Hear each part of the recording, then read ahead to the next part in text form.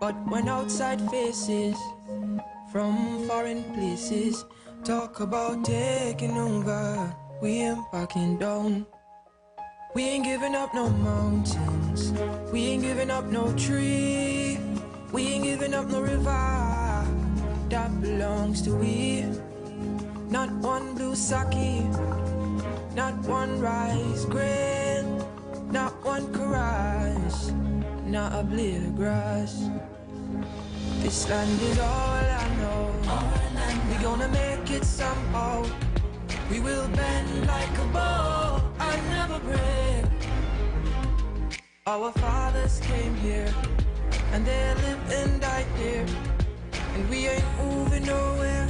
Make no mistake, 'cause we ain't giving up no mountain, we ain't giving up no tree, we ain't giving up no river that belongs to we.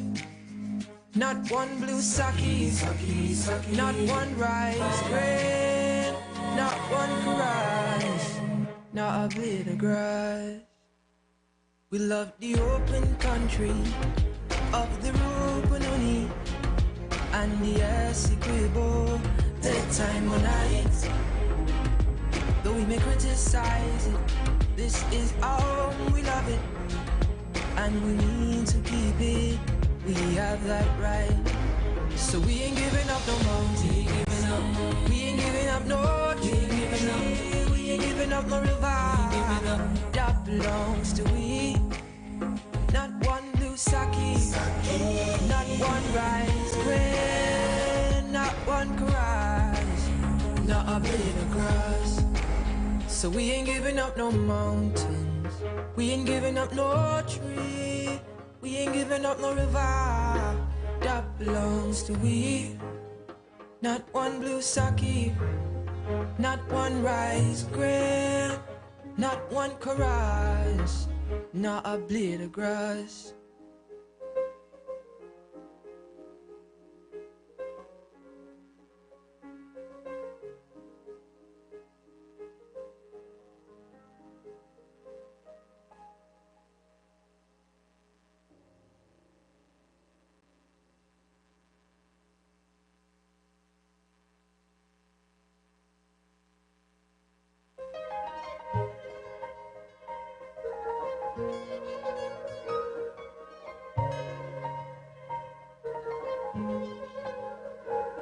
We are a peaceful people, struggle is we struggle, and we don't look for trouble, just ask around. But when outside faces from foreign places talk about taking over, we ain't backing down. We ain't giving up no mountains, we ain't giving up no tree, we ain't giving up no river that belongs to we. Not one blue sake, not one rice grain, not one caress, not a blade of grass. This land is all I know. We gonna make it somehow. We will bend like a bow and never break. Our fathers came here and they lived and died here, and we ain't moving nowhere. Make no mistake, 'cause we ain't giving up no mountain, we ain't giving up no tree, we ain't giving up no river that belongs to we. Not one blue sake, not one rice grain, not one caress, not a blade of grass. We love the open country of the Rupununi and the Essequibo, the time of night. Though we may criticize it, this is our home, we love it, and we need to keep it. We have that right. So we ain't giving up no mountain, we ain't giving up no tree, we ain't giving up no river that belongs to we. Not one blue sake, not one rice grain, not one caress, not a blade of grass. So we ain't giving up no mountains, we ain't giving up no tree, We ain't giving up no river that belongs to we. Not one blue sake, not one rice grain, not one chorus, not a blade of grass.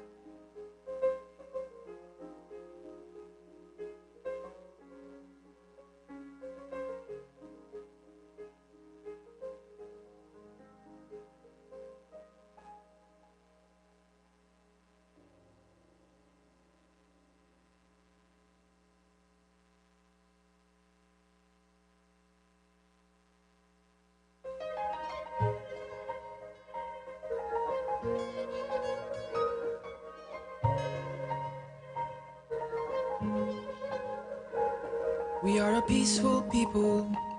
Struggle is we struggle, and we don't look for trouble. Just ask around. But when outside faces from foreign places talk about taking over, we ain't backing down. We ain't giving up no mountains, we ain't giving up no tree, we ain't giving up no river that belongs to we. Not one blue sake, not one rice grain, not one chorus, not a blade of grass. This land is all I know. We gonna make it somehow. We will bend like a bow and never break.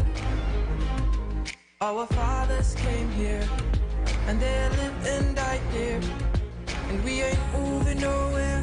Make no mistake, 'cause we ain't giving up no mountains, we ain't giving up no tree, we ain't giving up no river that belongs to we. Not one blue sake, not one rice grain, not one chorus, not a blade of grass. We love the open country of the Rupununi and the Essequibo, daytime or night. Though we may criticize it, this is our home, we love it, and we need to keep it. We have that right. So we ain't giving up no mountain, we ain't giving up no tree, we ain't giving up no river that belongs to we. Not one blue sake, not one rice grain, not one chorus, not a blade of grass. So we ain't giving up no mountains, we ain't giving up no tree, we ain't giving up no river that belongs to we. Not one blue sake, not one rice grain, not one chorus, not a blade of grass.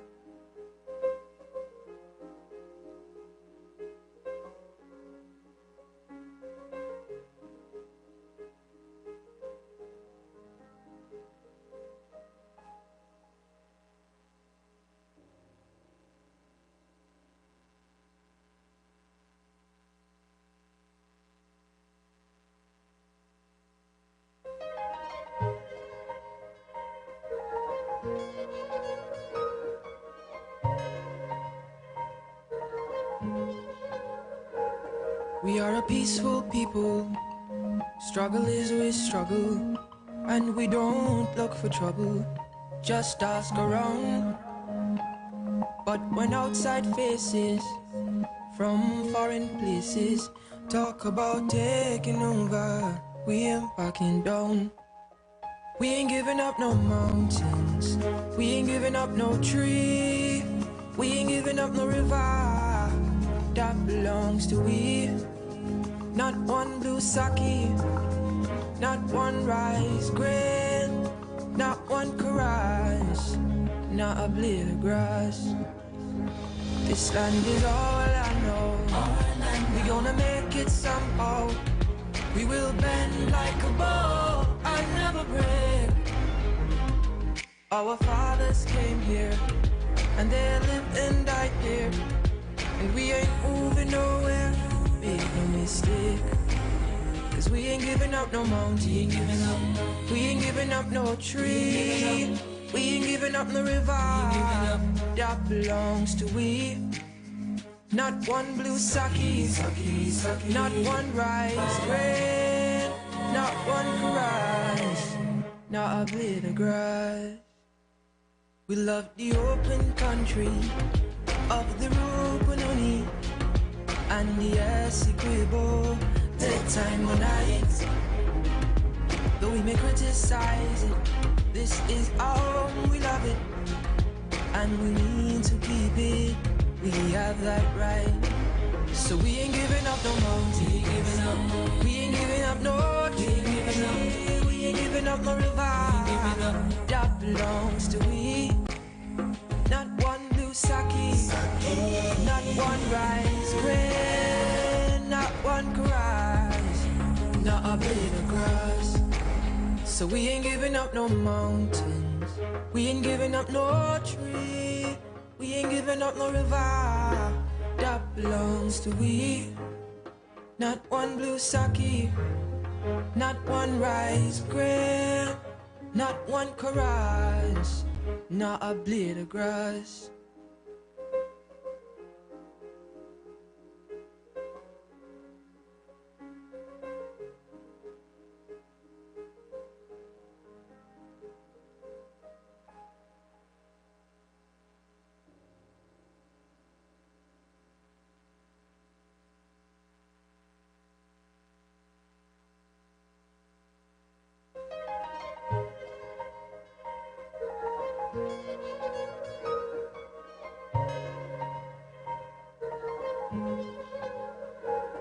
We are a peaceful people. Struggle is we struggle, and we don't look for trouble. Just ask around. But when outside faces from foreign places talk about taking over, we ain't backing down. We ain't giving up no mountains. We ain't giving up no tree. We ain't giving up no river that belongs to we. Not one blue sake, not one rice grain, not one chorus, not a blade of grass.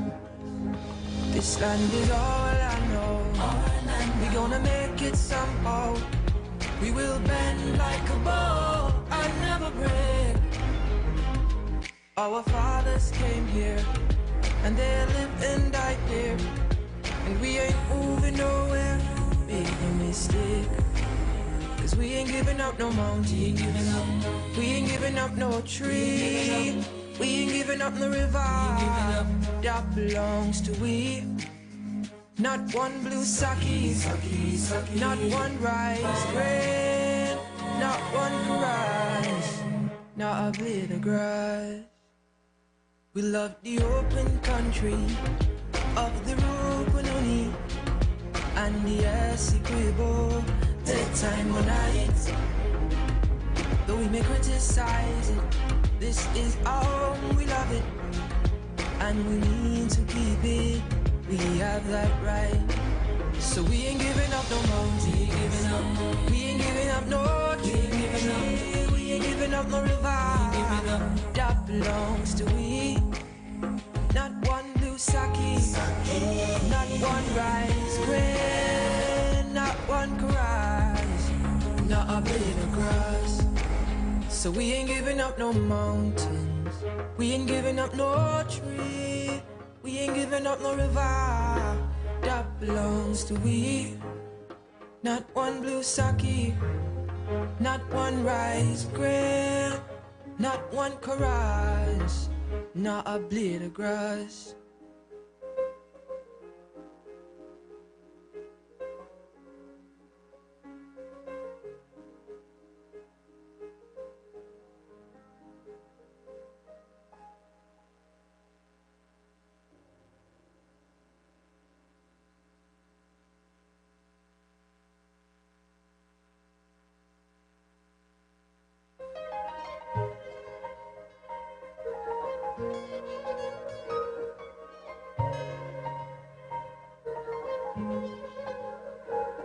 We are a peaceful people.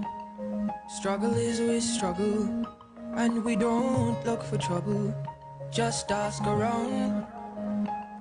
But when outside faces from foreign places talk about taking over, we ain't backing down.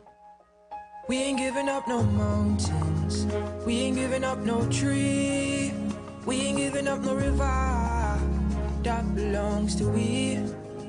Not one blue sake, not one rice grain, not one caress, not a blade of grass.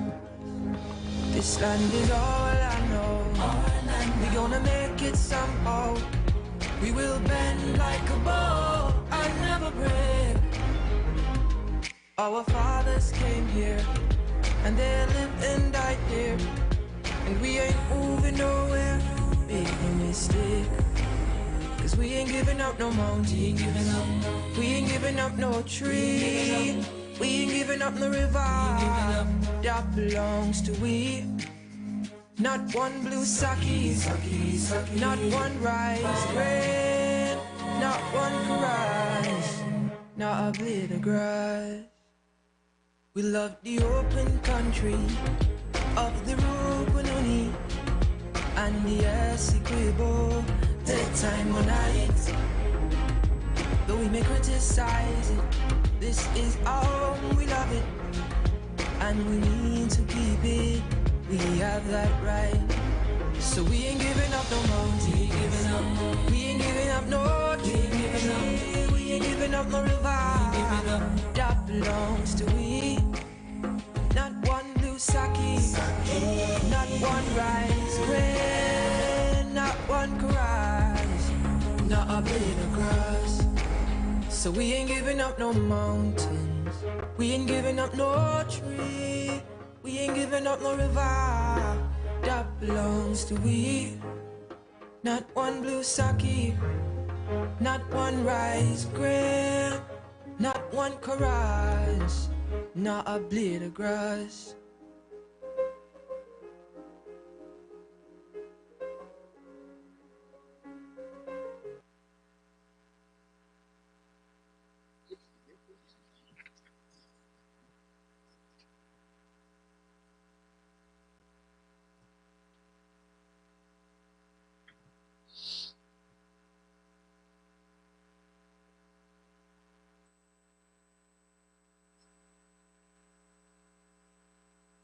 Honorable members, please be seated.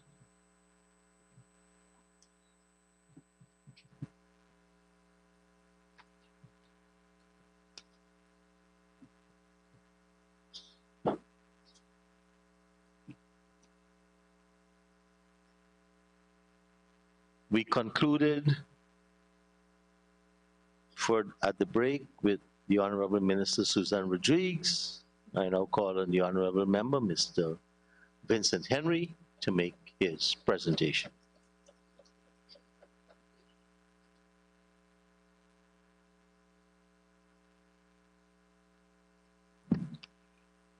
Thank you very much, Mr. Speaker.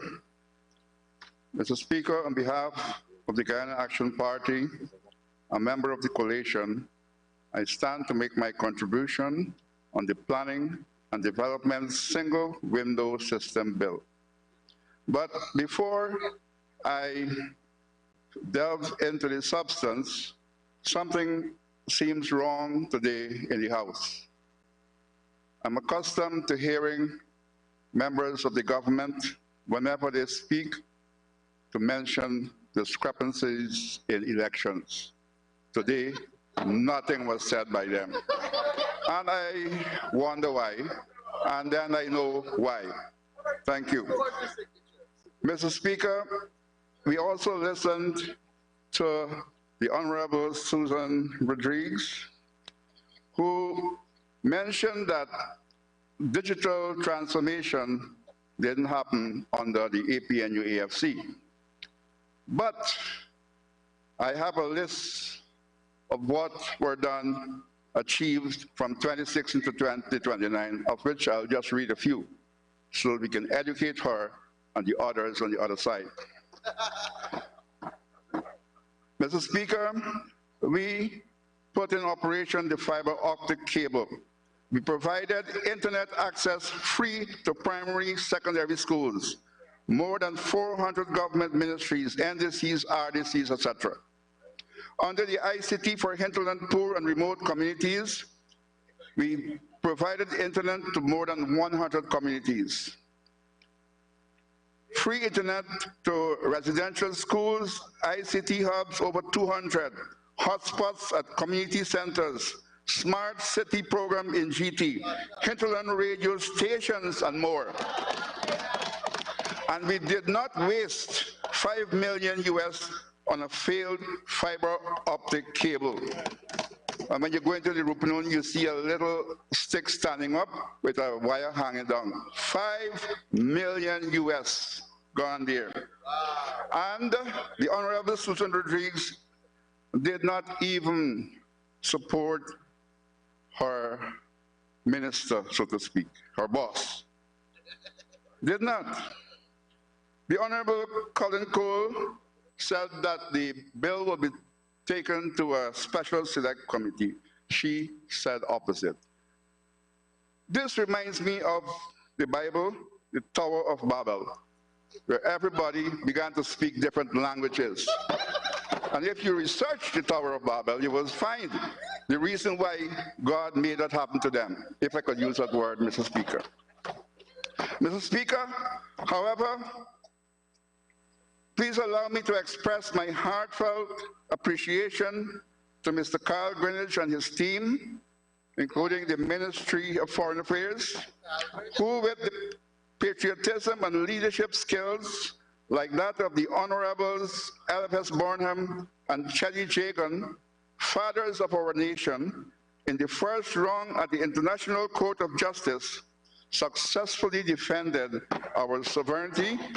We applaud them and pray that the Almighty continues to stand by them on our behalf as they continue to represent us. We also wish to thank the APNU-AFC, who when in government not only made wise decisions on our behalf at the most sensitive time, but also made available the signing bonus of $18 million US to cover costs associated with this most crucial defense of our territorial integrity.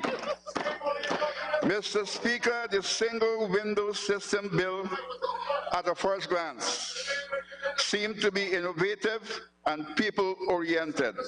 But when one starts to study it, one finds it to be disingenuous and in need of lots of tweaking to make it palatable.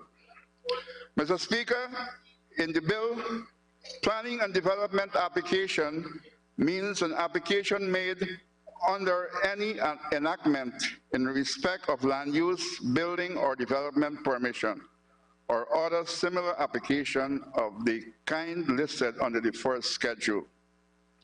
Mr. Speaker, it's the PPP saying that even the enactment called the Amerindian Act of 2006 is to be engulfed or superseded by this bill should it become an act? Mr. Speaker, for this bill to begin to get a modicum of support from the indigenous community and right-thinking Guyanese, then the Amerindian Act of 2006 has to be strengthened inter alia to allow the following. 1, a provisional clause to be included that all indigenous lands, be it on the surface, subsurface, and inclusive of its cover, waterways, and atmosphere, are excluded from interference by this bill. 2, also all lands that are identified as ancestral lands of the First Nations of Guyana should be exempted from being interfered by this bill. 3, all lands contiguous to indigenous titled, non-titled, and ancestral lands must not be interfered by this bill without the free, prior informed consent of the indigenous peoples who stand to suffer the consequences of negative side effects of developments alone. Done. Mr. Speaker, whenever I come and speak on behalf of the indigenous people, there are certain honorables who stand against it. And I wonder why so against the indigenous peoples whom they depend on so much when time for the voting to happen. Mr. Speaker, the bill focuses on land use development as one of its components. On examination of the bill, one notices that it insulates itself from the realities of living in Guyana. Mr. Speaker, this bill seeks to ignore that the first peoples of Guyana inhabit the hinterland of Guyana, and any laws made must protect their rights and safeguard their livelihoods. Mr. Speaker, this bill will open a Pandora's box that will see the further erosion of the rights and the destruction of the peaceful coexistence with nature of the indigenous peoples. Mr. Speaker, why is it when we are advocating for the rights of the indigenous people that the PPP stands against that? Why? Mr. Speaker, currently there are many indigenous communities that are anxiously awaiting on their applications for land extensions to be made legal. Mr. Speaker, it is no secret that there are hungry eyes just waiting on opportunities to grab indigenous lands, whether titled or untitled, and say that they are doing that in the name of development. This bill seemingly seeks to facilitate the land grabbers at the expense of the indigenous peoples. Mr. Speaker, as detailed in a Starbuck News article dated December 17, 2022, entitled, "Court Recognizes Ancestral Lands Rights of Upper Mazaruni Villages," and I quote, "In what will be seen as a historic decision, the Chief Justice has confirmed the rights of indigenous peoples of the Upper Mazaruni to their ancestral lands. She made it clear, however, that those rights are subject to state lands titles and therefore could not be regarded as being to the exclusion of others," end of quote. Mr. Speaker, it is opposite to note that the matter has not reached its finality, and because of this, some unscrupulous persons may seek to take advantage of the uncertainty and use the bill, if enacted, to trample on the rights of the indigenous peoples. Mr. Speaker, a classic example of a Wodan's behavior described by the PPP was recently exposed. The people of Napi Village, South Central, were promised by the PPP prior to the last general and regional elections that if they voted for them, they would be granted their land extensions. It must be noted that the land promise had been under a lease to the Pirara Ranch that had expired. However, the indigenous peoples of Napi were recently shocked when the Amerindian land titling team of the Ministry of Amerindian Affairs informed them that the Pirara lease had already been secretly renewed. Mr. Speaker, the bill before us speaks of confidentiality. If this is the kind of confidentiality or secrecy that this bill represents, then we, the indigenous peoples, do not welcome it. Mr. Speaker, some may say that the Amerindian Act of 2006 can defend the indigenous peoples against land grabbers. But as mentioned before, the Amerindian Act did not help the people of Napi. Mr. Speaker, the Amerindian Act did not defend the people of Chinese landing, where the community contended that the government granted a medium-scale mining concession to a miner in its title lands without consulting or seeking the consent of the community.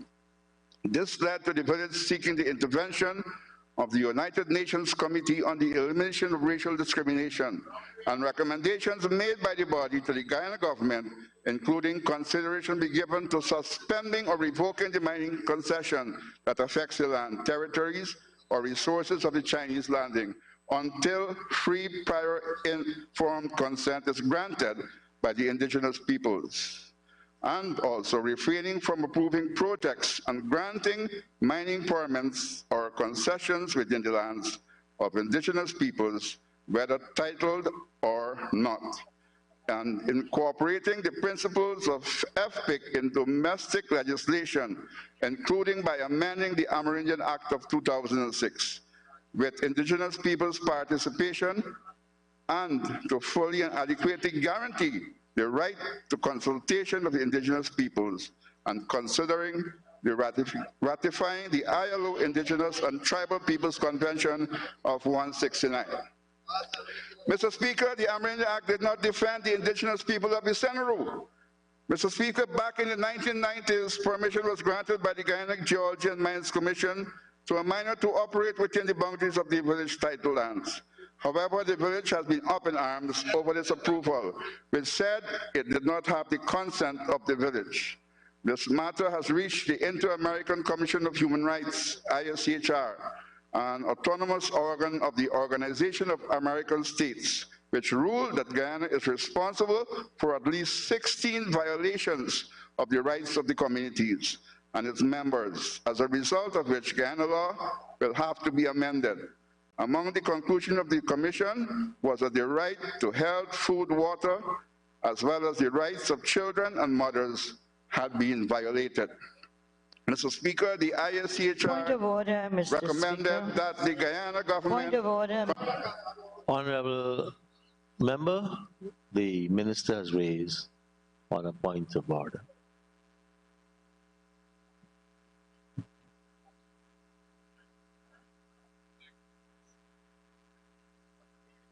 The honourable member is being irrelevant to the bill. Mr. Speaker, under 41(1), this bill has nothing to do with what the honourable member is speaking. Maybe he might like to have a press conference outside with the media to air his views on this matter, but this has nothing to do with the bill that is before us. Mr. Speaker, I'm asking that you caution and ask the Speaker to return to the bill. Thank you, Honorable Minister. Honorable Minister, I was waiting to hear the Honorable Member now connect to the bill, and I'm sure he's going to do so shortly. Mr. Speaker, I have been given a certain amount of minutes, and within that certain amount of minutes, I will bring all together. You may rest assured. Mr. Speaker, the IACH recommended that the Guyana government conduct full reparations to the people of Isenru. Mr. Speaker, further to this issue, the PPP government, in response to the IACHR to this matter, responded that the Isenru villages have abandoned their traditional ways and customs by engaging in a cash economy, as opposed to subsistence living. Also, and I quote, the state also argues that the Isenru community members have lost their traditional culture in aspects such as their building materials, their architecture, and their farming systems. The state particularly emphasizes that most of the members of the community have converted to Christianity and therefore do not preserve an ancestral spiritual connection to their territory. These statements speak volumes to the fact that this government, the PPP1, is not keen to have the rights of the indigenous peoples protected. According to the above, the PPP does not see any... Okay, Honorable Member, we have given quite a bit of latitude. We now have to come back to the substantive bill, the single window. And I was waiting to hear your plea for this particular initiative that you're on, connect to the single window. Mr. Speaker, I have one more paragraph and then I'll connect it with... I now ask that you come back to the bill substantively. Mr. Speaker, I raise these issues to show that the guardrails that are there to protect the rights and the livelihoods of the indigenous peoples are rapidly being weakened and eroded under the government of the PPP. Mr. Speaker, so I will skip that paragraph. Mr. Speaker, the Amerindian Act allows the minister to sanction Tushas who are perceived to be non-supporters of the PPP, but allows the minister to ignore malfeasance done by...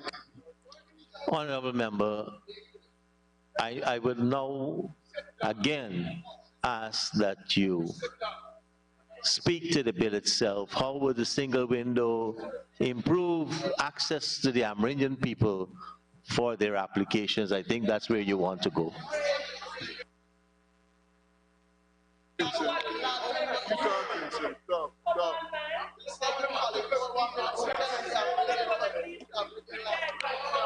Mr. Speaker, the PPP, when criticized for not allowing free prior informed consent before the 15% of the carbon credit sales was unilaterally paid to indigenous communities, replied by saying that they consulted with the National Two-Shows Council. Honorable member, honorable member, honorable member. I said that I think that was where you may want to go, but you choose to continue on a path that is for another contribution. We are speaking to the single window. And if you don't have any more connects to the single window, then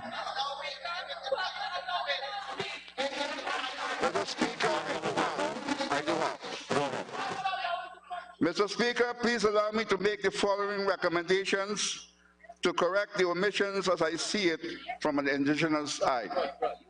1, the Amerindian Act of Guyana should be revised as a matter of utmost urgency with the full involvement of the indigenous peoples. A provisional clause to be included that all indigenous lands, be it on surface, subsurface, and inclusive of its cover, waterways and atmosphere are excluded from interference by this bill. Also, all lands that are identified as ancestral lands of the First Nations of Guyana should be exempted from interference by this bill. Also, all lands contiguous to indigenous titled, non-titled, and ancestral lands must not be interfered by this bill without due, free, prior informed consent of the indigenous people, who stand to suffer the consequences of negative side effects of development. Mr. Speaker, anyone can see that this bill, though well-meaning, can cause untold trampling of the rights and livelihoods of the indigenous peoples of Guyana. Therefore, on behalf of the indigenous peoples of Guyana, I humbly request that the somewhat self-regulatory Amerindian Act of 2006 must not be governed by this bill. Should it be enacted, and that the clause of this bill should reflect this. Mr. Speaker, I propose that the Amerindian Act be left as a standalone to defend the interests of the indigenous peoples of Guyana. However, as posited before, it should be urgently revised to serve its intended purpose. Mr. Speaker, also I do recommend that this bill be sent to a special select committee, and I do thank you for your patience. Thank you, sir. thank you very much, honorable member. The honorable member and Minister of Local Government and Regional Development, the honorable member, Mr. Nigel Dharamlal.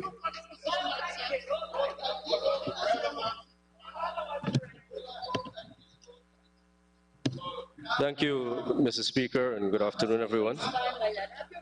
So, Mr. Speaker, I stand in solidarity with the Minister of Housing and Water in supporting this bill and to also promote the movement of this bill to a select committee. But whilst I do so, Mr. Speaker, I'd like to make some clarifications. And I want to put on record, as we have always done, the Amerindian people of Guyana, the best support that they have ever gotten is from the People's Progressive Party. The APNU-AFC, when they were in government, a minister of government then used words to the effect that Amerindian people were greedy. Those people, they were avaricious because a policy of ours, monies garnered from the oil industry as well as the LCDS and extended LCDS, we decided that resources will go, substantial resources will go towards the development of Amerindian communities including their land. And a former minister of the APNUAFC said that Amerindian people should not get any of it, that they were too avaricious. Words to that effect. And there are people, and in the parliament too, when they were in government. So, and let me also, I have a note here, Mr. Speaker. As they're speaking about Amerindian development, in SLED, $371.75 million were allocated through SLED in the last government. And Mr. Speaker, out of that $228 million went to Region 9, to more than 24 quote-unquote cooperative societies. Many of those cooperative societies, quote-unquote, were formed on the instructions of Congress Place. And I have in these notes, Mr. Speaker, the person that spoke before me, his son benefited up to $19 million. Honorable Minister.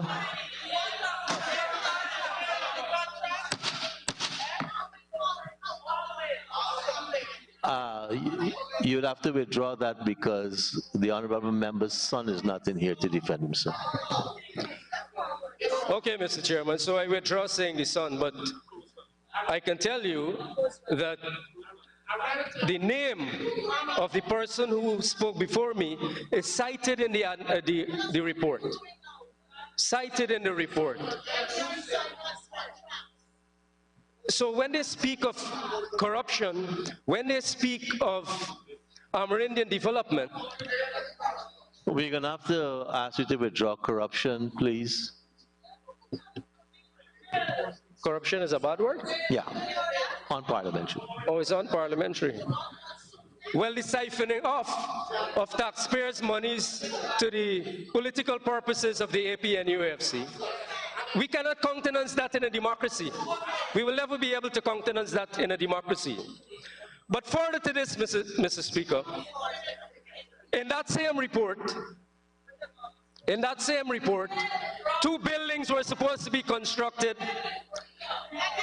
and the location, and I would like to ask the members of the opposition, especially those who reside at Congress Place, there were two buildings that received monies through quote-unquote, again, cooperative societies, never registered cooperative societies. The address of where the monies went is Congress Place, Sophia. So when the auditors went to check on the buildings, I have in possession again the report where a senior member of the opposition chased the people out when they went to check on the construction. None of the buildings had anything inside. Block making, poultry farming, that is what they were doing with taxpayers' monies at Congress Place. They were mining fowl and making blocks. But when we turned up there, there was nothing. Absolutely nothing. So if they want to speak about democracy and good governance in ensuring that, and Mr. Speaker, that is why we want a single window system, because the approvals process must be free. It must be the risk of political influence. That is why.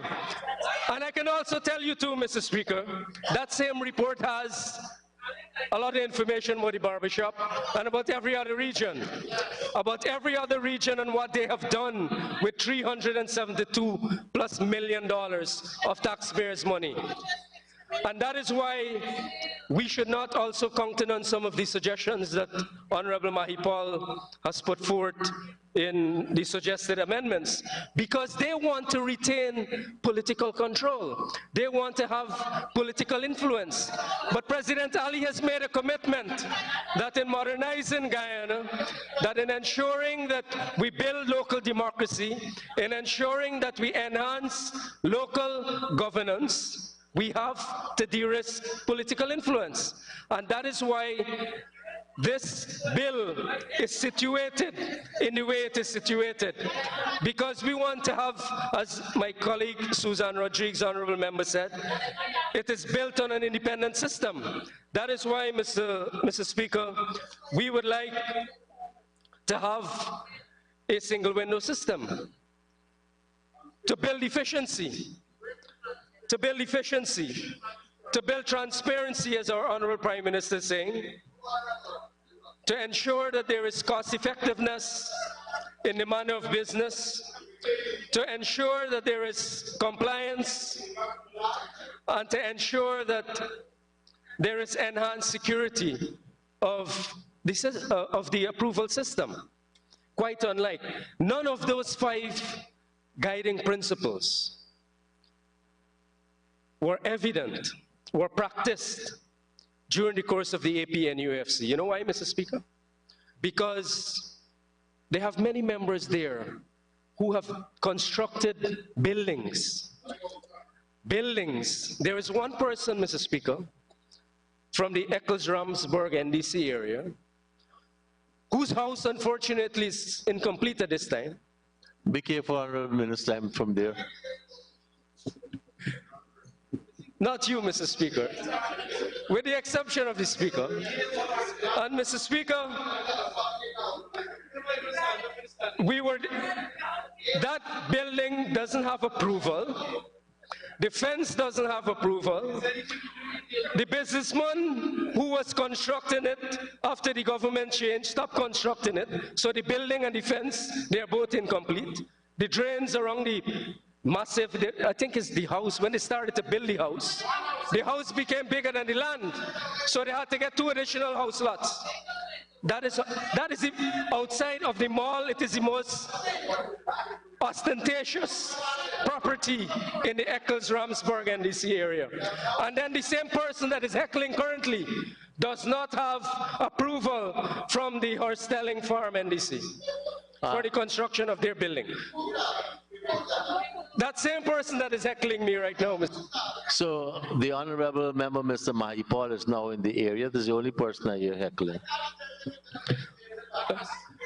Mr. Speaker, I shall not call name, but Mahipal knows who I'm speaking about, the honorable member, Mr. Mahipal.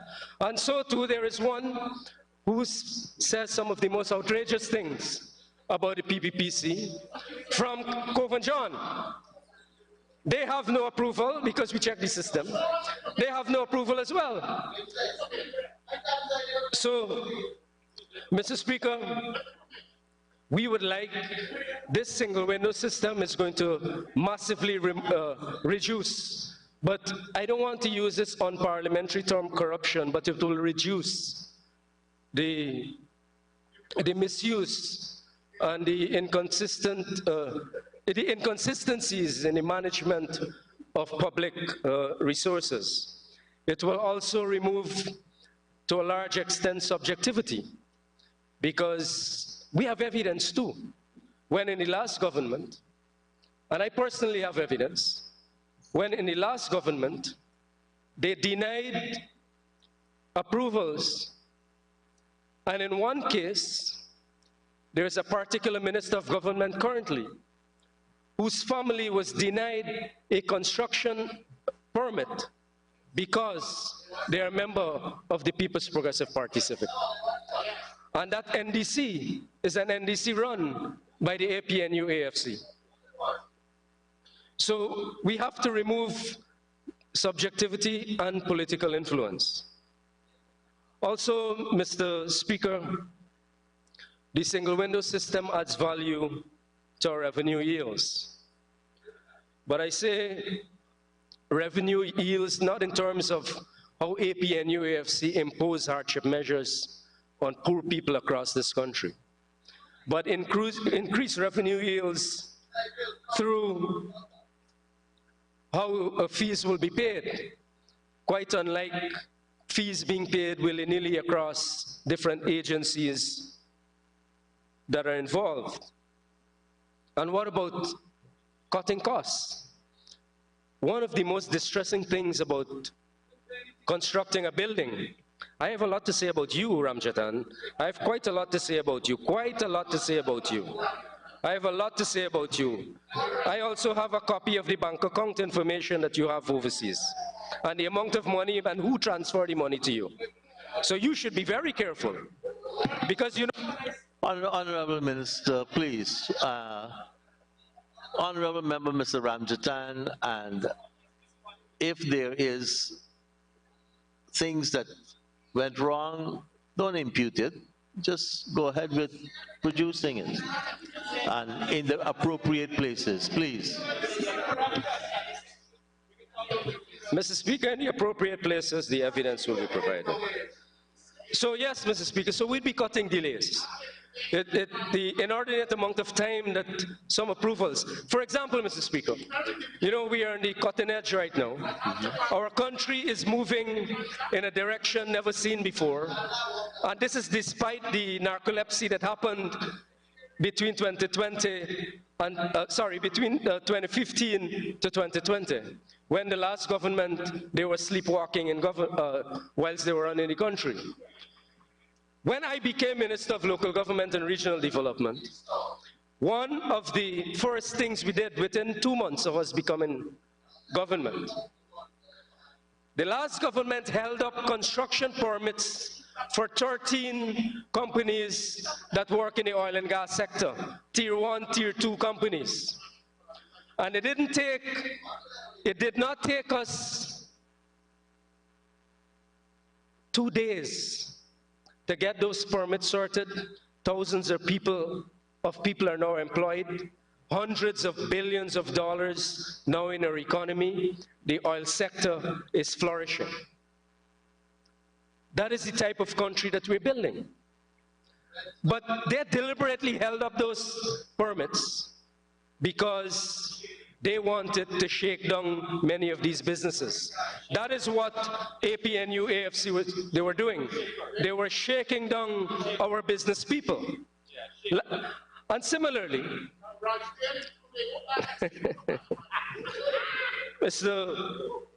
so faster clearance is also one of the benefits of the single window system.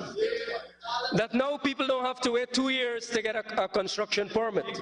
They don't have to wait 6 months to get a construction permit. They don't have to wait at the whims and fancies of any one of the APNU, AFC political acolytes.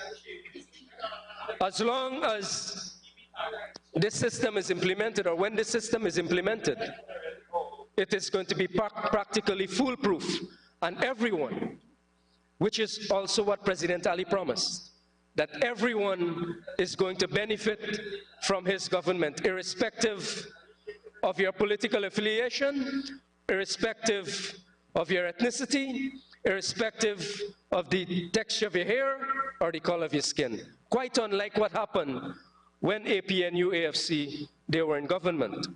This is a commitment also of the manifesto of the People's Progressive Party Civic. This is part of the vision of His Excellency, that we want to modernize our country, that we also want to compete, we want to receive investment, and likewise we would like our Guyanese people, as they grow, as they earn, and they want to invest further, that the means of doing business become less complicated, that this system is going to bring to an international standard the approvals process in Guyana. And when you go through it, Mr. Speaker, you will see how it is harmonized with many of the first world countries. And the vision of His Excellency is not Guyana over the next 2 years, but Guyana over the next 40, 50 years. And what we have done in the last 2.5 years of President Ali, we have moved this country so rapidly that even the opposition, they are now in awe of what has happened. They are in awe of what has happened. That is why, Mr. Speaker, they have no credibility in what they do and what they say. So their narrative, they can't speak about development, they can't speak about planning. As a matter of fact, the modifications or the amendments that they're proposing, I would suggest strongly that they propose those amendments on planning and development to the leader of the opposition. because he requires a lot of support in planning and development, including in choosing and approving who comes to Parliament on his behalf. Because a lot of, I don't know if this is a parliamentary term or not, cutthroat, but there is a lot of quote-unquote cutthroat behavior on the other side, even to their own leader. And so, Mr. Speaker, this is an enormous leap that we're making as part of the evolution of our country. This is an enormous leap, a giant leap, a place we've never gone before, and that is why they're probably in so much shock, and as the Prime Minister said, shock and awe. Because they could have never imagined that this is what is happening in Guyana. They could have never imagined this. But you know what, Mr. Speaker? As they continue to benefit from the management of this economy, as they continue to benefit from the leadership of President Dr. Mohamed Irfan Ali, their approvals will also be part of this system. And as long as they do what is right, ensuring that their documentation is in order, they will also have a system to benefit from that will fast-track their approvals. On this issue of efficiency, Mr. Speaker, there is going to be great time offset in the administration of a single windows approval system, because time is money. And there are many small people, but they wouldn't understand that again on the other side. There are many small people who have to wait too long to get their plans approved. There are thousands of people who submit plans to City Hall. And you know the city is under the administration of the APNUFC, the stewardship of the APNUFC. And we are hopeful that we'd be able to have new stewardship after June 12th, after the local government elections at our city. And I know that the opposition is in panic mode because they have seen how this country is transforming. They have seen how many persons are joining the PPPC in ensuring that we build and enhance local democracy, in ensuring that even some of their senior leaders have joined the PPPC over the last, how many gun licenses did you issue? So, Mr. Speaker, also on the issue of transparency, to compete, to be at the cutting edge, it is very important.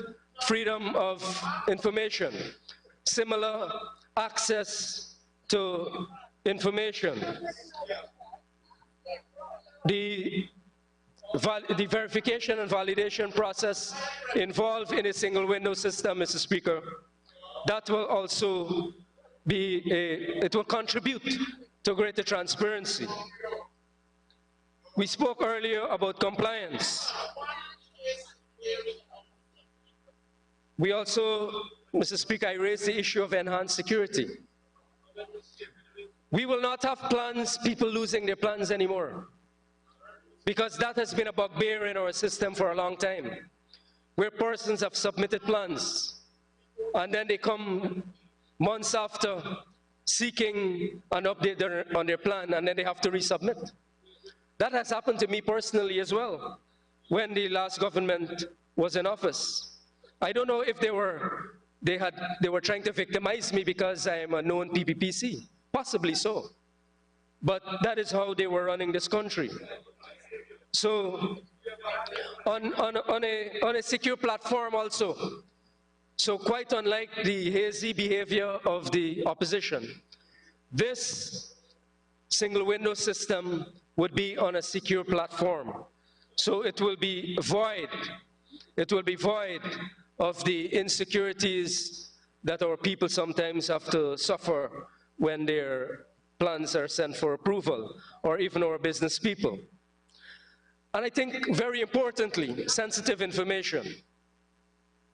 So sensitive information would not be at the whims and fancies of every other person, but all of the documents submitted in this system would be at a secure location and protected. Very importantly, protected. Again, Mr. Speaker, I want to reiterate that when Honorable Minister Colin Crowell said that this bill will go to a select committee, our position as a government is always to involve everyone. And I can assure you, if you were to peruse the records of the last government in Parliament, you see how many times we have asked when we were in opposition for many of their bills to go to select committees, and they have refused. But what they did whilst they were refusing, they were so triumphalist in saying that we are in government and we have the votes. Yes. But you know, Mr. Speaker, the votes that we have are credible votes. The votes that we have are valid votes. The votes that we have are not fraudulent votes. And we run a legitimate, legal, lawful government. And we have a president that's going to be here every day this term, and he's going to be here next term as well, because of what he's doing to modernize our country, including ensuring that we have modern legislation in place, as my colleague, Honorable Susan Rodriguez said. So, Mr. Speaker, I commend Honorable Colin Crowell in presenting this bill, and to also encourage all others in ensuring that this bill goes to a select committee. Thank you very much and good afternoon. Thank you very much, Honorable Minister. And now for the Honorable Member, Ms. Amanza Walton Desir.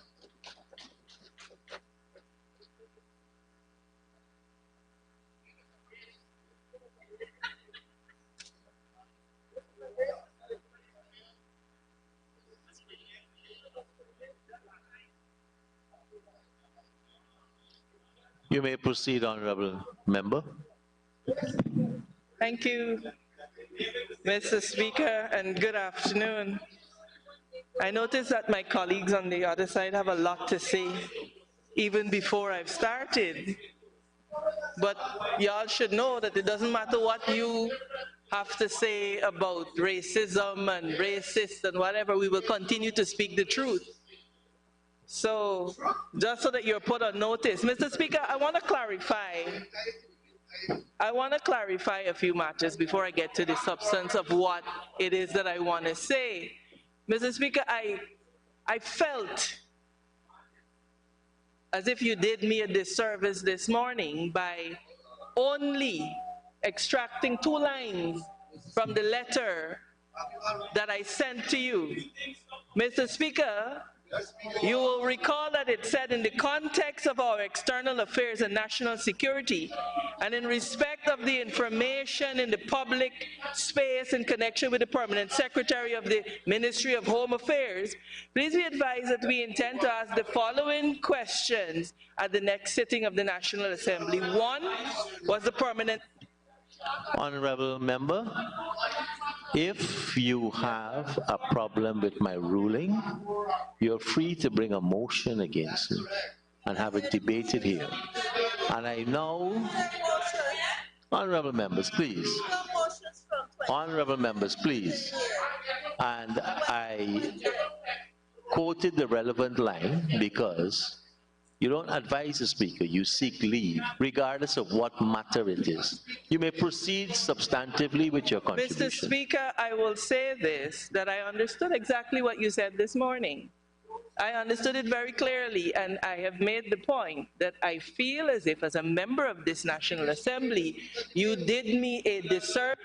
Honorable Member, When I will apply, continue when I now. apply the standing orders, when I apply the standing orders to the questions and to any matter in the assembly, I apply them based on convention, based on the letter of the standing orders before us. And I cannot determine how a person will feel once a decision is made. I don't Absolutely, deal you're with right the about emotions, that. I deal with the No, rules. you're absolutely right about the fact that you cannot determine how we will feel. Mr. Speaker, I think I have made my point on that matter. And I think I've made mine. So I will proceed now. Mr. Speaker, I want to make a few points of clarification because I noticed that my colleague, the Honorable Vincent Henry, was continually interrupted when he spoke about the Amerindian Act.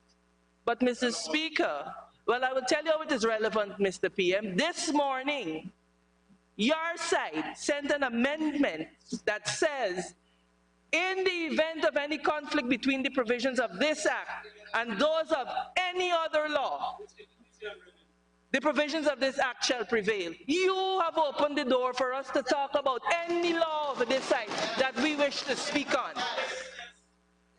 That is what that means. And so for you to attempt to curtail my colleague when he speaks about the impact of this on the Amerindian Act, now we know who not reading and who don't understand.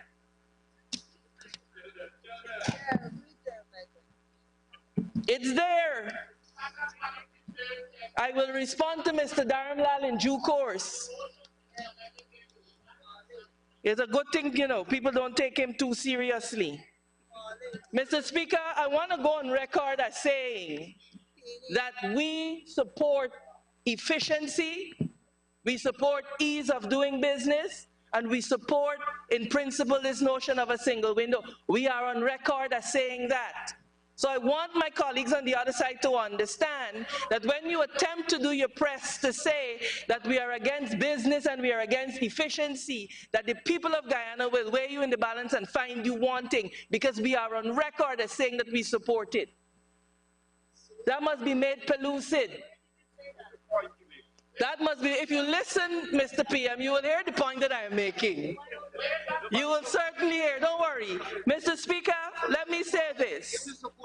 Let me say this, and I think I've been very clear. We support the bill, we support efficiency, we support the ease of doing business. I have repeated just for emphasis and for the benefit of the Honorable AG on the other side. Mr. Speaker, the concerns that we have, however, cannot be ignored. We have to point out that this single window business, while it is relatively new to Guyana, is not new to the rest of the world. And therefore, we have the advantage of not only learning from their successes, but also learning from the pitfalls that we have to guard against. And Mr. Speaker, when you read and you research, you realize that there are a couple of pitfalls that we have to guard against. A lack of accountability. Mr. Speaker, we have to appreciate the fact that this single window system could lead to a diffusion of functions. And when you diffuse functions, you create the opportunity for a lack of accountability. We are not saying don't do it. What we are saying is let us fix it so that it is a pitfall that we could avoid. I am very happy that the minister has taken on our suggestion to have this matter sent to a select committee. We appreciate it. We appreciate it, because there are a number of very serious issues that have to be addressed. Another one of the concerns, Mr. Speaker, is this issue of reduced oversight. Mr. Speaker, the effect of what we are seeking here to do is to consolidate a number of approving functions. And in doing so, Mr. Speaker, we have to understand that we are creating the opportunity for a lack of scrutiny. Again, we are not saying don't do it. We are saying acknowledge that this is a risk, and let us together figure out how we could put robust measures in place to mitigate those risks. Mr. Speaker, The other issue that we have to be very mindful of is developing the expertise across the approving agencies. We have to be sure that before we roll this out, that all of the agencies involved are at a bare minimum on an equal level of expertise. I don't have to read and spell for us the dangers of that not being so. Again, we are not highlighting this as a hindrance to the bill. We are highlighting it with the view that we can, in the select committee, find a solution to it. Mr. Speaker, the other issue that we have to guard against is the potential for bias. And I smiled there because I heard my colleague before me in his, I don't know what that was, in his presentation, spoke about the removal of political interference. Mr. Speaker, I want to read for us from the bill itself. From the bill itself. Section, well, it is section 22 of the proposed bill. 5, subsection 5. What does it say? It says, the decision of the Planning Appeal Tribunal shall be final unless the minister declares the matter to be one of national interest. So the minister, without any circumscription that guides this discretion, can declare a matter of national interest. So if he doesn't want to deliberate on a matter, oh, it's a matter of national interest. Mr. Speaker, that is dangerous, and that is not decentralizing it politically. Mr. Speaker, let me continue. It says, if a declaration under subsection 5 is made, the decision of the tribunal shall be reviewed by the cabinet. But we're depoliticizing it. But the appeal is to cabinet. But we're depoliticizing it. So basically, we are trying the devil's case in hell. Right? Okay? So when you have, for example, and I notice the AG on the other side is saying, oh, it is only in relation to national interest. The fact is, the fact remains, sir, that you cannot have a minister declaring that. The reality is that it is highly unlikely that cabinet will disagree, and you can therefore see very clearly how this provision allows somebody who may not be a friend, a family, or a favorite of this government being prejudiced in their application. And that is the point that I am making. So when you talk about removing political interference, Mr. AG, or sorry, Mr. Dharmlal, who has left the dome, this is the epitome of putting it in the middle there, because what it means now is that if Honorable Ramjitan wants to put up a building, they can declare that it is in the national interest that he doesn't, and then they will take it to cabinet, and they will say that cabinet says no. Having removed the right of Mr. Ramjitan to appeal to a judge in chambers, which was occasioned when they revoked that section 16 of the Tongue and Country Planning Act. So that is what they have done. They have removed the right of a citizen to appeal to a judge. And they're sending it now to cabinet. Right? So we're going to try the devil's case in hell. Again, Mr. Speaker, you see, this is the problem that I have with the PPPC.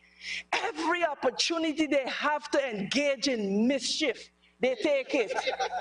Every opportunity. And so they go there and they say to the people, oh, this is about the ease of doing business, and so on and so on. But couched in this same legislation are all of these nefarious provisions.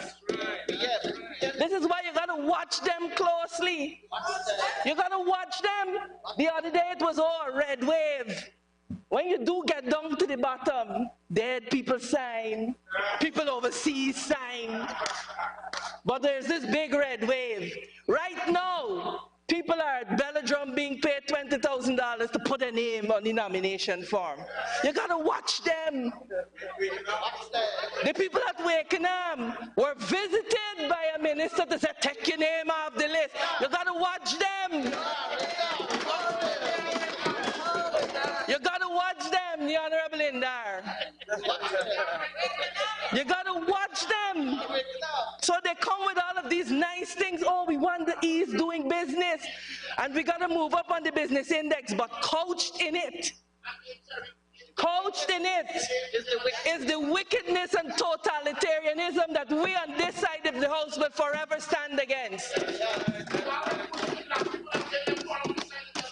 Mr. Speaker, the other recommendation and the other observation that we've made is that, look, and maybe Anil as the honorable member, Nandlal, could look at the drafting, because there is a paucity of offenses in this bill. There is an offense created for confidentiality breaches, but certainly you are dealing with a system that people can hack, that people can deliberately cause to malfunction, and certainly this must be countenanced in the bill and the appropriate penalties put in place. So we need a stronger, more robust enforcement in this bill, because as you have acknowledged, it deals with serious issues, it deals with sensitive information, and based on the rantings of Mr. Honorable Nigel Darmlal just now, we're not very confident in the ability to deal with confidential information. Integrity Commission does some big leaks, sir. Whoa. Because the fact that he could tell people about who owns in bill and who owns properties where, when MPs are duty bound to declare that to the Integrity Commission, tells us that they have a difficulty with being confidential. And that posture, sir, undermines the system. Mr. Speaker, look, the other issue that we want to look at, and I think in this regard, my colleague, the Honorable Ganesh Mahipal, moved some amendments, and so I believe he is speaking, and I will therefore defer to him to move that. But we need, as a matter of urgency, to have clearly spelled out this committee, this appeals tribunal, because if you look at section 22, what it says is that there is hereby established a plan in appeals tribunal for the purpose of hearing appeals against decisions of the central authority made pursuant to this act and any other enactment in respect of planning and development applications. The constitution of the procedure of the Planning Appeals Tribunal, the constitution and the procedure of the Planning Appeals Tribunal shall be prescribed in regulations. In regulations. So you are giving a body appellate functions, and you do not bring the constitution and the procedure requirements for this tribunal in the principal legislation. You bring it in regulations. Completely unacceptable. Completely unacceptable. There has to be spelled out very clearly how this tribunal is going to be convened, how it is going to be constituted, particularly because you are proposing to vest it with wide and sweeping powers.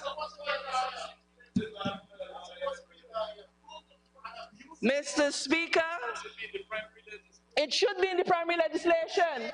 And the lawyers over there like to tell people that they're not lawyers. They want to sneak it in because they know that the regulations are not subject to the level of scrutiny that the principal legislation have.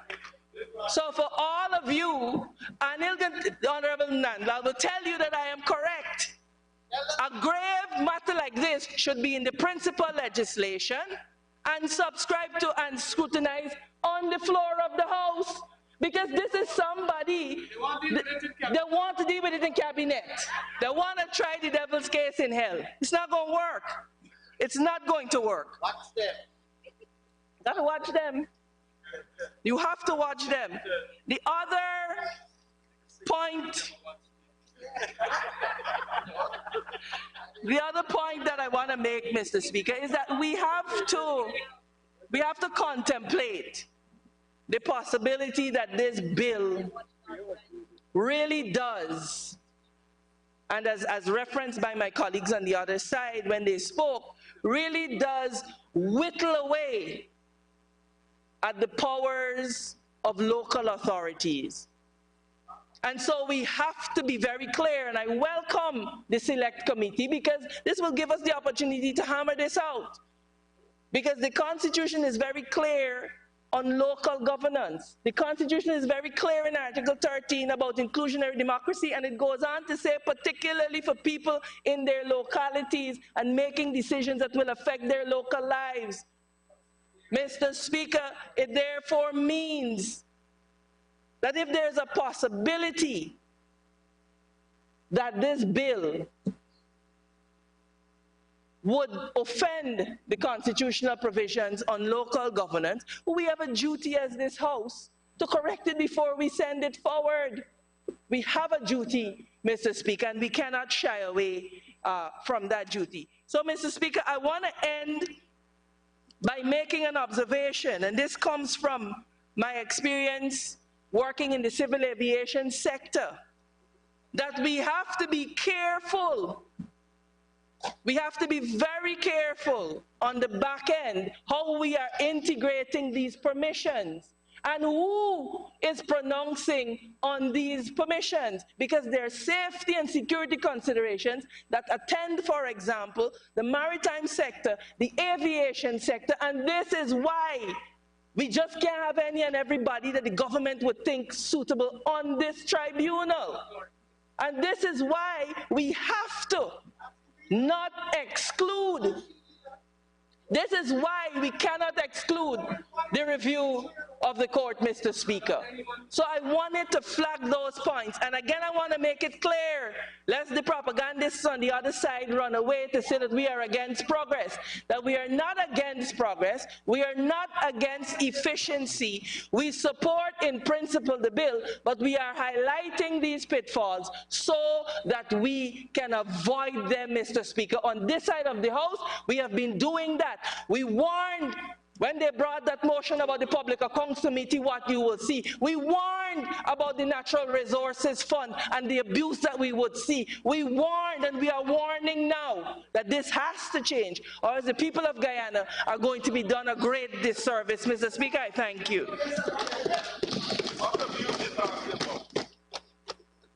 Thank you very much, Honorable Member. And now for the Honorable Member, Ms. Monège Walron, the Honorable Minister of Tourism, Industry and Commerce.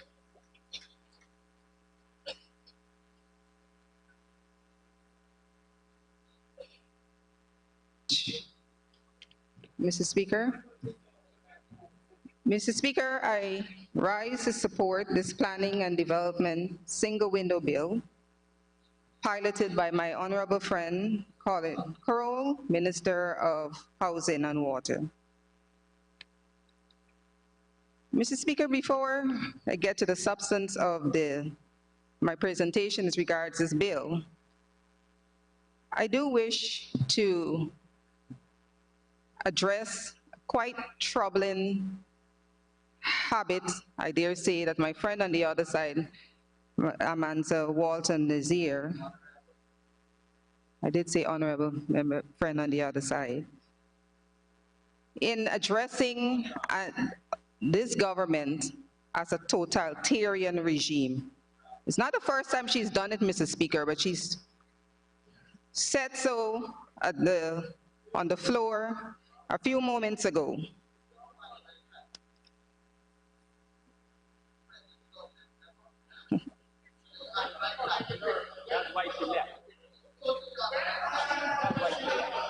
Mr. Speaker, The government in Guyana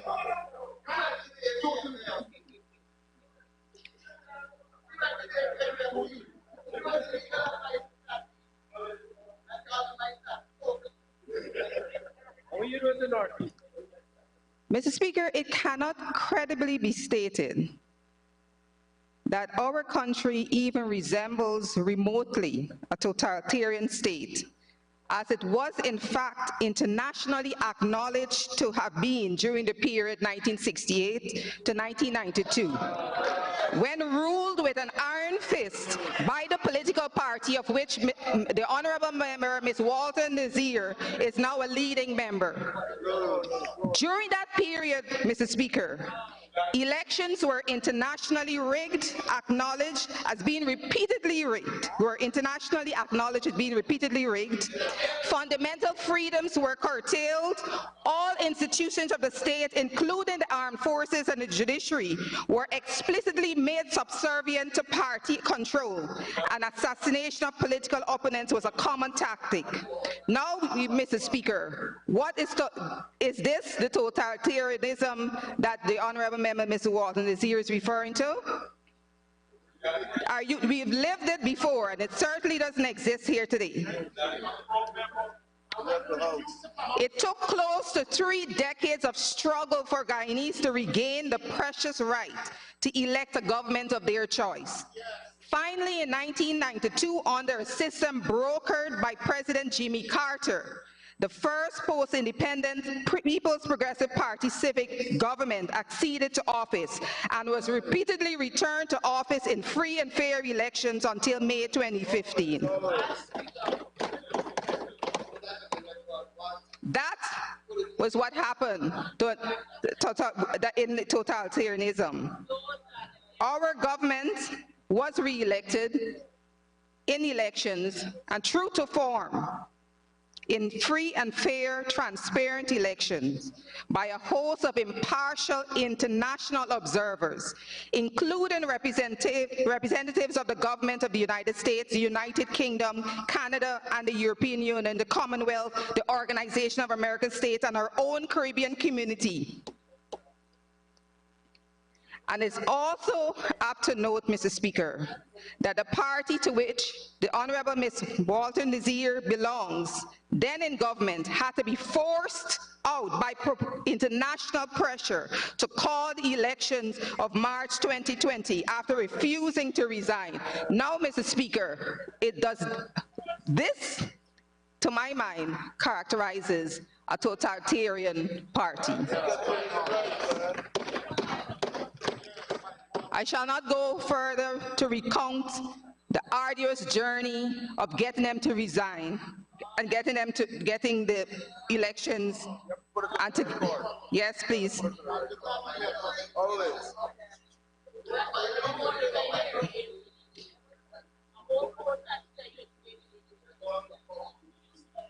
I rise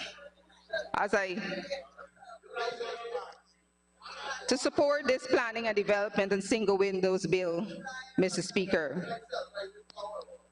At the outset, Mr. Speaker, I wish to make the point today, as I have on almost every occasion that I speak to bills introduced by our government, that this initiative is, as always, part of a wider, well-considered strategic plan for our national development.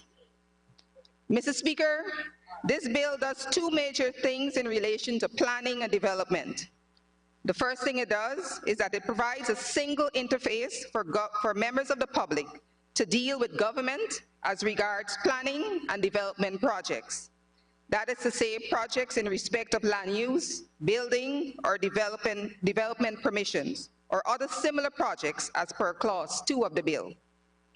This is particularly impactful, Mr. Speaker, because if we refer to the second schedule, we can see that there are some 16 agencies, any number of which may be involved, along with the central authority in obtaining planning permission for a particular project. This makes it up to a total of 17 agencies, any number of which may be necessary for a developer to approach in relation to his or her project. It goes without saying, Mr. Speaker, that navigating the particular information and procedural requirements of even 3 or 4 agencies, as might be typical, could be overwhelming for prospective developers. So without anything else, the creation of a single interface to these 17 agencies would be a welcome improvement in the ease of transacting business with the government. The bill therefore creates a one-stop shop, if you will, for the planning and development process. But this bill does not only create a single interface, Mr. Speaker. Significantly, it also provides for the business with those 17 agencies to be conducted electronically. Mr. Speaker, I don't think I need to say much to convince us of the quantum leap in convenience and efficiency that this will bring to those members of the public, businesses and individuals alike, who need to transact business with the state. Mr. Speaker, this transformation in terms of convenience and efficiency is at the very center of our thinking. It is amongst the foremost reasons for our embarking on this and other related initiatives. It is part of our thrust to modernize the state, and it stands alongside a number of other initiatives aimed at its modernization objective. For example, alongside this single window for planning and development, we have a single window for trade, through which we shall be similarly integrating the procedures and information requirements of 14 agencies in the import-export regime. That project is well on the way, and we expect the electronic single window to be operational by the end of this year. And in the same way that the Central Housing and Planning Authority is a central entity for the planning and development single window, so too will the Guyana Revenue Authority be the central entity in the single windows for trade. And again, similarly, in that single window for trade processing, we don't only look at electronic automation of processes, we also look at streamlining those processes with the ultimate objective being to maximize efficiency for the benefit of clients of the system. The National EID project is another essential component of our modernization thrust. Citizens once enrolled with the EID will be able to seamlessly use the various online government services such as the planning and trade single windows without duplicating registration processes. This EID will eliminate the tedious duplicative process of providing personal information at every government agency that one attempts to transact business with. Once equipped with the EID, a registrant will be able to automatically be enrolled for any government service or program for which they qualified. Those obtaining driver's license, passports, national insurance benefits, and government pensions are among those. Access to all of these services would be enabled for qualified applicants simply by tendering one electronic ID, and this includes services offered through the electronic single windows. We are also shortly going to bring to this August Assembly a data protection bill by which we shall provide a framework to secure sensitive information regarding our citizens as we move more of our processes online. In this regard, you may have noted, Mr. Speaker, that Clause 5.2 of the bill mandates that the system ensure, and I quote, confidentiality and privacy, while Clause 6.1d requires that the central authority ensures that the system users comply with application laws and regulations relating to data protection. Also eminent is the tabling of the Electronic Communications and Transactions Bill. This will be an omnibus bill covering a number of areas, including making provisions for digital signatures, electronic records, electronic contracts, electronic payments, among other things. This bill will provide a comprehensive framework for all manner of transactions to be effected by electronic means, and it will provide for online commerce to feature the same legal protections and recourse that obtain in the offline environment. This bill will deliver the environment for electronic commerce, which is critical for developing the competitiveness of our firms. In addition to all of these initiatives, Mr. Speaker, you may also recall our rapid move to liberalize the telecommunications sector, which has already resulted in increased availability and affordability of internet access in Guyana. We have supplemented those efforts by providing free access to remote communities, consistent with our commitment to ensuring that Guyanese in every community benefit from the programs and services that the government has to offer. So with these various pieces of legislation that I've outlined, Mr. Speaker, and with our efforts to facilitate universal affordable access to the internet, we aim to create a comprehensive digital ecosystem that will enable our people to fully benefit from all the advantages that the 21st century technology has to offer. Mr. Speaker, we are also motivated to embark on these types of initiatives because of our philosophy of being service-oriented. We believe that it is incumbent upon us to deliver services to our citizens to the best of contemporary standards.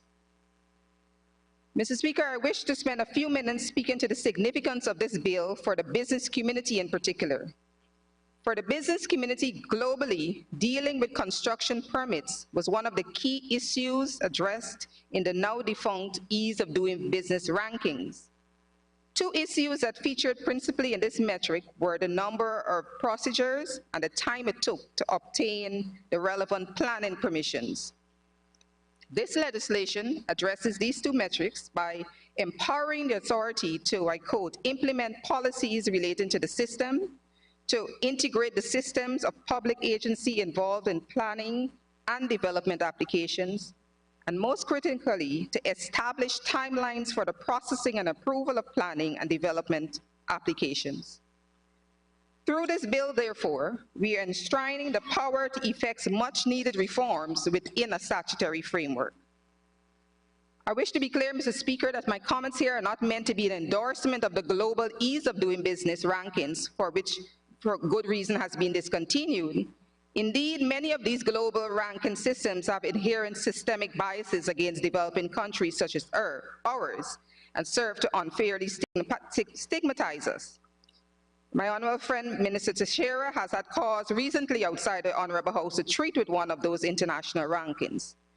So we do not need to be slaves to these rankings. Rather, we aim to do is to consider some of the more relevant metrics and set ourselves feasible, realistic, and useful targets for them. In doing so, we remain unbothered by flawed ranking methodologies that are more often than not useful when it comes to accessing our progress. To return briefly to the substance of the reforms enshrined in the bill, I draw attention to the provision for the central authority to establish an administrative scheme by which there will be coordination with relevant agencies for expeditious processing. It is this administrative scheme that will specify timelines for the processing of applications across all agencies. And, Mr. Speaker, I believe that one of the most valuable outcomes that such a scheme will deliver to the business community is relative certainty and predictability, because predictability facilitates planning. Predictability in the business environment allows people to order their affairs accordingly. Whether the timeline for a particular class of application is 6 weeks, 6 days, or even 6 months, once the service is consistently delivered to that time standard, this consistency itself constitutes a benefit to business. Another benefit to business is the increased potential for efficiency because of the provision for a regime of electronic payments. Mr. Speaker, for many times, modernization initiatives fall down on the matter of payments. People go to a lot of trouble to automate many of the core operational process, but then leave payments untouched. This bill is remarkable for its provision for a wide range of electronic payment methods. At clause 8.1, there are listed some 8 specific and distinct modes of electronic payment, added to which is the ability to utilize other authorized electronic payment methods. The methods include use of credit and debit cards, electronic fund transfer, and online banking, among others. Mr. Speaker, the business community has been using a variety of electronic payment methods for years, and this bill would bring this aspect of efficiency to planning, which is one of the most important classes of commercial transactions. So, Mr. Speaker, I wish to conclude by reiterating that this bill is part of a wider suite of strategic initiatives designed to achieve a particular development objective. In this case, the overall objective is modernization such that business can be conducted efficiently through the use of technology, not only within the private sector and amongst individuals, but between the private sector and government, and between individuals and government. This planning and development single windows is an indispensable part of our modernization, and I wish to commend this bill, which would establish it to this honorable House. Thank you. Thank you, Mrs. Thank you very much, Honorable Minister of Tourism, Industry and Commerce. And now for the Honorable Member, Mr. Ganesh Mahipal. Thank you very much, Mr. Speaker. And I heard my good friend, Honorable Gail Teixeira, is saying that Honorable Minister Onej Waldron has set the standard, and I must not disappoint. I want to first say, sir, that Minister Onej Waldron, Honorable, since being in this National Assembly, has continuously in her presentation talked about the APNU AFC and refer to us as them, and what them get them out of office and what they had to do to get them to comply.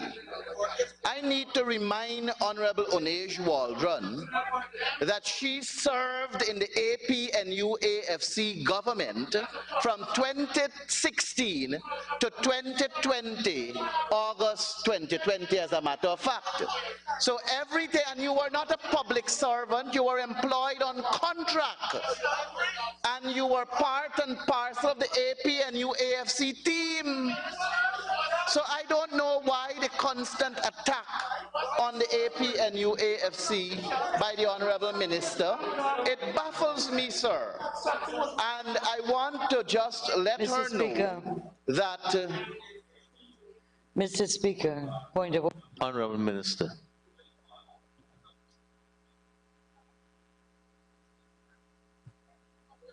Mike. Sorry, I'm not aware that slavery still exists and that people can have transport on people. Madam Onej Waldron is not a property of the APNUFC. She was a public servant who served her country and served the government of the day. That is what we ask public servants to do. You don't have transport on her. How disgraceful. Honorable Member, Mr. Mahipal, I would say that you're crafty enough to be able to couch good words with respect to the honorable members. Sir, my only concern was that when the minister wishes to speak about them, she should say us, because she was part and parcel of the APNU AFC government. That is my only concern, sir. Sir, but allow me to begin by first thanking the Honorable Minister of Housing and Water, Mr. Colin Crowell, for meeting with a team from the opposition members of Parliament, concerning this important piece of legislation that without a doubt is premised on bettering the manner in which business is conducted in the Cooperative Republic of Guyana. It baffles me, though, I must say, as to why, when we met with the Honorable Colin Crowell and the opposition team, why is it that the Honorable Minister within the Ministry of Housing and Water, Ms. Susan Rodrigues, was not there? But, Mr. Speaker, after listening to the Honorable Susan Rodrigues' presentation on this bill, I now clearly understand why Honorable Colin Crowell kept her away from the engagement. And moreover, the conclusion that her presentation was merely to save face is well understood on this side of the Honorable House.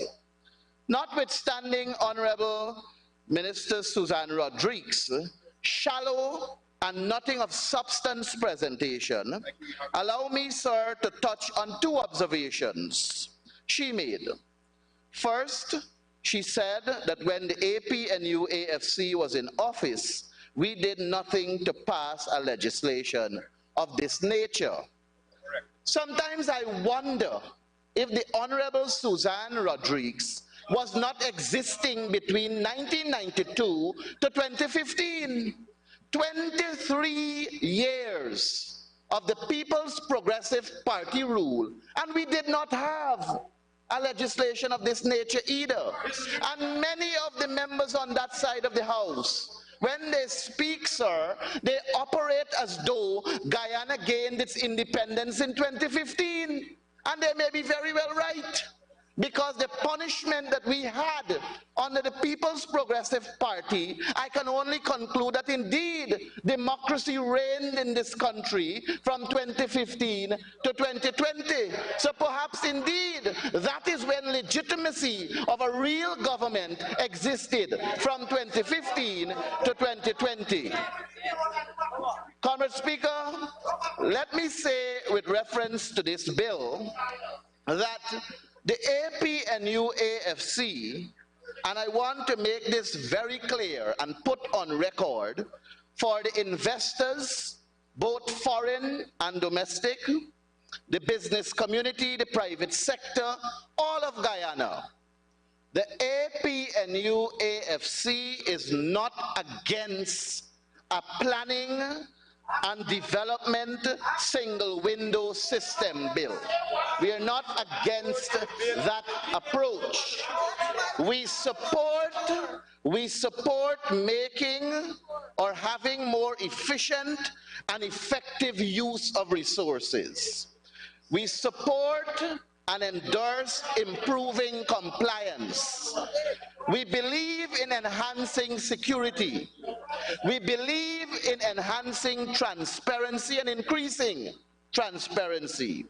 We believe in cutting costs by reducing the approval timeline by days.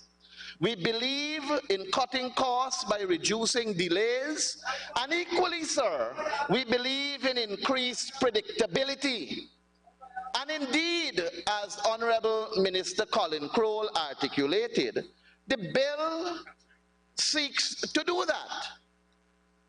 But the bill fell short of a number of protection for the Guyanese people. And the People's Progressive Party has a track record of always meandering their way through absence in a legislation to take advantage of the Guyanese people. They always look at where there is absence in terms of the law and apply their own belief, and then they torment and degrade and segregate and favor them, their friends, their families, and their favorites. And that is what we will like to protect against. And that is why, sir, we have opted to submit some amendments to this legislation for consideration so that we can make the bill stronger for proper and real democracy and real transparency and real accountability. That is what we target on this side of the House. Sir, my colleagues went in depth to explain a number of aspects as to why it is necessary for these amendments. So permit me, sir, to put on record what are the amendments the APNU-AFC is putting forward and what is expected to be deliberated in the Special Select Committee, and hopefully we can find consensus and come back to this House with a strong piece of legislation that can enjoy the full support of the opposition and put forward a bill that will benefit all Guyanese. Comrade Speaker, we are looking to insert Section 8(3). Right now, there is no Section 8(3) in the legislation, and we're asking for that to be inserted. And we're saying that that should read that all fees collected on behalf of relevant agencies shall be remitted to the agencies within 60 days of receipt. And I believe it is important that this be placed in the primary legislation so it guarantees the local authority areas their rightful revenue as garnered or as will be collected by the Central Housing and Planning Authority. And to tell me, sir, to tell me that this will be placed in the regulation and to tell me that you are going to put it in the regulation is just word of mouth.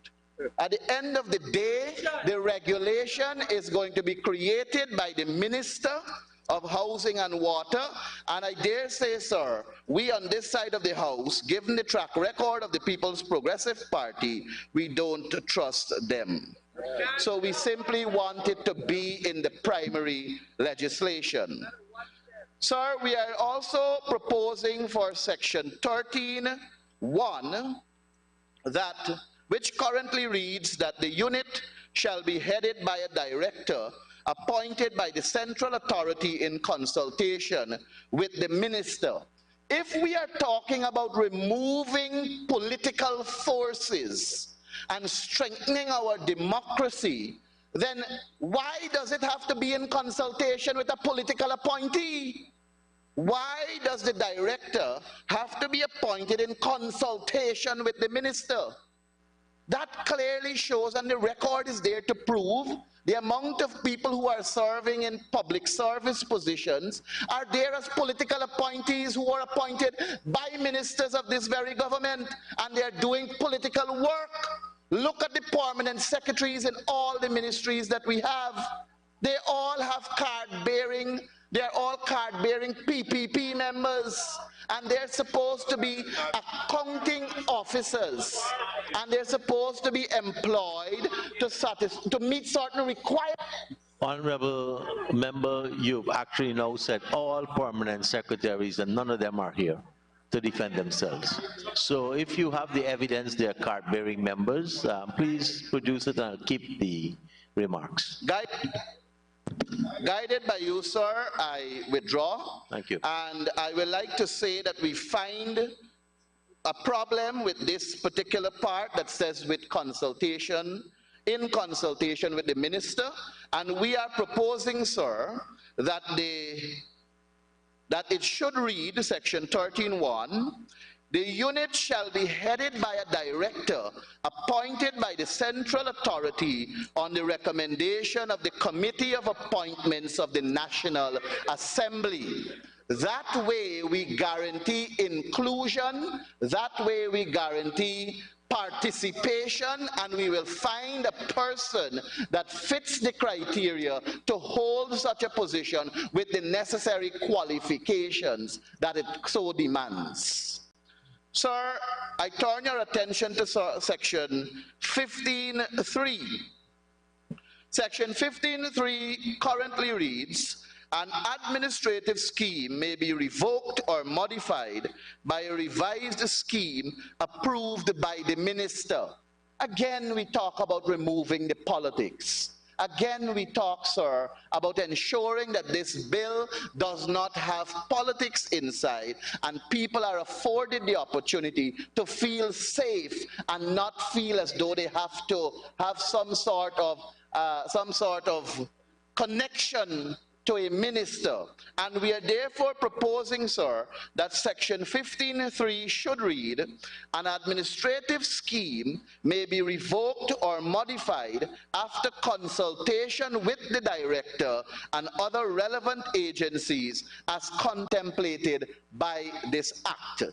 That simply means that all the persons and agencies who are directly involved, the administrative scheme that directly has a role to play in the administrative scheme, would be given that opportunity to participate should there be a need for us to revoke and modify the administrative scheme.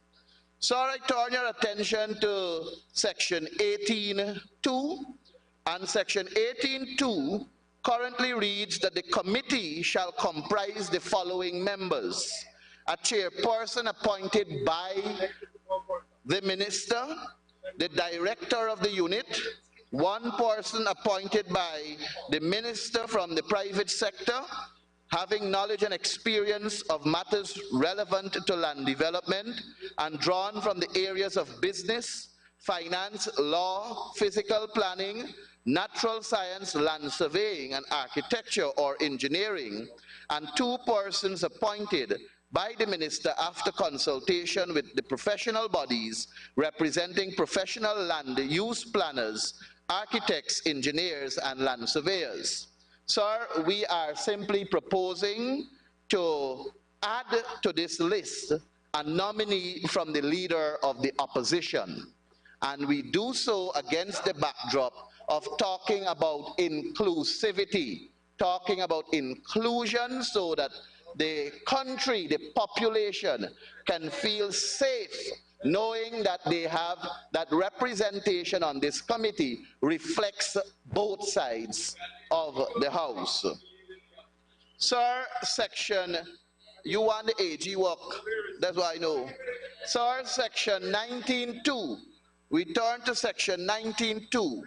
It currently reads, the committee shall be responsible for implementing the policies given to it by the minister and shall act in accordance with directions given to it by the minister. That is authoritative. That is dictatorial, sir. That this committee that we're expecting to be very independent. In fact, in Honorable Colin Crowell's presentation, he said that this committee will be independent. Now tell me, sir, how is that being independent when you are telling us that the committee must act on your guidance and directive?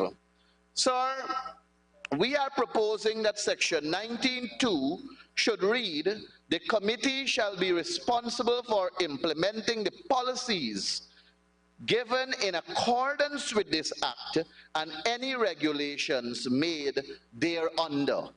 And we believe that that will show greater adherence to the rules, regulations, and law that governs this entire planning and development single window system.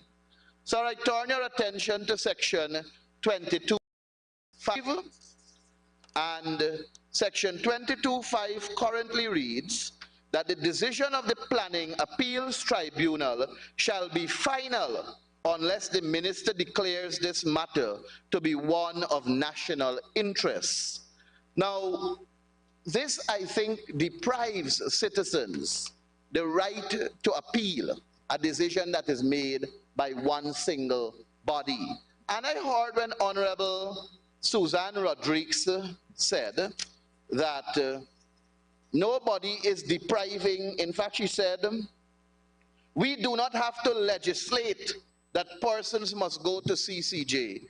But what you did here in this legislation is to tell us that they can't go, because you are saying that the decision is final. In this legislation 22.5, you have put that the decision of the Planning Appeals Tribunal shall be final unless the minister declares the matter to be one of national interest. It means you're depriving citizens that right to express themselves via the court system and to seek redress. And that is why, sir, because we understand the expeditious nature of this kind of system, we are proposing that the decision of the Planning Appeals Tribunal shall be subject to appeal to the Caribbean Court of Justice, which is the final court in the jurisdiction of Guyana. Sir, I turn your attention to section 22.6, and 22.6, we're asking for that to be completely deleted, since the 22.5 will afford the applicant the opportunity to appeal at the CCJ. There is no need for a section 22.6. But whilst we are proposing to delete it completely, we will ask that the following be inserted. the Planning Appeals Tribunal shall be composed of 3 members. And there's a reason, sir, why we will like for the Appeals Tribunal to be listed in this primary legislation so that persons will know directly who are the persons they are appealing to. If we leave it to the regulations, sir, therefore we are giving the minister the authority to, in his view, if he finds fitting, to perhaps put Honorable Sanjeev Dattadin as the head of the tribunal. And if such happens, we know people who they believe are associated to the APNU AFC will not get through with anything. So we don't want a situation like that. We don't want a situation where the minister will decide single-handedly who shall be the members of the tribunal, because we know how the PPP operate. They have a track record. And it is against that track record that we have to, on this side of the house, put measures in place to safeguard the real people who will be affected, the ordinary people who will be affected, because the People's Progressive Party is well known for their little clique at the top, friends, families, and favorites, and the ordinary poor citizens suffer at their hands. So these amendments that we seek to bring is to protect the ordinary citizens of this dear land. And we are saying, sir, for section 22(6), that the Planning Appeals Tribunal shall be composed of 3 members as follows: a chairman appointed by the minister who holds or has held office as a judge of a court having unlimited jurisdiction in civil and criminal matters. B, a member appointed by the minister after consultation with such professional bodies representing professional land use planners, architects, engineers, and land surveyors. And C, a member nominated by the leader of the opposition and appointed by the minister who has knowledge and experience of matters relevant to land development and drawn from the areas of business, finance, law, physical planning, natural science, land surveying, and architecture or engineering. So even though we on this side of the house, we are proposing these changes, sir, we are not seeking to put political people in these positions, even though the leader of the opposition will be having that opportunity to make a nominee, to put a nominee forward. The person must have knowledge and experience of matters relating to land development and issues surrounding this bill. And likewise, even though we are giving the minister the opportunity to appoint someone, it must be someone who's qualified to do the job. And I made the case earlier, sir, about a lot of square pegs in wrong hole that currently exists in the People's Progressive Party. And that is what we're simply trying to guard against. We're simply trying to guard against someone who may have served the People's Progressive Party for 20-odd years, and they want to just give them a job, and they just decide to say, look, go and serve on this tribunal and collect a big fat cat salary. Those are the things we are trying to guard against, Comrade Speaker. Sir, when we look at section 29, section 29 says this act binds the state. We would like to drop that to section 30 and insert in section 29 with the exception, and this is very important. This one is very important, sir. With the exception of the Amerindian Act of 2006, this act takes precedence over any other act it comes into conflict with. And I believe that that is the protection my honorable friend, Mr. Vincent Henry, speaks to and is looking for in this legislation. Sir, another aspect of this bill that is frightening is the conflict it comes into being with the Constitution of the Cooperative Republic of Guyana. And my good friend, Honorable Amanza Walton this year, took the time to speak a little on it. But I want to say, sir, that in chapter 7 of the local, that speaks to local democracy, Article 71 of our Constitution says, local government is a vital aspect of democracy and shall be organized so as to involve as many people as possible in the task of managing and developing the communities in which they live. And Article 74, it shall be the primary duty of local democratic organs to ensure, in accordance with law, the efficient management and development of their areas and to provide leadership by example. Article 75 says, Parliament shall provide the local democratic organs shall be autonomous and take decisions which are binding upon their agencies and institutions and upon the communities and citizens of their areas. I heard a heckle just now how many local authority areas we are contesting in. All that we are contesting in, Comrade Speaker, we have legitimate signatures for.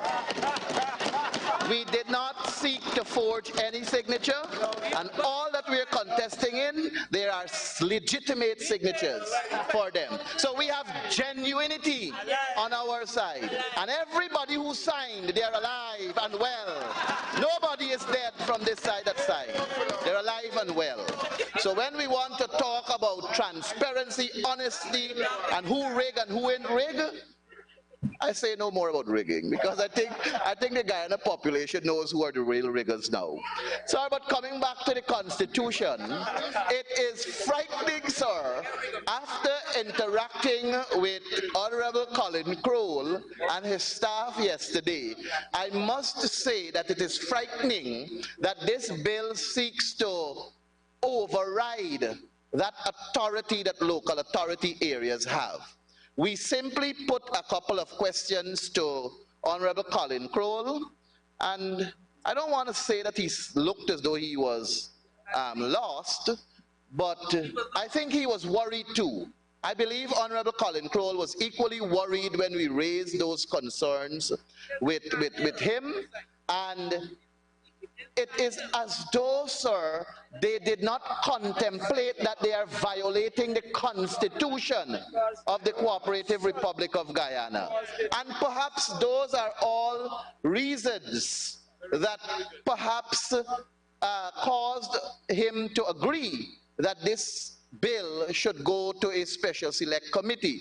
So Honorable Colin Crowell, on behalf of the APNU AFC, I want to thank you for recognizing that this bill requires further scrutiny, this bill requires further inclusivity, and I am happy that a decision to that nature was taken. I want to thank your staff for putting together this bill. I want to thank them for their hard work, and I know with the full cooperation of the opposition side in the Special Select Committee, we will work hard to bring forward a more robust bill that can reflect inclusivity and can work within the best interest of all Guyanese. On that note, Comrade Speaker, I thank you for the time, and I look forward to being in the Special Select Committee to participate to make this bill better. Thank you, sir. Thank you, Honorable Member. And I will say that we are looking to establish that meeting to choose the committee on Friday at 11 o'clock. The notices will go out virtually. And now the next speaker will be the Honorable Minister of Home Affairs, the Honorable Robeson Ben.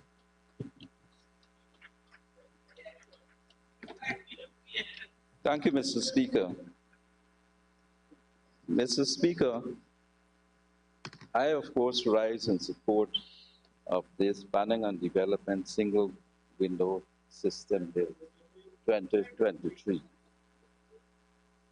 I did hear it clearly stated that it will go to a special select committee. It appears to me that the depth in which the discussion has unfolded so far is much of a waste of precious parliamentary time and also has degenerated into sheer politicking on one side, and secondly,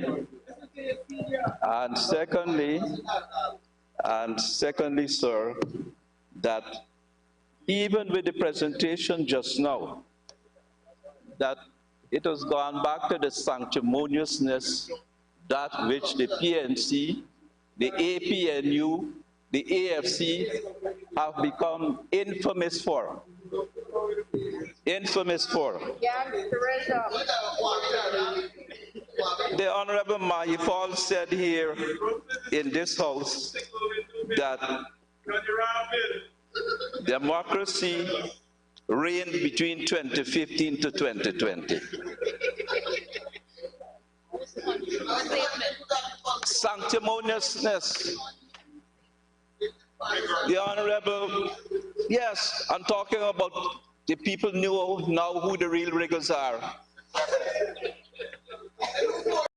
The Honorable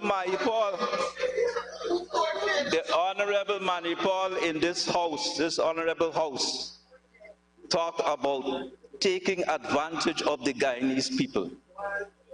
And I want again to refer to the period between 2015 and 2020.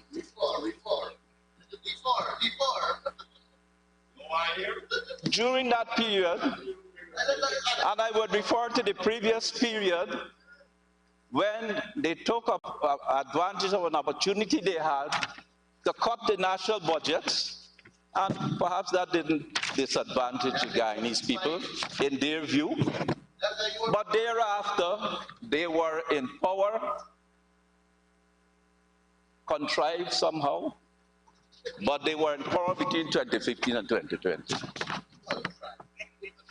They could have brought such a bill on this matter to this house. They could have brought a bill in relation if the honorable member who is seemingly representing, Mr. Honorable Member Henry, who is seemingly representing Amerindian interests, should have made sure that the land titling for the Amerindian communities was accomplished. The honorable member there should have been proud to stand up here today and to make sure and to say, in fact, that the adjustments which they perhaps speak of to the Amerindian Act of 2006, that they would have corrected what they are now saying are blemishes in the Act. And not to come here today to talk about blemishes and what overrides what and who's being disadvantaged. But coming back to Mahipal, honorable member, of course, by convention of the House, the honorable member, in the true spirit of APNU AFC sanctimoniousness,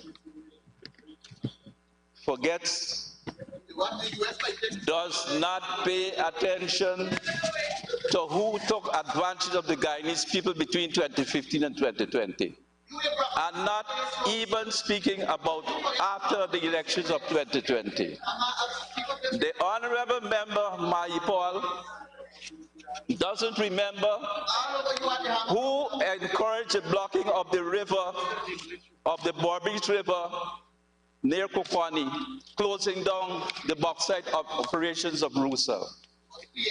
The honorable member, Mahipal, conveniently forgets who closed the sugar estates.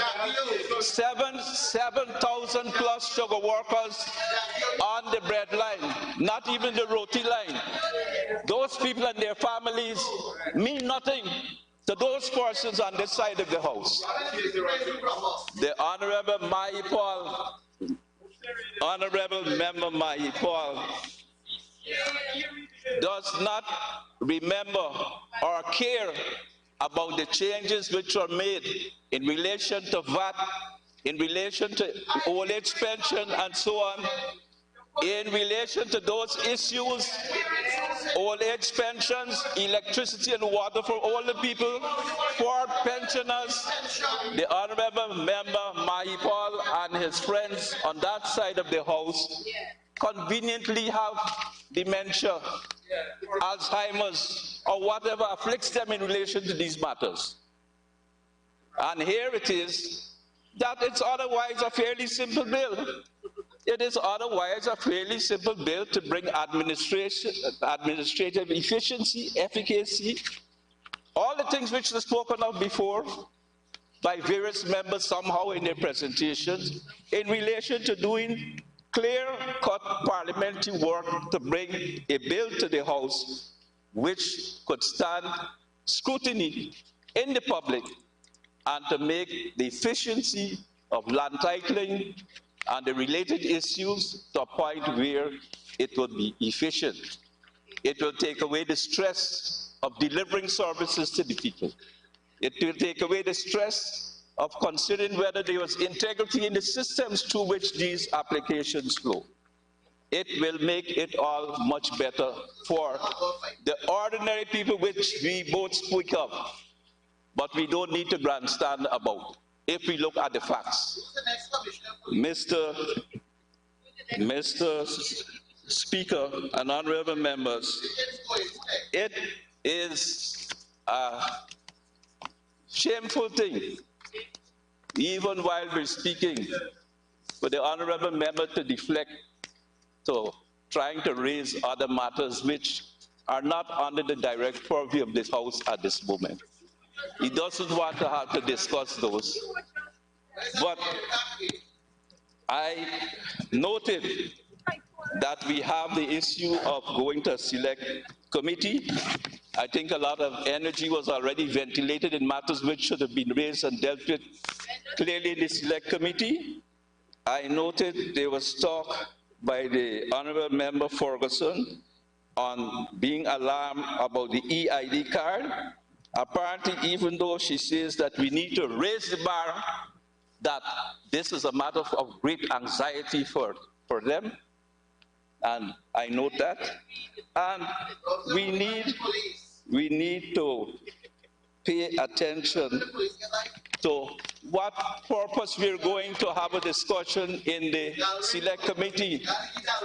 Ms. Ferguson said in her presentation, strangely enough, that she doesn't want to derail her own arguments before going to the select committee, after putting out those arguments already here in this House. A thing of wonder. The honorable member Henry somehow backhandedly gave us some information out of the box, strangely enough, where the signing bonus money was going, surprisingly, a suggestion. After all this time, he now knows where the signing bonus money was going to. Yes, shameless. And we need... Yes, I agree with the Honorable Member, Mr. Mahipal. You have to withdraw shameless. But it's sanctimonious. Mr. Speaker, I believe that we should spend our energy now that this matter is going to the select committee, in the select committee. Much has already been spoken on the matter here. Beyond those persons who have specific legal expertise, like the Attorney General, Anil Nandlal, Honorable Member, SC, that those persons would perhaps enlighten us on approaches to dealing with the bill in the select committee. But I think that too much grandstanding is going on here. There's a waste of parliamentary time, and that we need to spend our time more efficaciously in this House. Thank you very much. Thank you, Honorable Member, Mr. Ben. And now we have the Honorable Member, Mr. Mohabir Anil Nandlal, to make his contribution.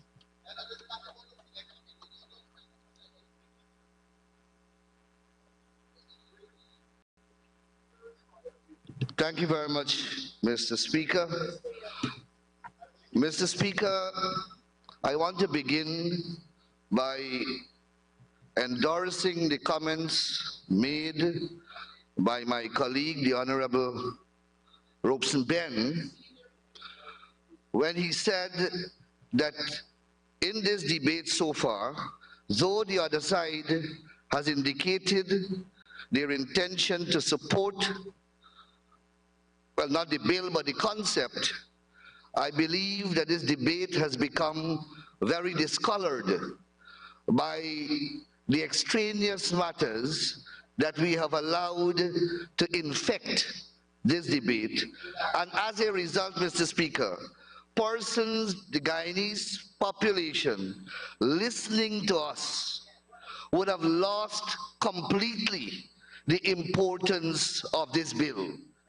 And Mr. Speaker, what I first wish to do is to bring back into focus the importance of this bill so that our people can understand what we are trying to do by this bill. Let me also say, Mr. Speaker, and to reiterate the point already made, that there was nothing stopping the other side from bringing a bill of this type. But don't tell me 23 years have passed. That's not a sensible argument. You want this bill, you appreciate the importance of it, and you had 5 years, and the fact of the matter is that you did not bring it, and we decided to bring it. And that is what the record should reflect. And Mr. Speaker, it's not that the other side do not appreciate the concept of a single window, because they did bring a bill.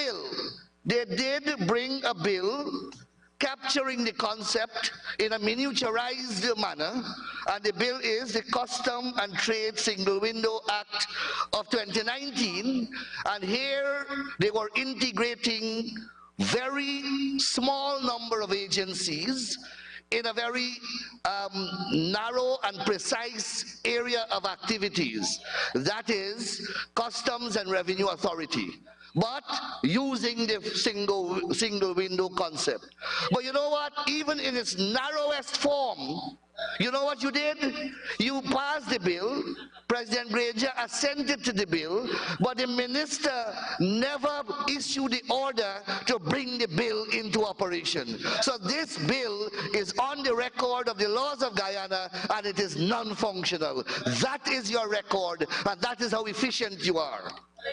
Here what we are doing, we are bringing a comprehensive bill stretching across the entire relevant public sectors, and despite your objections, we are willing to delay it further yet, so that you can have an opportunity to contribute in a more constructive way in the Select Committee. But Mr. Speaker, any person who has ever had the opportunity or the occasion to apply in Guyana, whether in country or in tongue, meaning in the tongue or in the rural areas, for building and planning permission, can easily relate to you the ordeal and the agony that they have to endure in getting these permission plans, licenses granted.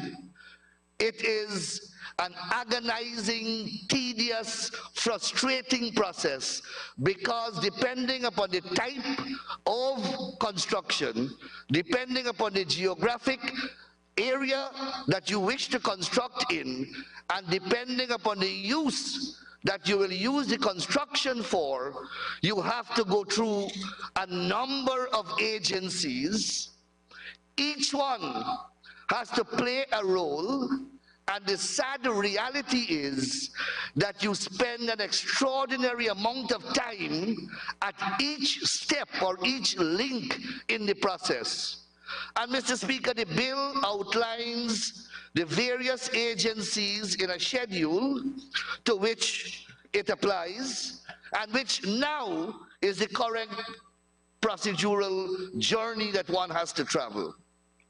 So let me quickly go through Schedule 3, second schedule of the bill, and just listen to the agencies. You have to get permission from Central Board of Health, Ministry of Public Works, River and Sea Defense Board, Guyana Lands and Surveys Commission, Environmental Protection Agency, Guyana Fire Service, Guyana Civil Aviation Authority, National Trust of Guyana, Guyana Office for Investment, Land Registry, Deed Registry, Water Incorporated, Maritime Administration Department, Guyana Forestry Commission, Neighborhood Democratic Councils, and all local authorities, including municipalities. All of these, depending upon the type of construction you are about to engage in or the geographic location of your proposed construction, you have to travel a journey that involves all or many of these agencies. And at every step of the way, you are confronted with administrative red tapes, obstacles, hurdles, and I dare say, corruption before getting your permission or... So, Honorable Minister, you know, we have...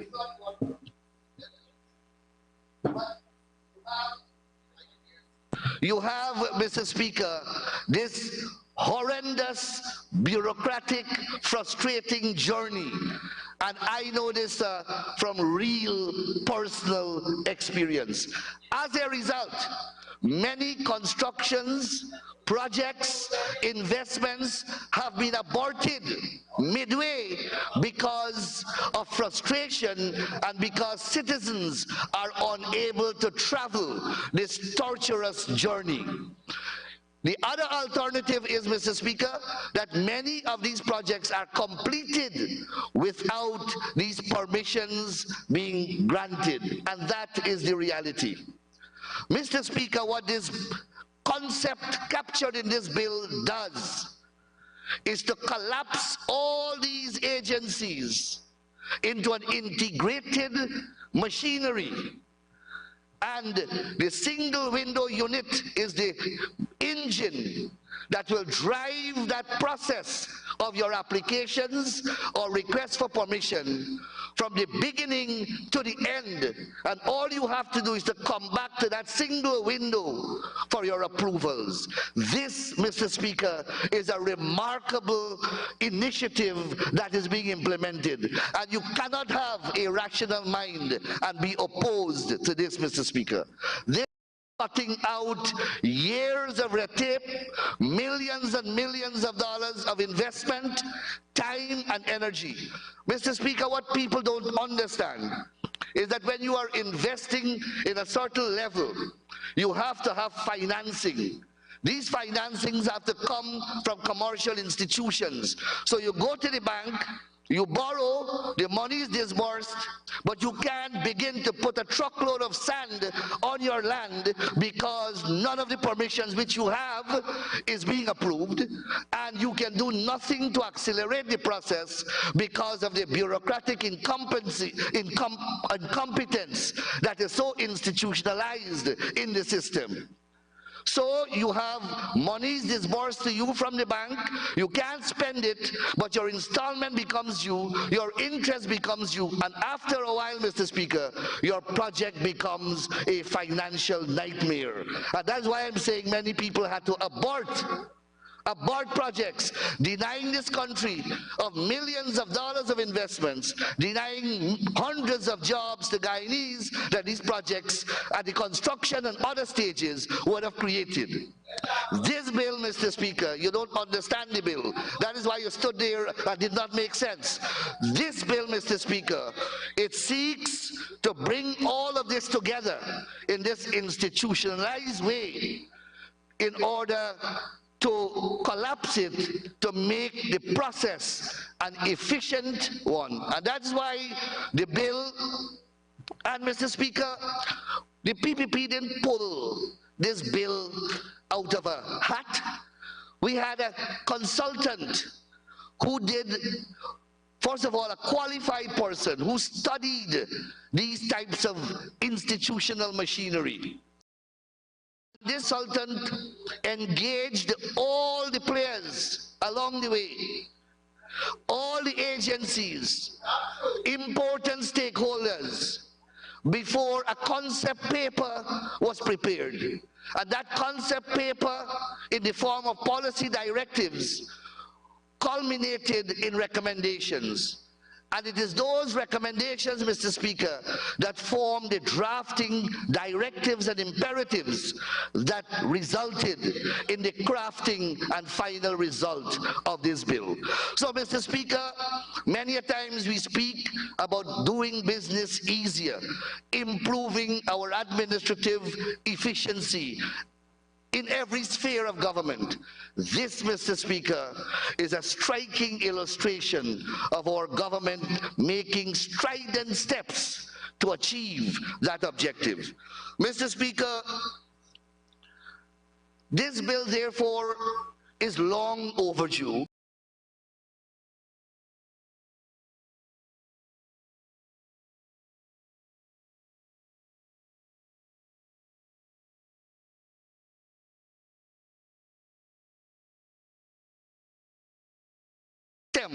Which the bill brings to be implemented. And the Honorable Minister took his time, the Honorable Colin Crowell, and went through the bill and the system that the bill outlines. Both manually and electronically, submissions can be made. So you can be in Timbuktu or you can be in Georgetown and submit your application. And it begins to process immediately. And it travels that journey. Now, I heard a lot about the undermining of the autonomy and functional authority of local government institutions. Now, that's a very uninformed opinion expressed. Persons quoted the Constitution and everything else. Mr. Speaker, the truth of the matter is that this bill will not interfere with or deprive any of the authorized statutory agencies from performing their functions. Not at all. It will not usurp the power of the fire service, for example. It will not usurp the power of the city engineer department. It will not usurp the environmental protection agency. It will not usurp the neighborhood democratic council. All it will do is that it will police the process to ensure that those agencies who are assigned responsibilities in this process discharge them in accordance with law and discharge them competently, but most importantly, efficiently. Efficiently. And that is why in the regulations, each type of application, a time frame will be delimited from beginning to end. And it is also expected that the regulations will stipulate the particular time frame that an application or a request will spend at the different agency linkages in this complete chain. And it will have a mechanism in it that if the agency does not determine the particular application before it within a time prescribed, then that application will be deemed to be granted. A provision or a mechanism which we used in the Condominium Act. The intent is that no bureaucratic delay will be tolerated to the detriment of the investor or the man who is making the application. Whatever bugbear is in the agency, the citizens of Guyana will benefit from it. They will not suffer a detriment as a result of it. How can anyone find that objectionable? And that is why, Mr. Speaker, we want this bill to be passed with every convenient speed, because a lot more work has to be done. We have to build the administrative portals. We have to do the regulations, and that is why the bill has a provision that speaks to it coming into force by an order of the minister, because we have to ensure that all the administrative protocols and regulatory framework are in place to ensure when the machinery of the bill begins to run, then it has the tracks to run and it has the regulation by which it will be guided. So, Mr. Speaker, but the bill has to be passed first before we can start to begin those processes and finalize them, not begin them, because work has begun already. Mr. Speaker, I heard a lot being said about the governance structure. Let me put a couple of things on the record. I don't have a problem with that. I don't need you to trust me. You didn't vote for me. The people of Guyana elected this side to govern this country, and govern we shall. So, Mr. Speaker, let me debunk this concept that ministers must not be empowered under legislation to perform statutory functions. And there is this notion that's being peddled on the other side, that if ministers are resided with some power, that's political patronage, and that would lead to some abuse of power. Let me reject that for the record. Mr. Speaker, we on this side have been elected by the people of this country to exercise governmental power, and ministers appointed are going to exercise those governmental powers. You know why? Because we are answerable to the people. We are answerable as a collective to this House. Article 106 of the Constitution, an article with which you ought to be familiar. It says the Cabinet is collectively responsible to the National Assembly. So you want to hold Colin Crowell, the honorable member, responsible to the National Assembly, but you don't want to give him the power to perform the functions under this act? You want to give the leader of the opposition nominee? You want to give some abstract entity? That will not be tolerated either on this floor or in the select committee. The minister who is charged with the responsibility will be allowed to discharge those responsibilities. That is accountable government. That is transparent government, because you know the people of Guyana will know whom they have to hold answerable.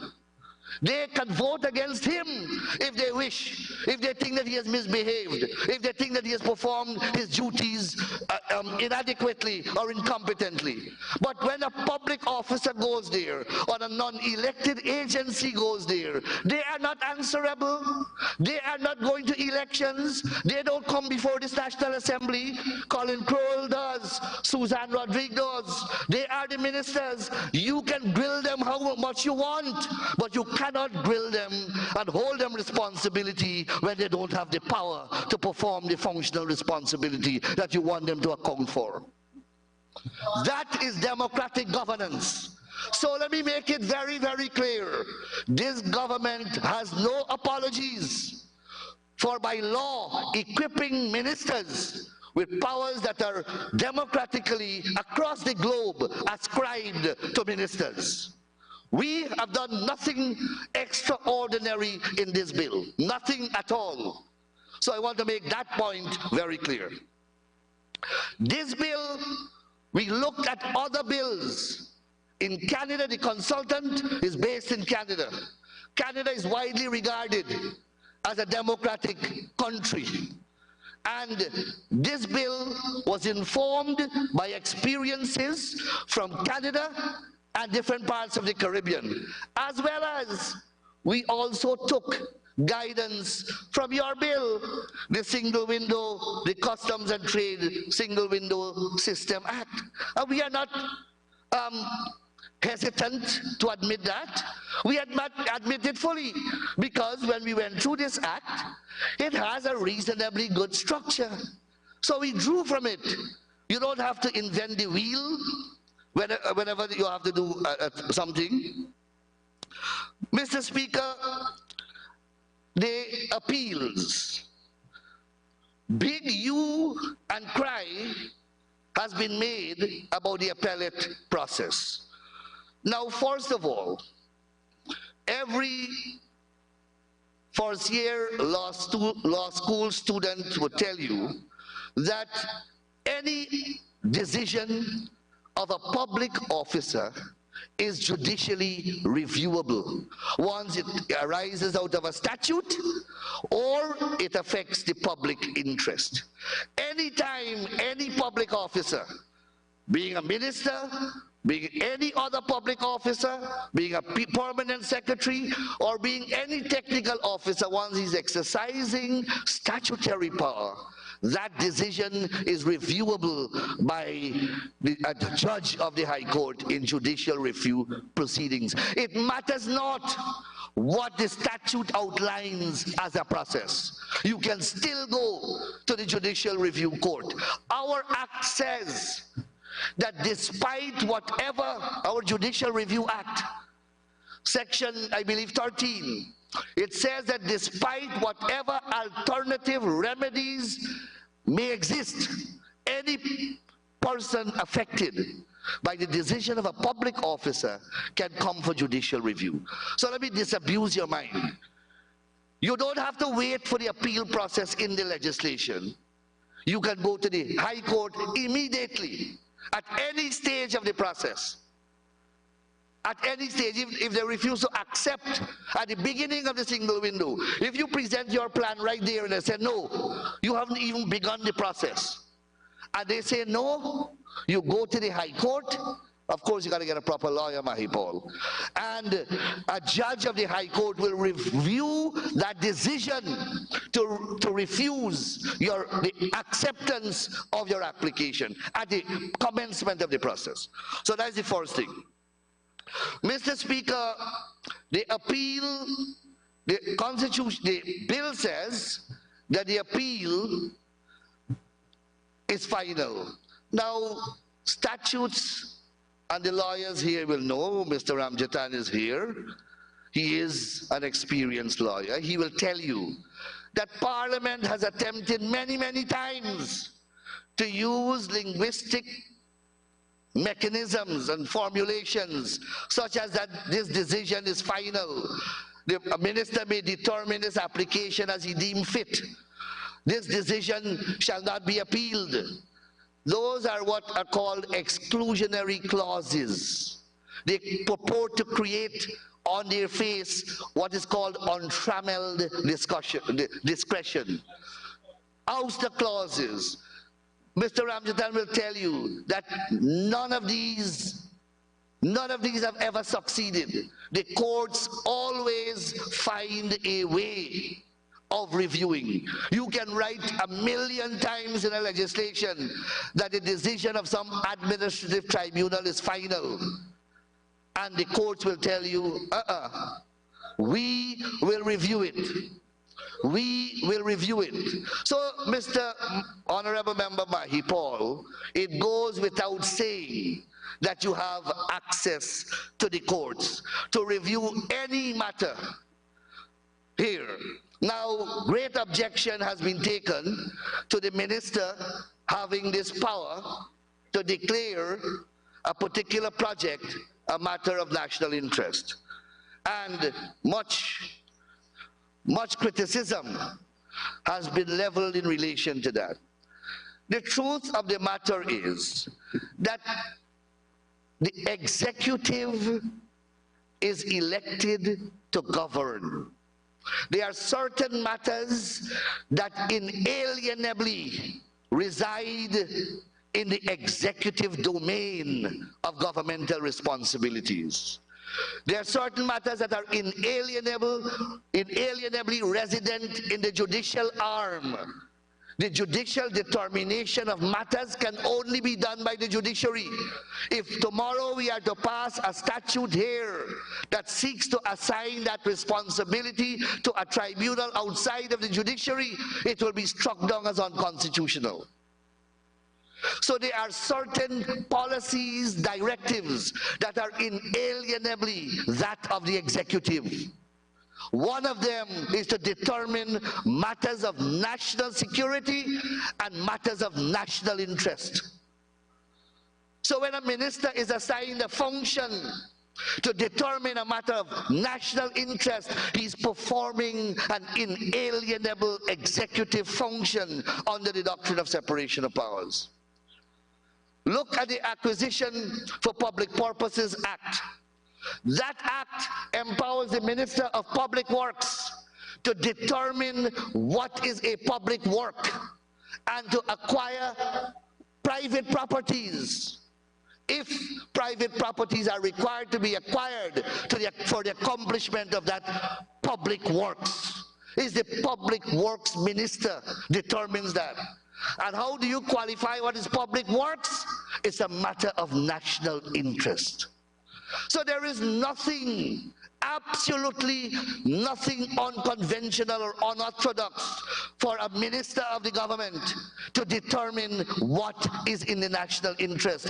That is a ministerial function. That is a functional responsibility of the executive government under the Westminster Constitution.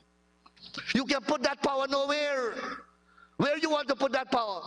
So if an appeal committees go rogue, are you telling me that a sitting government that enters into international transactions for the construction of a big project involving public health, involving national importance, a rogue appeal committee can refuse to give planning permission and the government remains a sitting duck? Is that how you want to govern a country? No, my friend. Governments are ultimately responsible. It's a risk that every government must take. That is the nature of government. So when a national project comes, and if they, in a remote possibility, it's not going to happen every day. You're not going to have a committee acting irrationally. But in that rare eventuality that you have a committee going rogue, you must have a fallback position in the natural interest. If we are doing joint relations, joint projects with Mount Sinai, as we are actually doing, and those people, we sign agreements with them, and we take international money from international financial institutions, and we have to build a joint hospital with them, and the project is, everything is okay. We have commitments on the international agreements, and if there is a committee that goes rogue within this governance structure, the government is a sitting duck. That's what you want to come into government to be, a sitting duck government? Well, we are not a sitting duck government. We reserve that power to take what we consider in actions in the national interest. And we will not abdicate that responsibility. When the people elected us to govern, they give us that responsibility and that power, and we will exercise it. So that is the first thing. And you will note, you see, when we read things hurriedly and we don't assimilate, you know, we read it carefully, you will see that the minister doesn't have a power to overturn the appeal tribunal. The minister doesn't have a power. What the minister has a power to do is to declare a particular project a national interest project. And that's all that minister has to do. The minister then brings it to cabinet, the entire government. It's not one minister. It's the entire government now will review that project. Comrades, governments review projects of that type every single day. When you were in government for 5 years, how many national projects you didn't review at cabinet? Before you go to procurement, you had to do it. Well, you didn't have much projects, honestly. And they went straight. You didn't have much project. Every government must have that power. We're not going to alienate that power from ourselves. So, and the minister has been given, I have a series of legislation here that I extracted. For example, the Guyana Tourism Act. Read the Guyana. Honorable Minister, I have one standing order I've extracted, so it says that you will need an extension of time. Mr. Speaker, I'd like to ask for an extension of time for my colleague member. I have 10 minutes, 15 minutes? 10 minutes, please. The question is, the Honorable Minister be given 10 minutes, Honorable Thank Minister. you. So, Mr. Speaker, the Guyana Tourism Authority Act is one piece of legislation of many, I'm going to give you more, where a minister has a power of review over decisions made by a tribunal. So you have one example here. Then you have, Mr. Speaker, the Financial Institution Amendment Act of 2018, passed by this government, your government, 2018, where the Minister of Finance is given review power over tribunal. Then in the Petroleum Exploration Act 1986, passed under your government again, the minister has a review power to review applications made for an extension of a license issued under that Petroleum Exploration Act. I give you those examples to show you where ministers have powers of review and appeal. Here we are not giving the minister that power. We are giving the cabinet that power, only to be exercised in a manner, in a matter that the minister declares to be a matter of public national interest. What is wrong with that? When we are, as a government, is answerable to the people of Guyana. We made promises. We have a manifesto that we are working with. We have to account to you. We have to account to you in this house when our projects fail. But you don't want us to give us the power. Comrades, you cannot hold us accountable in relation to powers that we can't exercise. You can't have it both ways. It's either you give us the power, give us the responsibility and hold us accountable, or you don't want us to have the power, then you can't hold us responsible.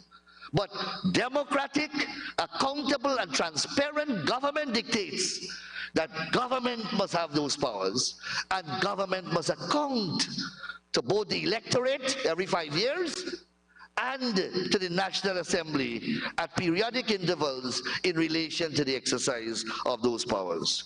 Mr. Speaker, the other issue that I want to speak, so that takes care of this big controversy about cabinet being this, what somebody said, totalitarian. People are using concepts in this house without understanding what they mean. Totalitarian sounds, you know, perhaps sexy, so we use it. But if we began to talk about totalitarian, as my sister, the Honorable Onesh Waldron did, you get offended. But I don't want to waste my time dealing with that because those facts are well established. Mr. Ramjatan will tell you that elections were rigged from 1968 to 1985. He campaigned against that. He fought cases against that. Look at he putting his face on. Remove your face and let the young lady see you. You know that. Tell them about totalitarianism. Mr. Speaker, reference has been made to a proposed set. Oh, my friend Mr. Henry. Again, not understanding concept. Mr. Speaker, the Amerindian Act is a legislation that is sui generis. Your Honor, you wore another hat and you spent a lot of your life agitating in the Amerindian communities, and you may have played an instructive and instrumental role in the coinage of the Amerindian Act. And you know, Mr. Speaker, that that act is sui generis in that it creates this big landmass and it has its own governance structure in relation to that. Mr. Speaker, you know that that system of governance is different from our system of governance in the rest of the country. So the rest of the country, at the local level, we have municipalities and we have neighborhood district councils. In that structure, you have village councils and Tushau National Council and so on. Completely different. That I took the time to read the schedule of the agencies that are going to be interlinked in this integrated with one window system. You hear me say anything about the Amerindian Village Council? Because this act does not apply to the Amerindian District Council. The provision that is now being inserted as an amendment is simply to iron out the bureaucratic conflicts or administrative conflicts that can arise between this act and the different pieces of legislation that this act will relate to. For example, the Mayor and City Council Act. For example, the Local Government Organs Act. For example, the Guyana Fire Service Act. Those are the Environmental Protection Agency Act. Those are the acts that this machinery that is being created now will interface with. So in the event that there is a conflict between this bill and any of those acts, this one must prevail, because this now will be the governing machinery that will administer or administrate the processing of these permissions and certifications that are being required. So that is why that is there. The other issue, Mr. Speaker, they want to add an appeal to the CCJ. Now, that's born out of ignorance, Mr. Speaker. There's no other way of putting that. Now, the Caribbean Court of Justice is our apex court.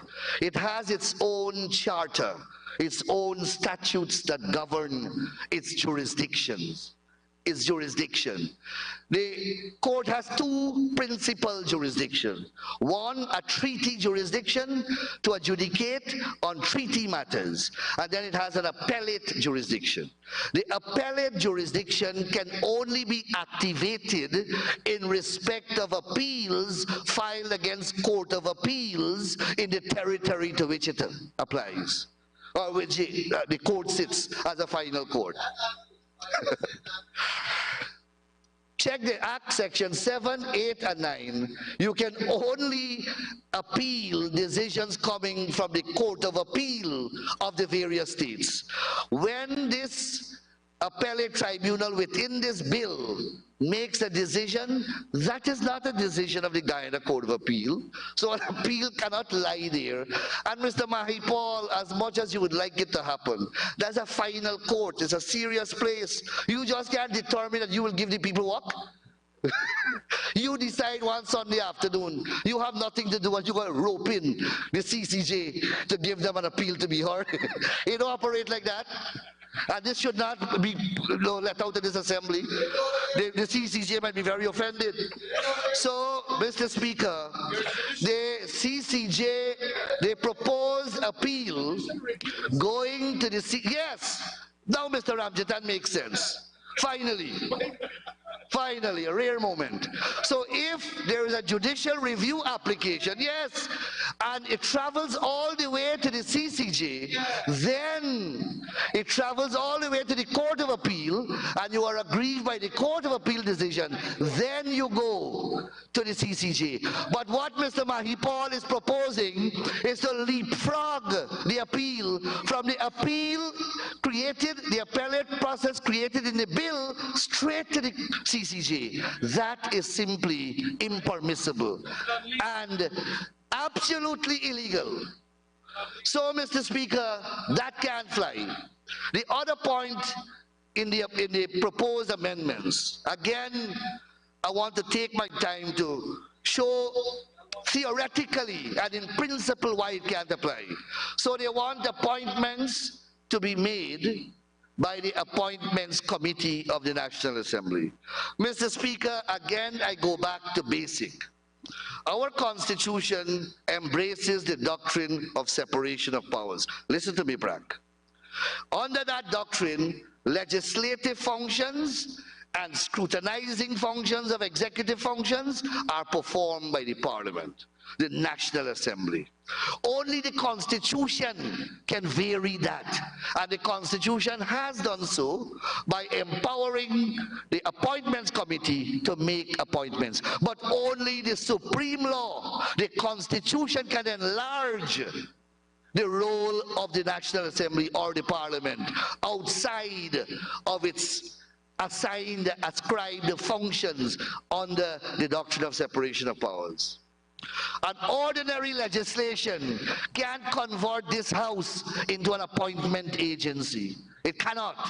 It would be ultra vires the Constitution. It would be in abrogation of the doctrine of separation of powers. Parliament's core function is not an appointive or an appointment one. Its core function is legislative and to scrutinize government business and to discuss policy, not to make appointments. The Constitution has enlarged that functional responsibility in a couple of cases to make appointments. Only the Constitution can grant further extension. No ordinary legislation can do so. So this amendment that you are proposing here to have the Appointments Committee appoint persons to this appeal tribunal will not fly. It is unlawful. It is unconstitutional. My predecessor, Mr. Basil Williams, attempted to do that. From this floor, I said to him that he was wrong. He attempted to do that in relation to the AML-CFT Amendment Bill. Yes, I'm wrapping up now.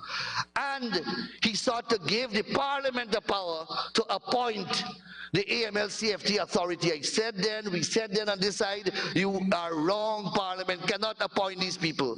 And he went ahead with the appointment, and the Caribbean Financial Action Task Force told him that he got to go back and remove those repugnant things from the legislation. And he had to do that. So, Mr. Speaker, I hope that I have achieved the core objectives of my presentation, which is first to highlight the merits of this bill and to remove the discoloration that has penetrated in it, and the people of Guyana now understand the importance of this bill, and also that I have corrected some of the errors being peddled from the other side and disabuse the minds of my honorable member of on that side of the many misconceptions that have affected and impaired their presentation and their outlook in this matter. Mr. Speaker, I support my ministerial brother, the Honorable Colin Crowell, in that this bill be sent to a special select committee for a period, Mr. Speaker, of 1 month. Thank you. Thank you very much, Honorable Attorney General and Minister of Legal Affairs. And now to conclude the debate on this bill, the Honorable Minister Colin Crowell.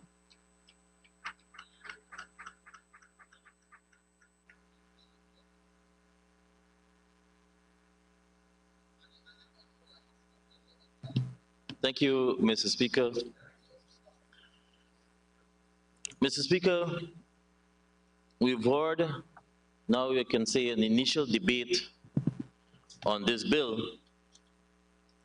And you've heard the explanation, full explanation from this side of the House by all the presenters.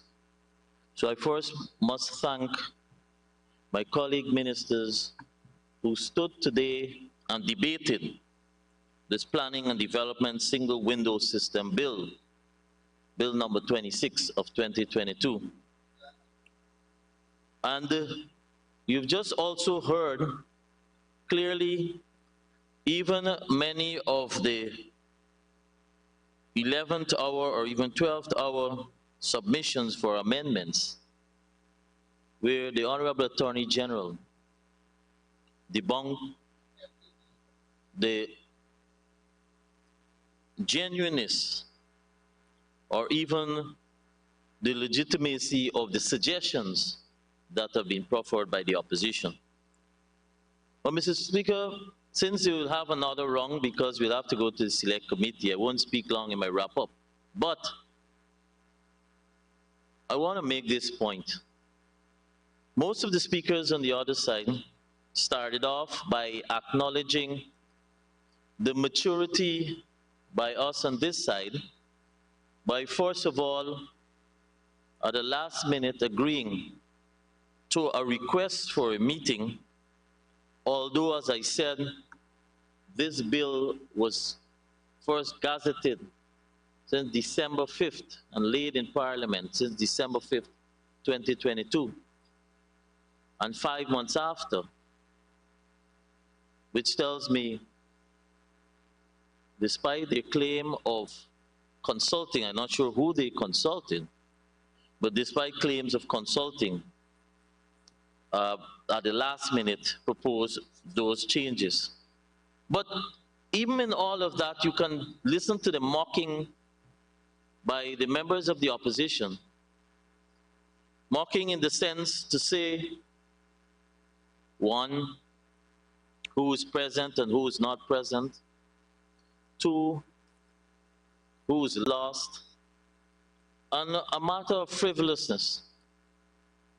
At the last minute, on a Sunday, I pulled together a team very quickly at very short notice,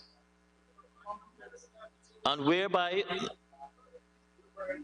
and who are here, except the CEO, they're all here, and sought, and I did not, just, you had your chance, this is my time.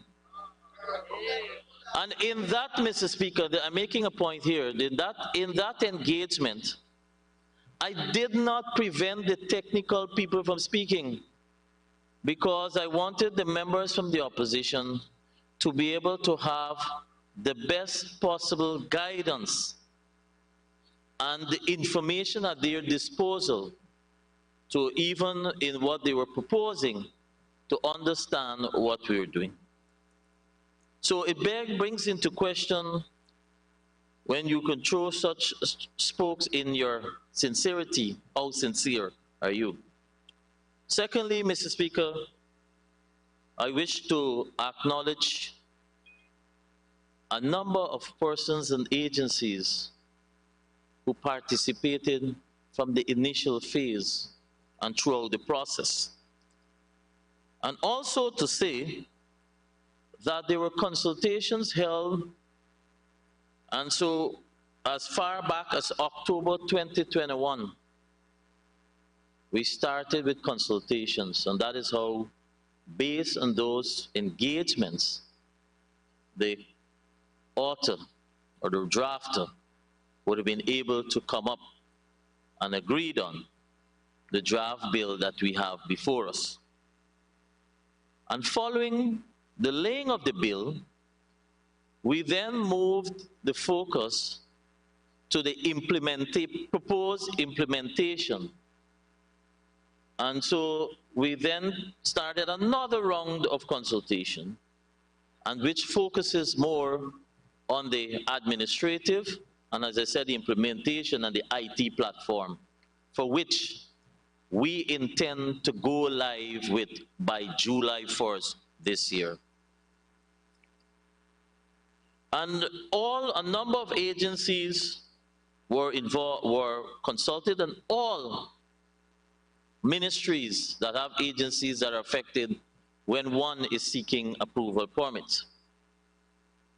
I want to acknowledge the work of Dr. Farid Amin, and his CV was clearly outlined by the Honorable AG.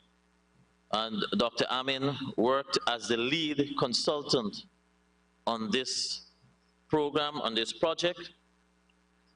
Mr. Darshan Ramdani, who was the lead attorney and drafter for this bill. The staff, all the staff of Central Housing and Planning Authority and the Ministry, Jermaine Stewart, the head of our planning division, Ms. Hanifa Jordan from the head of the legal division, the chief executive officer of the CHPA, Mr. Greaves, the board itself, because since they are involved in approvals, some of the bottlenecks that they see, they were able to give their input. So I wish to acknowledge the board members of CHPA and the secretary, the chairman and board members of CHPA, led by Dr. Cummins, and the secretary of this board, Mr. Rajesh Ramlagan.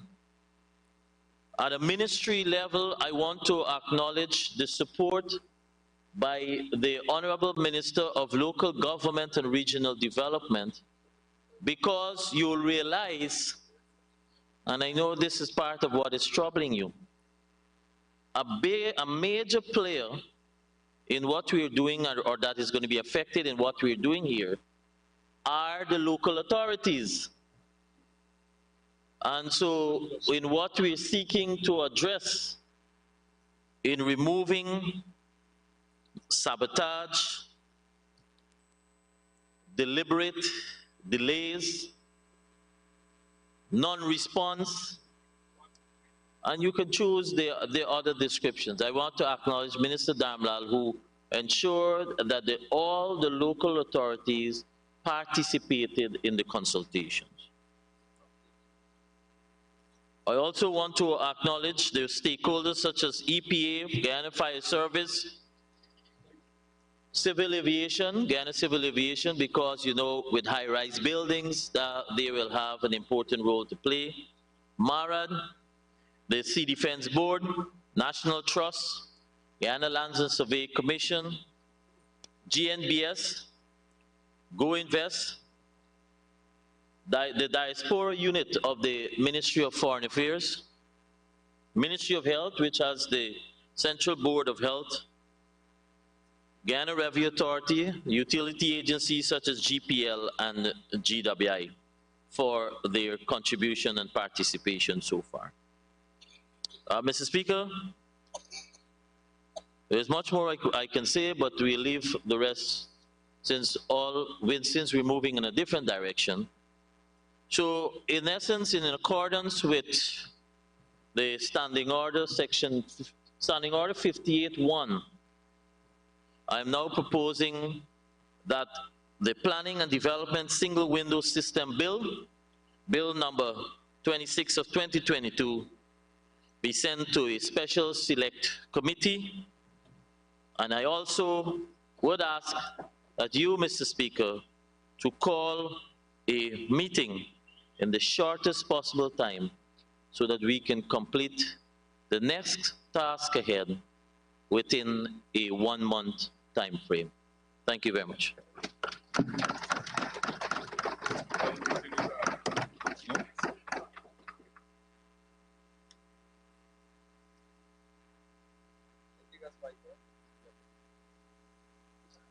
Thank you, Honorable Minister. Honorable members, I now put a question that the Planning and Development Single Window System Bill 2022, Bill number 26 of 2022, be read a second time. Those in favor say aye.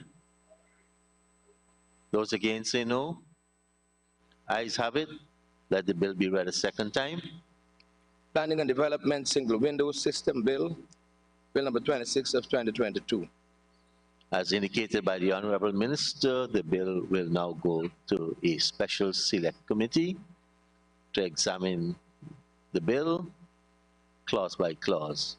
And the notices are going out, if not already, that the first meeting of the Committee of Selection to consider the nominees of this bill will be held at 11 o'clock on Friday via Zoom.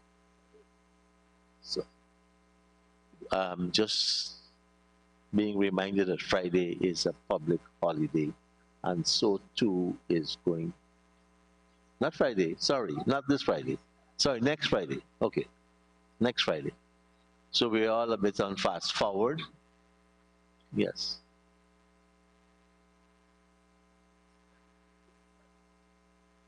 Next Friday, sorry, wrong. This Friday at 11 o'clock via Zoom, that meeting will be held. The Honorable Member, Mr. Dharam Kumar Siraj, will take over for a short while.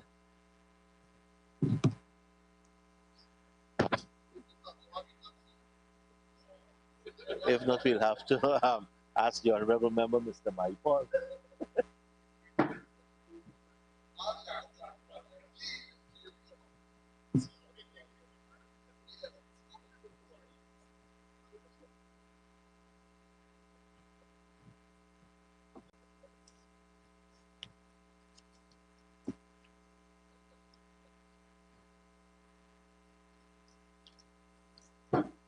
Good afternoon, honorable members.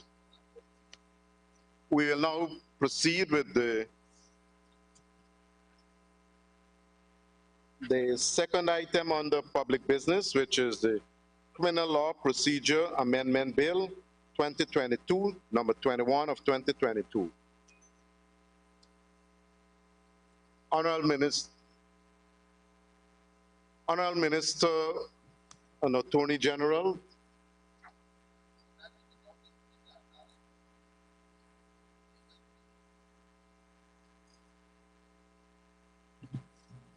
thank you, Mr. Speaker. Mr. Speaker, I rise to move that the Criminal Law Procedure Amendment Bill 2022, Bill number 21 of 2022, published on the 1st of November 2022, be now read a second time. Mr. Speaker, the Criminal Law Procedure Amendment Bill 2022 is inspired by a decision of the Caribbean Court of Justice in the case of Marcus Bisram against the Director of Public Prosecutions, delivered on the 15th of March 2022. The relevant facts and consequential legal issues which arose in the case are quite simple. Bisram was charged with murder. His preliminary inquiry was concluded by the presiding magistrate at Springlands Magistrate Court within the Quarantine Magisterial District. At the conclusion of the preliminary inquiry, the learned magistrate found that a prima facie case was not made out against Bisram for him to stand trial before a judge and jury in the High Court. As a result, the learned magistrate discharged the accused. Under Section 72 of the Criminal Law Procedure Act, the Director of Public Prosecutions is conferred with a number of powers. These include, inter alia, where a magistrate discharges an accused person upon the conclusion of the preliminary inquiry, to require that magistrate to send him the deposition taken in the case and any other documents and things connected with the cause, review the same, and if in the opinion of the DPP, that accused person should be committed to stand trial, instruct the magistrate to reopen the preliminary inquiry and commit the accused. Similarly, if the DPP, after reviewing the deposition, is of the view that additional evidence is to be taken and for the accused person to be committed, the DPP is empowered to instruct the magistrate to reopen the PI, take the relevant evidence, and commit the accused to stand trial.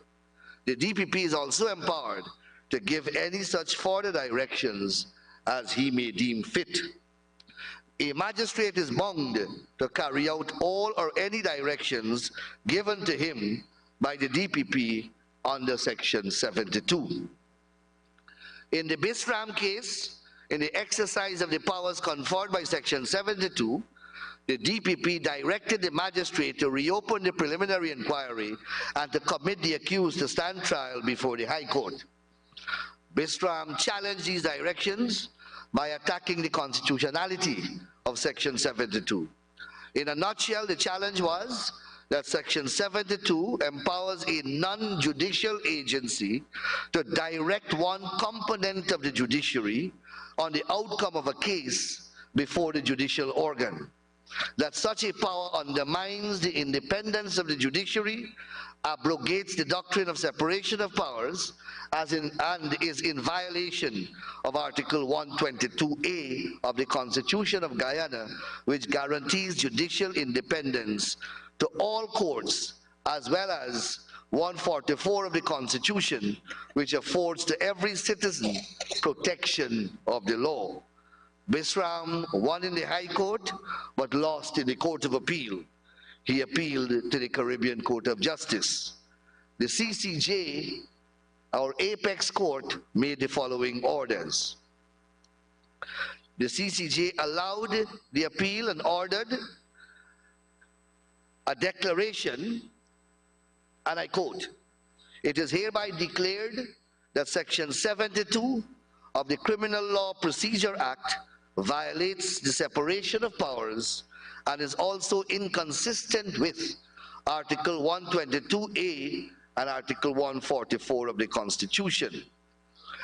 The CCJ went on to make the following pronouncement, and I quote, "Until the National Assembly makes suitable provisions, Section 72 is modified to excise those provisions permitting the DPP to direct the magistrate.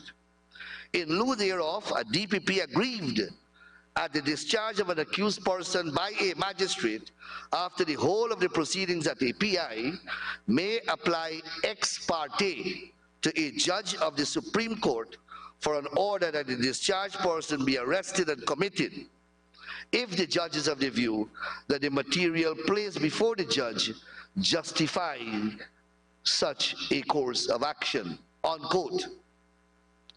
So, Mr. Speaker, the CCJ first declared Section 72 of the Criminal Law Procedure Act to be unconstitutional and then proceeded to modify it in the manner and form that I just outlined. The CCJ being our apex court, our court of final appeal, we are bound to follow the decision in Marcus Bisram and to correct the law in the manner suggested by the CCJ.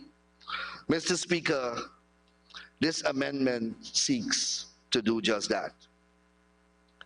As explained above, in its current construct, Section 72 provides that where an accused person has been discharged by a magistrate, the DPP, after examining the evidence, may direct the magistrate to reopen the inquiry.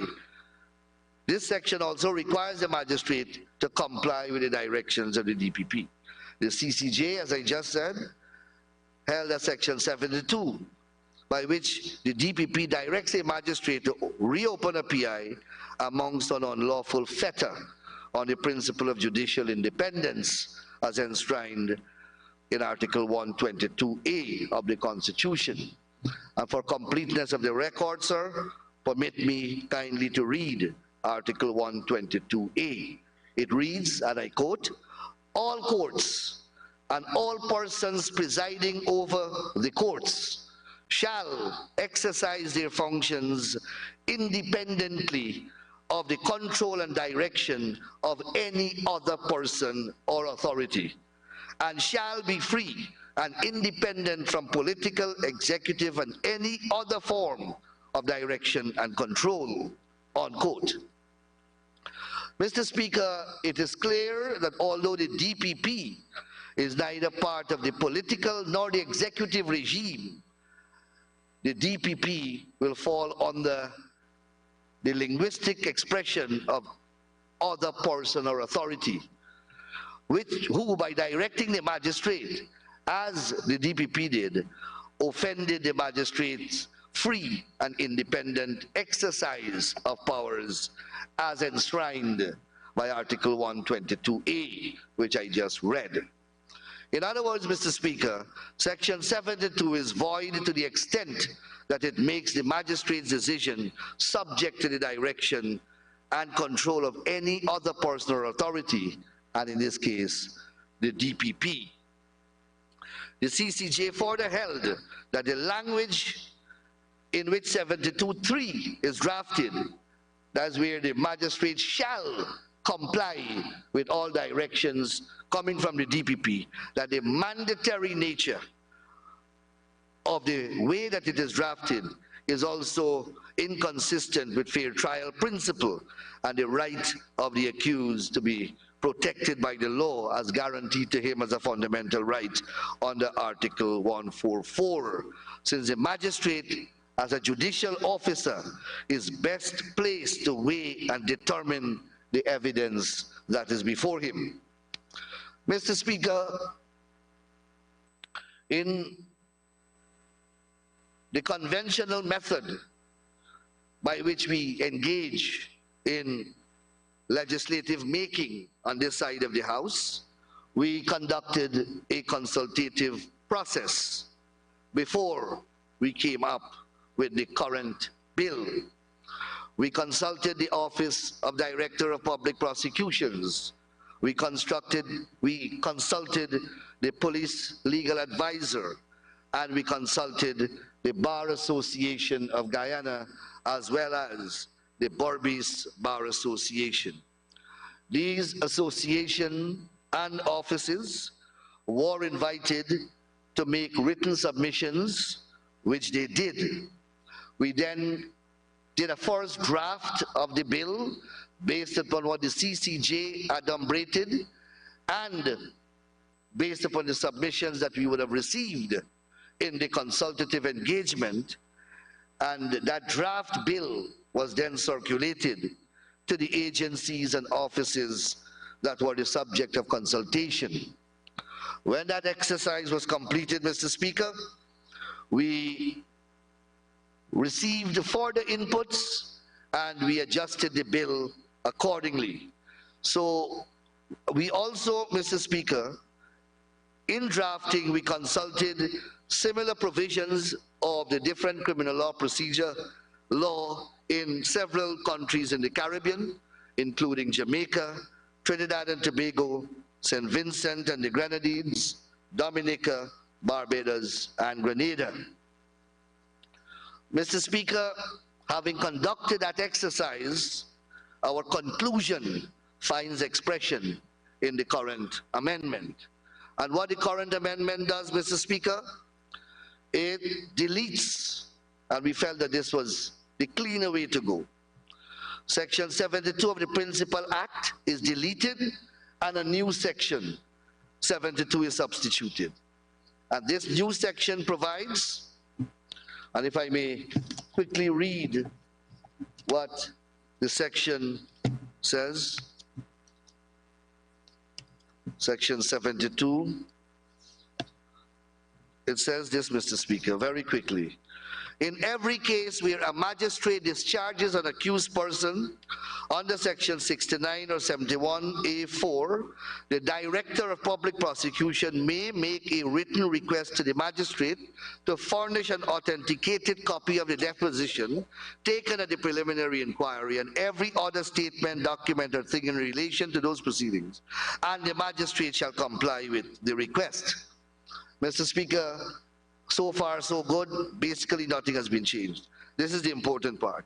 Where the Director of Public Prosecutions, after considering the depositions and any other statement or document or thing furnished by the magistrate under subsection 1, is of the opinion that a prima facie case against the discharged person was established and the discharged person should have been committed for trial, the DPP shall make an application to a judge of the High Court for a warrant for the arrest and committal for the trial of the discharged person, provided that a judge shall only grant the application of the Director of Public Prosecution where the judge is satisfied that the evidence as given before the magistrate was sufficient to commit the discharged person for trial.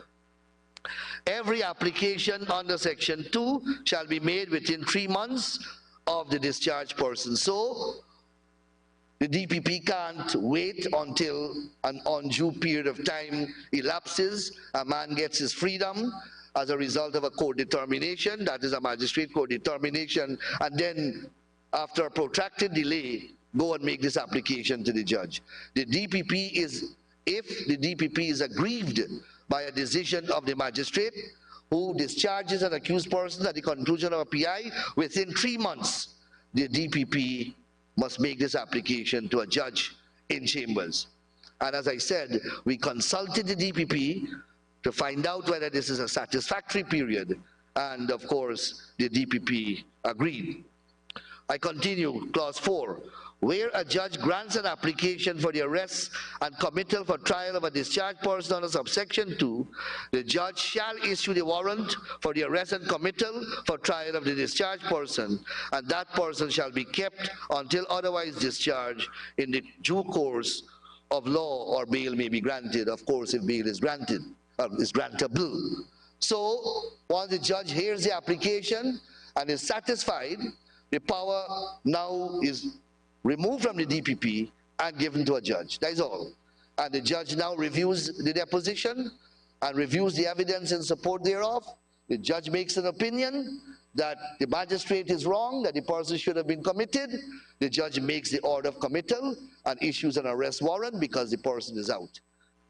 Would have been discharged by the magistrate. And once that is done, that arrest warrant and that order of committal will the cumulative effect will be that the person will be arrested and kept in the public jail. Every person proceeded against under subsection 4 shall be further prosecuted in like manner as if the person has been committed for trial by the magistrate by whom the person was discharged. So everything else proceeds as normal.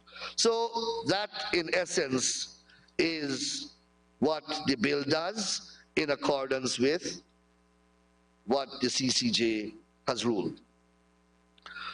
Mr. Speaker, so the bill removes the repugnance as found by the CCJ that the DPP directs a magistrate.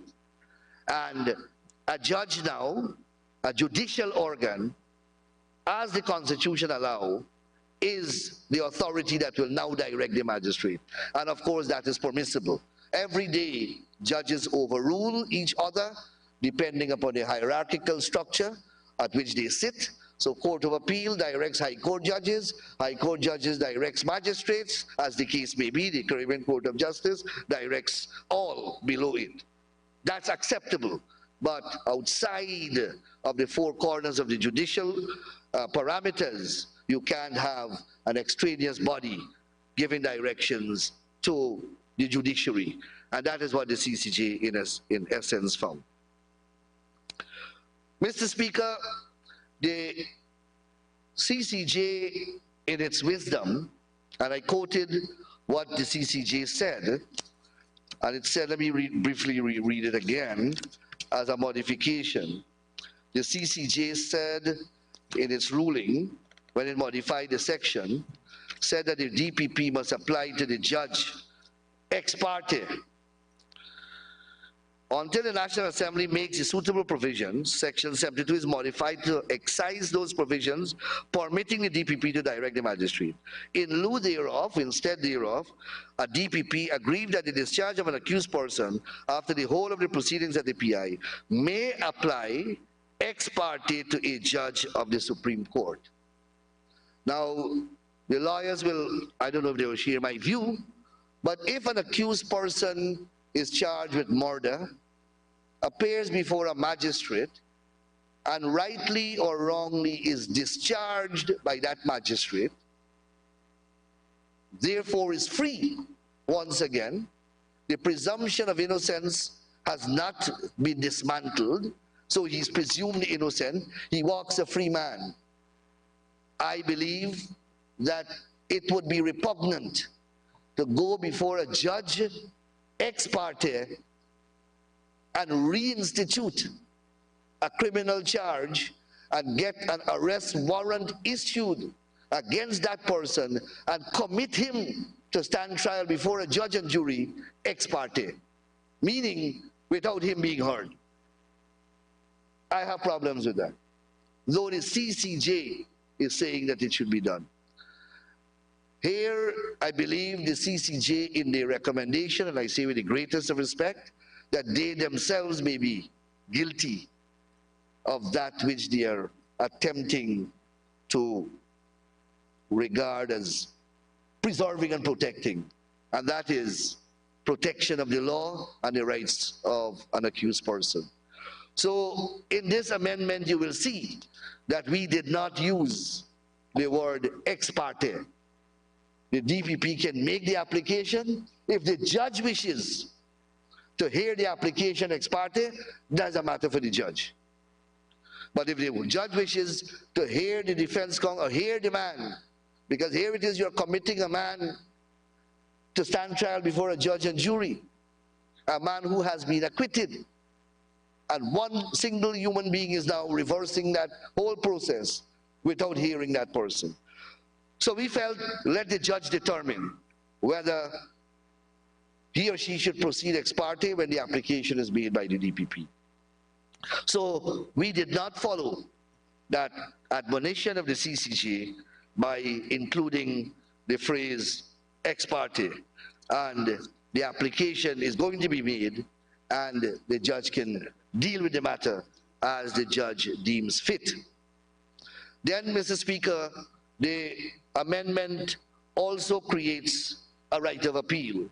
So if the DPP goes there before that judge and is aggrieved by the decision of the judge, let us say that the judge refuses the application to commit, then the DPP is given a right of appeal to the Court of Appeal. Mr. Speaker, we believe that this bill accurately captures the jurisprudential essence of the CCJ's decision and directives, as well as it accords due protection to the constitutional rights of the accused person. Mr. Speaker, the bill also, we have two amendments which at the appropriate time I will put before the House. And these two amendments are consequential to Section 72 and consequential to the pronouncements of the CCJ. Though these sections, 78 is deleted by this amendment, or the amendment to this amendment, it's circulated, and Section 78 contains a similar power in a different circumstance where the DPP can direct a magistrate again. In the event, Section 78 says that in the event that the DPP is of the view that the magistrate should not have discharged or commit, and he should have taken the matter summarily, the magistrate has a power to direct, the DPP has a power to direct the magistrate again. And then Section 79 of the Principal Act is also amended to remove another set of powers that the DPP has to direct the magistrate.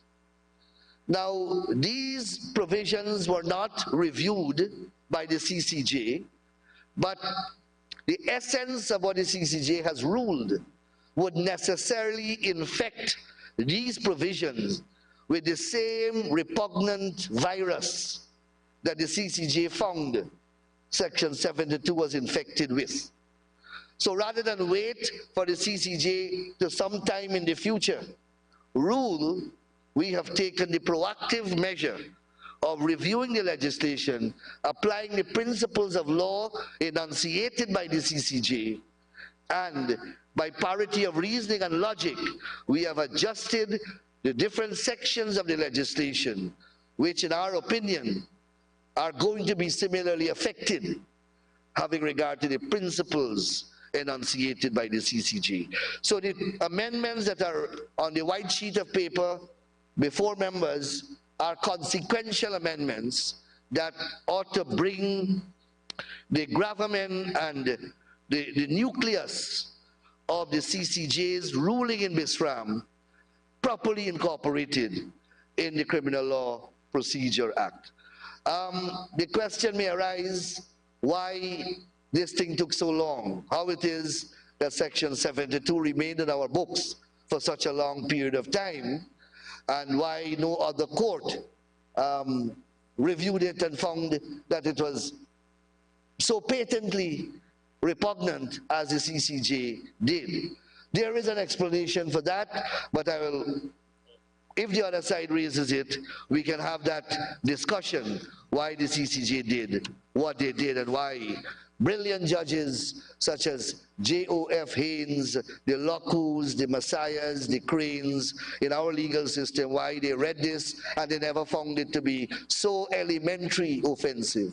There is a reason why, and there's a big debate in the region as to whether the Privy Council has taken one position and the CCJ has taken another. But that's a little outside of the parameters of the debate. But if my friends wishes to raise it on the other side, we can have a healthy exchange on the matter. Mr. Speaker, those are my few comments on the bill, and I commend it to the House for passing with the amendments at the appropriate time. Thank you, Honorable Attorney General and Minister of Legal Affairs. Honorable Member Kemraj Ramjatan. You have the floor. Thank you very much, Honorable Mr. Speaker. There is a term that is coined generally when you fully support the pronouncements made in a court of appeal or any court. Namely, I concur, I think is a term. It is the term. I feel that at this point in time, I would like to concur completely with Mr. Anil Nandla. I do it when it is necessary, as is my prerogative. And indeed, as he enunciated in his inimitable style, with passion and verve, it is important that indeed a statement be made as to, as he mentioned finally in his approach to the discourse, as to why for such a long time this piece of legislation stood the test of time, notwithstanding a lot of people being critical of it.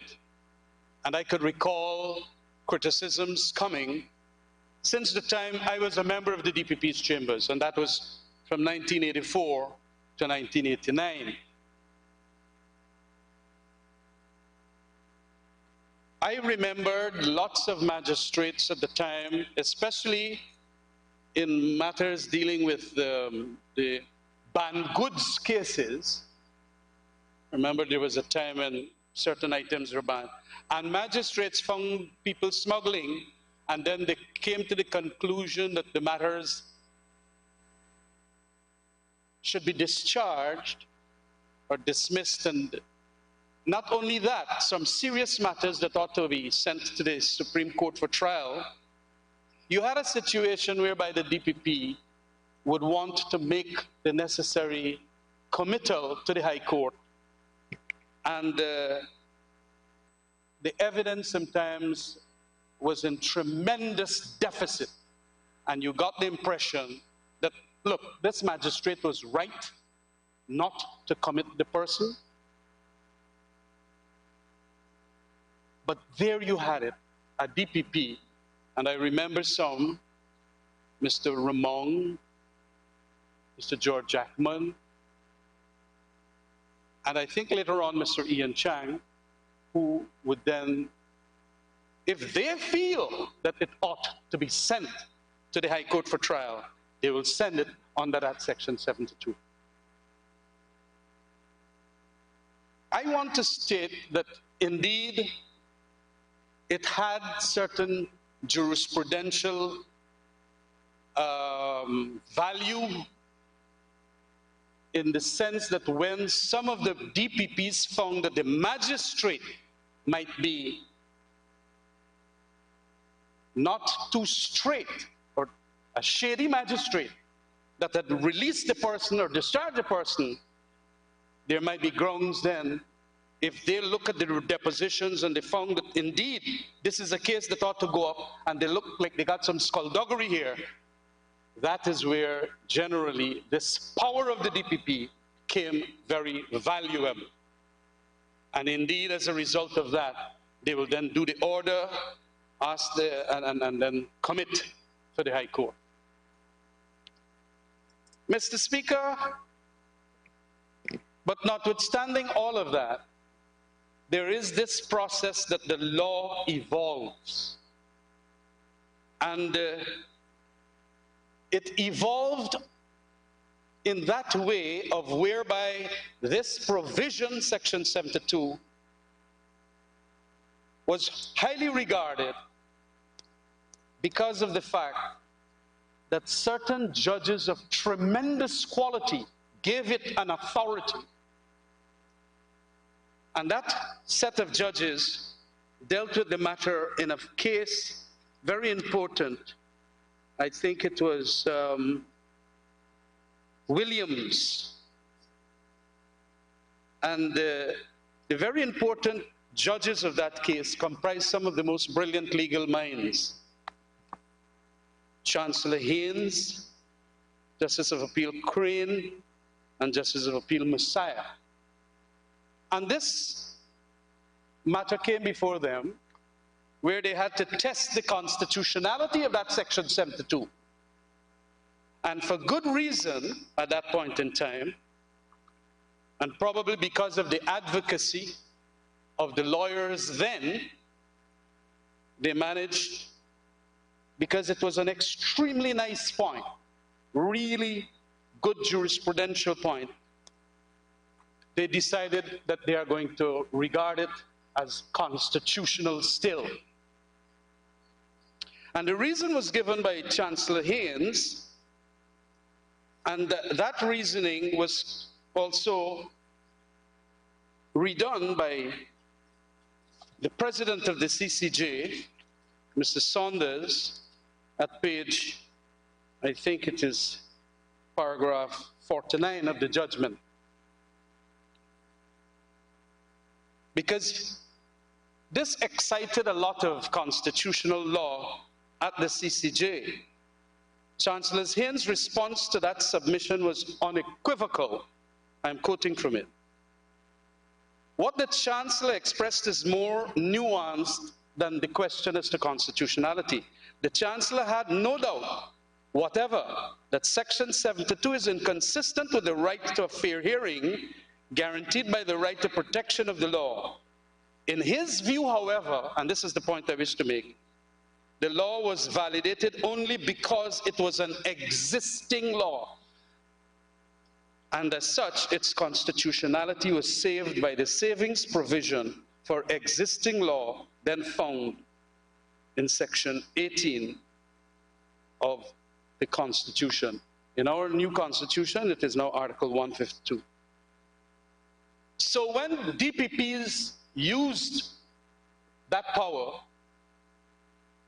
and when the Court of Appeal recently held indeed, prior to this matter going to the CCJ, that indeed it is still constitutional, they were resting their case on very good authority via that Williams matter, and especially the judgments, erudite judgments, you might say, of Chancellor Haynes and, of course, Justice of Appeal Crane.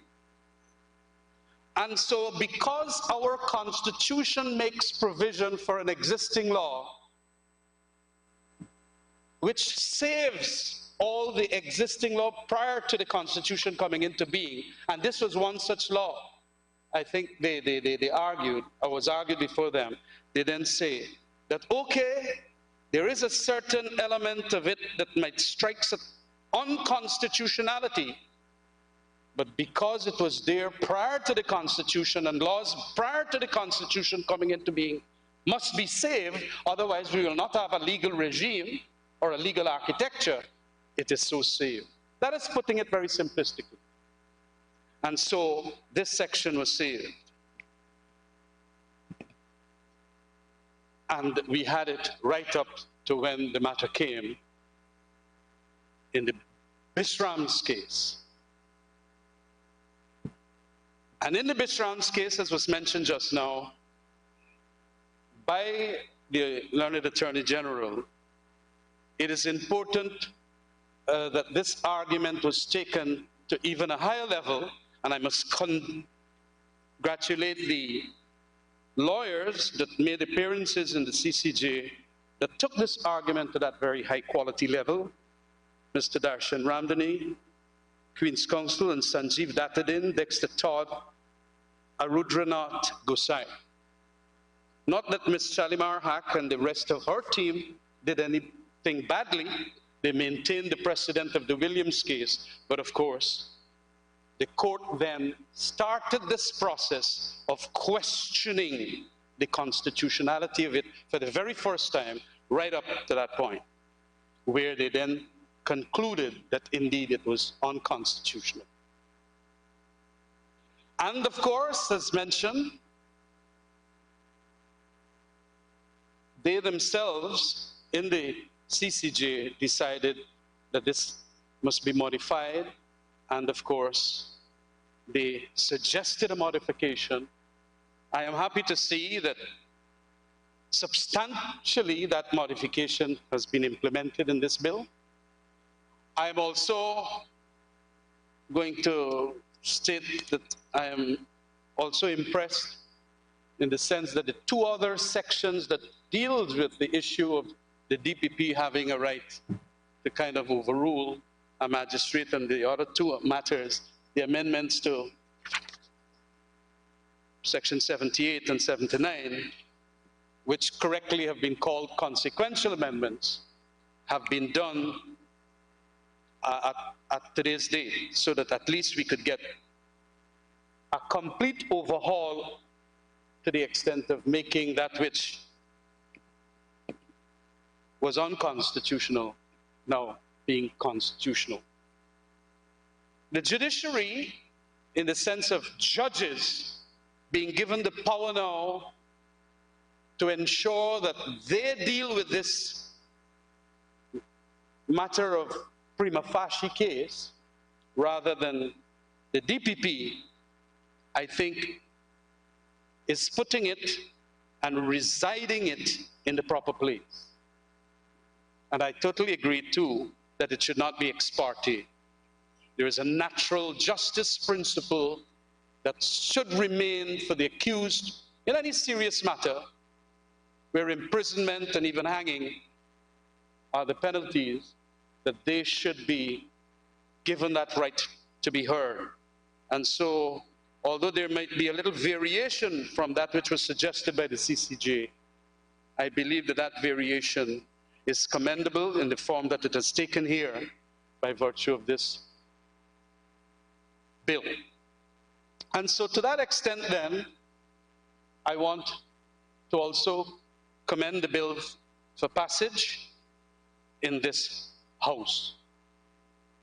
I remembered very many occasions, and not only whilst being a prosecutor in the DPP's chambers in those years, but also on the other side, the defense counsel. And you could remember the treason case, the Maikoni treason accused, and a lot of things being said there where no case submissions were made by the defense counsel at that point in time, Bernardo Santos, and it being overruled. And then, of course, a long time in jail, they came for trial, and of course the no case submissions were upheld. Simply because if you had certain, evidence rather than what you call that which is taken as a deposition level, you could have avoided those lengthy incarcerations. And so there is an element of justice that I see forthcoming from the CCJ's rationalization and expounding.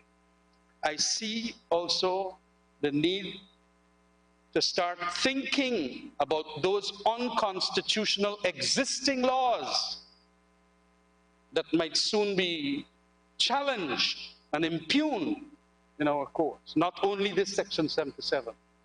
And to that extent, then, it is a good precedent for the purposes of ensuring a greater entrenchment and enshrinement of fundamental rights, fundamental human rights, whether they be substantive rights or whether they be procedural rights. And in the context then of the bill coming here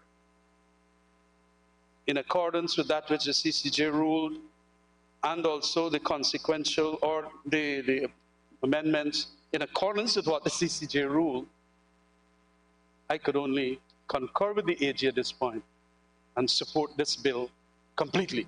Thank you very much. Thank you very much, Honorable Member. I think the case you were referring to was Deukaran, Wordsworth, and Pratap Singh, if I'm correct. Honorable Member, Minister of Tourism, Industry and Commerce, Monish Walron, you have the floor.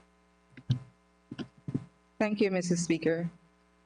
Mr. Speaker, I am pleased and indeed privileged to add my voice in support of this bill, the Criminal Law Procedure Amendment Bill number 21 of 2022.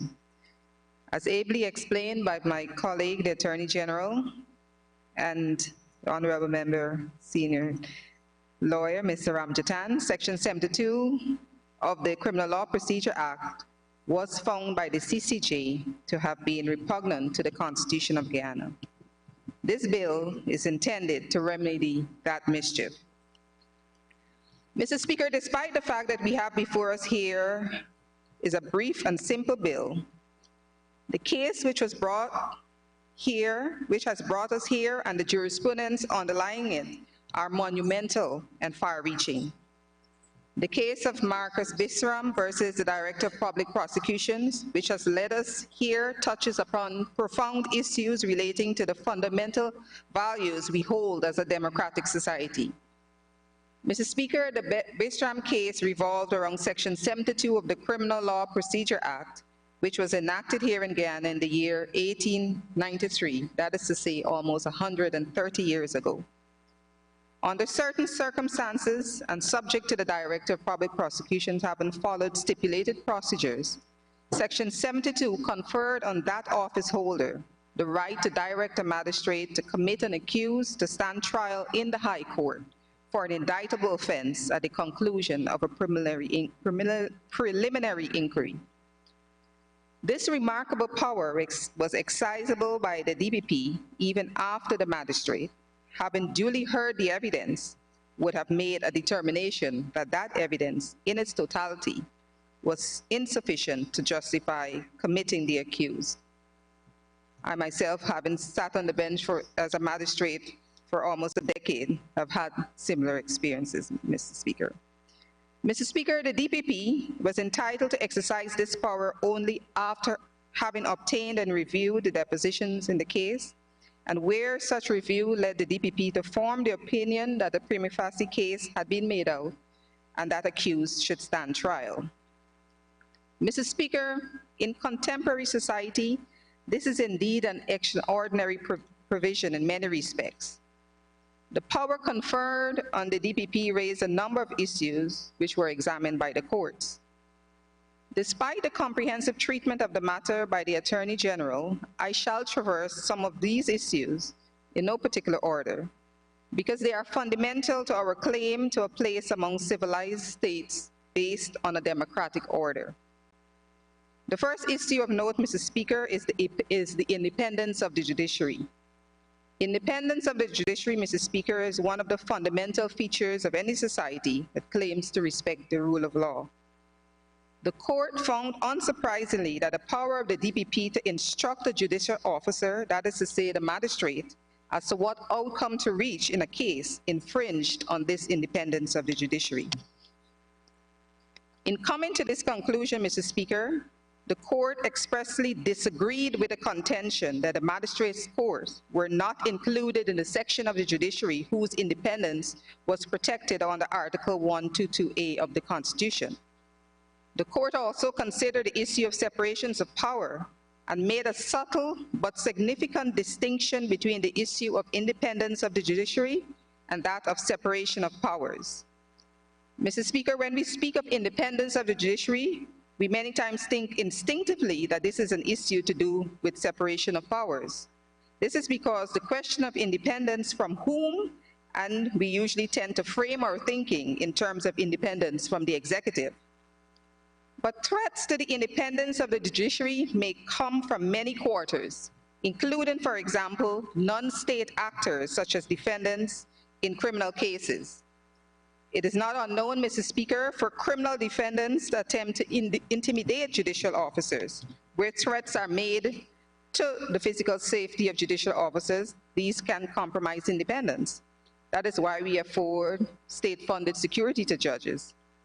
On the issue of separations of power then, the court treated at some length in its judgment the issue of independence of the DPP from the executive.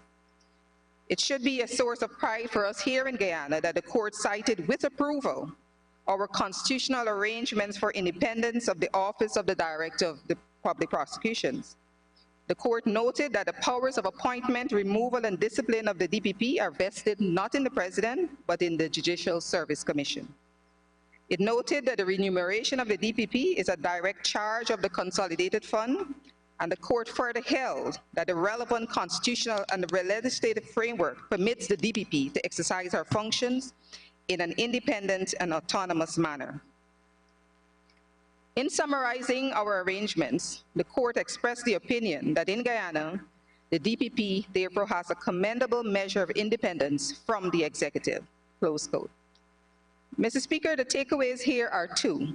The first is that notwithstanding some flaws, the Caribbean Court of Justice, not for the first time, expressed admiration for our constitutional arrangements.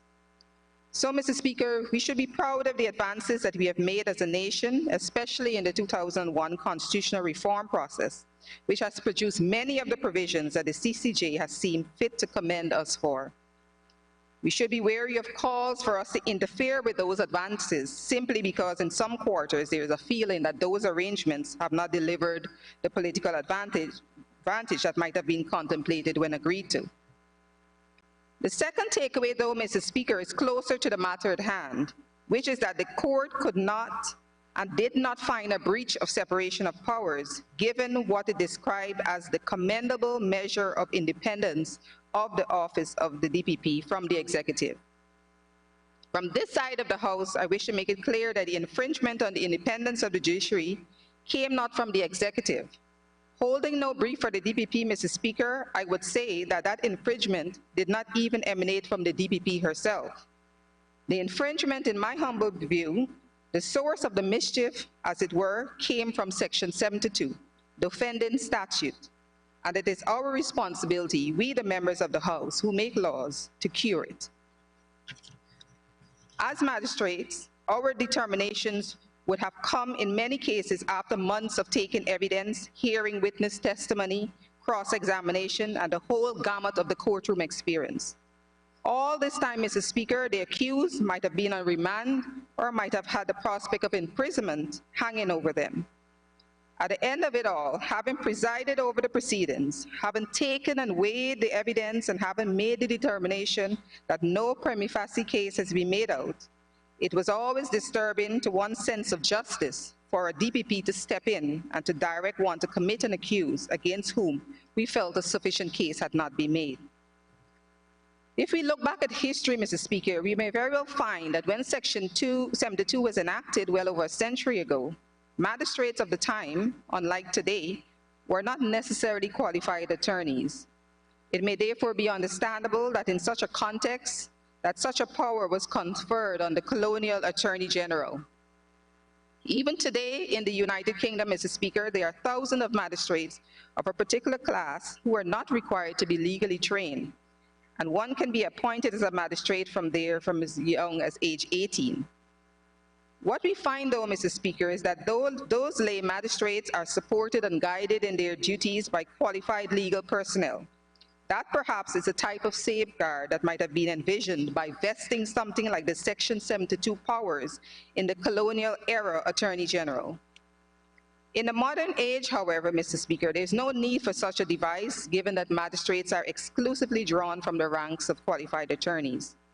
Moreover, the device in the modern age is also repugnant to the rule of law as that concept is currently understood. Mr. Speaker, there's an even more egregious aspect to these arrangements embodied in Section 72.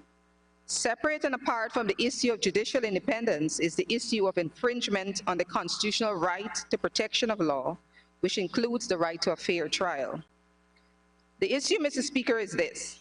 In the Bisram case, it was the offense of the DPP which was prosecuting, it was the office of the DPP which was prosecuting the accused. That office failed to persuade the magistrate that the accused should be committed. As things stand, however, the very same DPP's office was nevertheless, by virtue of Section 72, conferred with the power to compel the magistrate by fiat to arrive at a conclusion that it was unable to persuade the magistrate to arrive at by advocacy. Mr. Speaker, my Latin is awful, but nemo juris in sua causa, forgive my pronunciation. I did good? Thank you, Mr. Abjitan. No one, honorable member. No one should be a judge in his own cause. This is a fundamental principle of justice, that no person ought to judge a case in which they have an interest. The court observed that the preliminary inquiry, though not a trial, is required to afford the accused many rights of a trial, including the right to a fair hearing. The court noted that the right to a fair hearing is so central to the rule of law, is enshrined in the protection of the law clause of the Constitution. Mr. Speaker, one does not need to be an attorney to grasp the grave affront to fairness or to the perception of fairness, where a party to a dispute has the right to decide that dispute.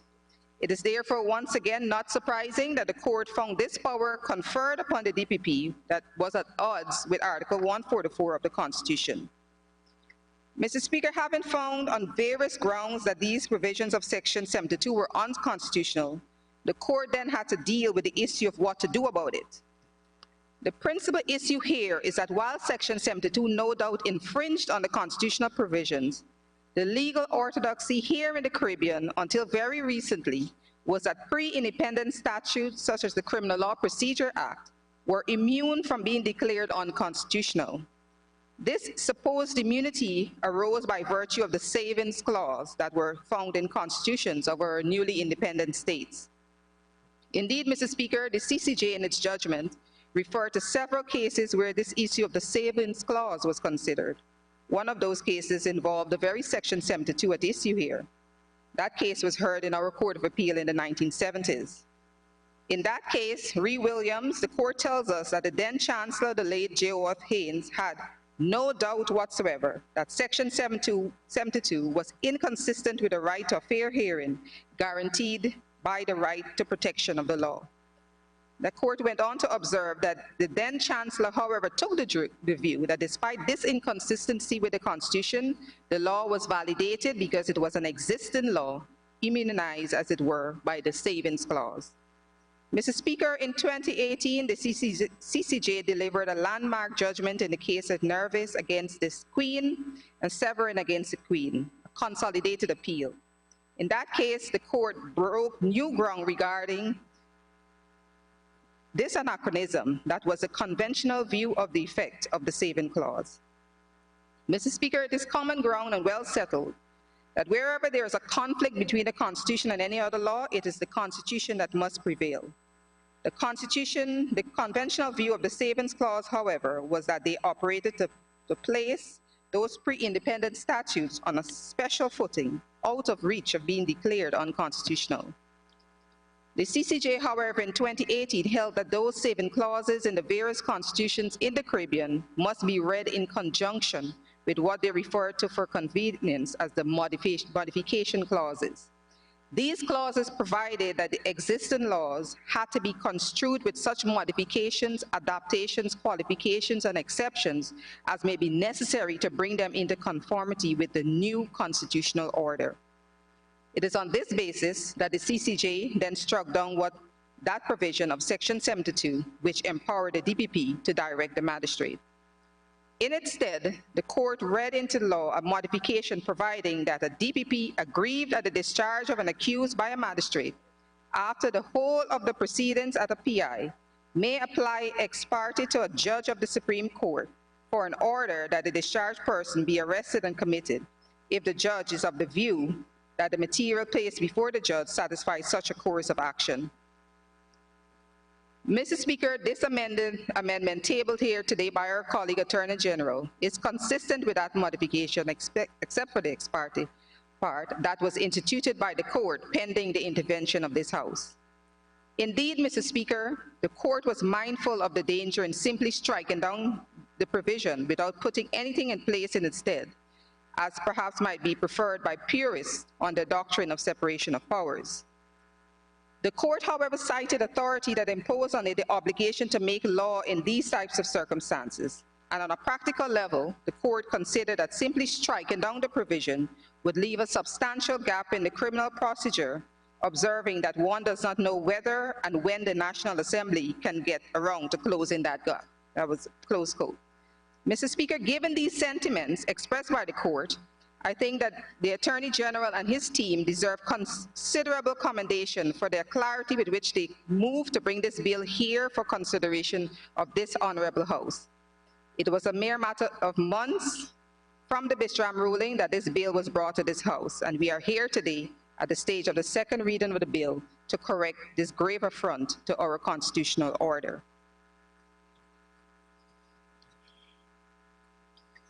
And Mr. Speaker, we are not only responsive when it comes to these matters, we are also proactive. We understand that all over the books there may exist laws archaic in origin and inconsistent with the contemporary rules and values and reality for one reason or the other. That is why, Mr. Speaker, we've established the Law Reform Commission, for we believe that it is not sufficient for us to only react when a problem arises and has to traverse the judicial system. The Commission will proactively review and identify issues and recommend legislative changes where it thinks such changes would be appropriate. These two regimes will exist in complementary manner, each contributing to the constant evolution of the legal landscape. In fact, Mr. Speaker, the recent rulings of the CCJ in Nervis and McEwen in 2018 and in the Bishram case, which has led us to this specific amendment, will, in my considered view, lead to a plethora of cases requiring the attention of the judiciary, the executive, the Law Reform Commission, and ultimately this very House. Mr. Speaker, the Bishram case ought to be required reading for all persons involved in the administrative machinery of the state, and certainly for members of this honorable House, whose duty it is to make laws. As I would have noted before, the case raised an array of issues that are of considerable moment with respect to our legal landscape. But, Mr. Speaker, we should not let those very technical matters allow us to lose sight of what brought us to this point. I think we all should take a moment to remind ourselves of the event that triggered the process that has led us to the point of tabling this amendment. That event, Mr. Speaker, was an instance of one of the most repugnant acts known to civilized society, and that is the unlawful killing of a human being. We must not forget, Mr. Speaker, that young man, Faizad Narandat, lost his life in a most brutish manner, and it was that which set us on a journey from the Corentyne coast to the Caribbean Court of Justice and ultimately to the floor of this House. I draw attention to these circumstances, Mr. Speaker, because insofar as there continues to be doubt as to whether all responsible for the gruesome murder of Faizad has been held accountable, we should not let his name become a mere footnote to these proceedings. Mr. Speaker, on this side of the House, we hold no brief for the Director of Public Prosecutions. As noted in the judgment of the court, the DPP is in all material respects independent of the executive.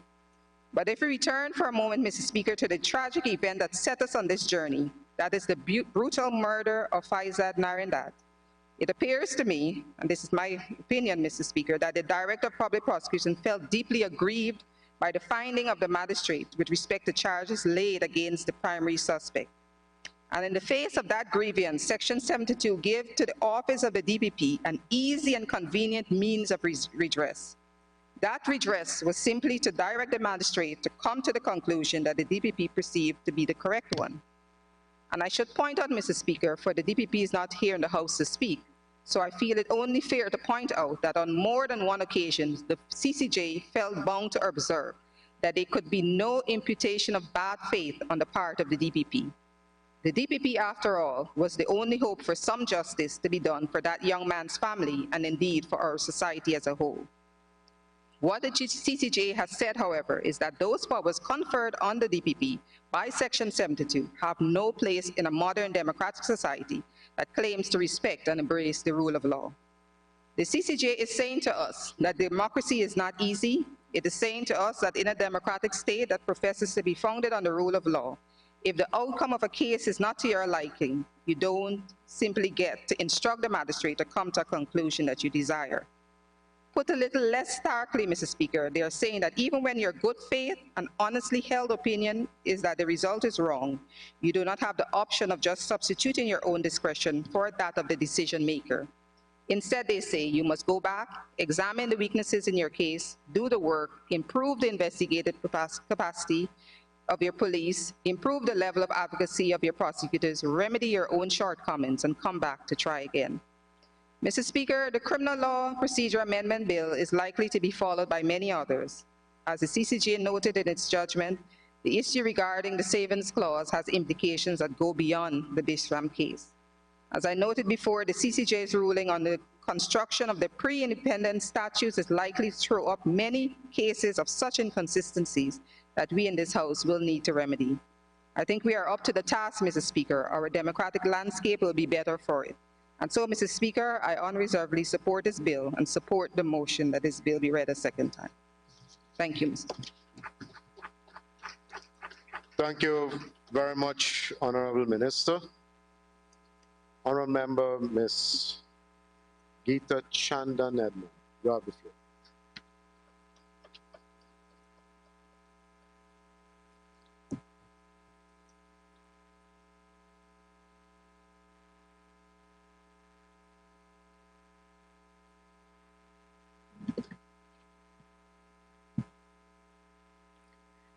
Thank you, Mr. Speaker. I rise to make my presentation on Bill number 21 of 2022, which seeks to amend the Criminal Offences Procedure Act by amending Section 72 of this act. As we continue our commitment to the people of Guyana towards legislative agenda, this brings us to specifically consider the amendment to the paragraph in this act which empowered the Director of Public Prosecution to direct a magistrate to reopen a preliminary inquiry with a view to commit a discharge accused. The explanatory memorandum states that by this amendment of Section 72, the repugnance between the Constitution and Section 72, as pronounced upon by the CCJ, is removed. I know much of this has been pronounced upon, has been presented to us by the Honorable Attorney General, but nevertheless, I will repeat some of what has been said before by the previous speakers. Further, Mr. Speaker, according to this memorandum, by amending Section 72, the Director of Public Prosecution may make an application to the Judge of the High Court for a warrant to arrest and commit an accused person who is discharged by a magistrate under the Act. The judge may only grant that application if he or she of the view that based on the evidence before the magistrate that such a course of action is required. Mr. Speaker, we are placed today with the responsibility to conscientiously and without acrimony to discuss and agree to this amendment. It is our duty, Mr. Speaker, to the people of Guyana to objectively present our views for consideration in relation to this amendment, and we must, with the greatest of sincerity, proceed with our respective positions on this amendment. Today, right now, we must eschew all attempts to strain our voices to argue for or against this amendment. There is absolutely no room for that. The time for that has long passed insofar as this amendment is concerned. Today marks the culmination of arguments and legal back and forth which began as early in 2020. In 2022, the Caribbean Court of Justice ruled in the matter. I will, for the sake of clarity, I will repeat the facts of this matter which are stated in the judgment. So, Mr. Speaker, from the judgment, the facts are stated that Marcus Bisram, an accused, was discharged by the magistrate. That is a murder accused. The evidence was heard at the preliminary inquiry. The Director of Public Prosecution, by two separate letters, directed the magistrate to reopen the PI and later to commit Bisram for trial, which the magistrate did. Bisram contended that these directives by the DPP were unlawful and that Section 72 of the Criminal Law Procedure Act, an existing law, empowers the DPP to so direct, and that it was incompatible with the Constitution. He sought orders in relation to these claims. Ms. Ram claimed, Mr. Speaker, that the directions were unconstitutional because Section 72 was contrary to Articles 122 and 144. He also claimed that in any event, the DPP did not precisely follow the steps which is required by law. The CCJ held, which we heard from the Honorable Attorney General, that the best solution is for the National Assembly to make appropriate constitutionally compliant provisions that will cover those circumstances where a magistrate discharges an accused and the DPP is aggrieved. The justices further ruled that the section violated the appellant rights and was contrary to the rule of law. Mr. Speaker, the ruling came after submissions of arguments by some of the best legal minds, and today I wish to acknowledge my colleague on the other side of the House, Mr. Sanjeev Dattadin, Honorable Sanjeev Dattadin, who represented the applicant, Marcus Visram.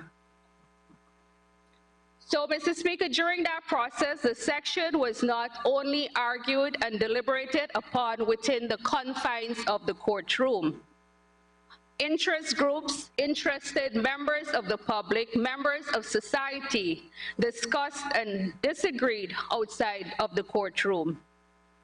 But, however, sir, all of that is over today. There's some of us who will agree with that decision of the Caribbean Court of Justice, and there are some of us who will not agree with that decision.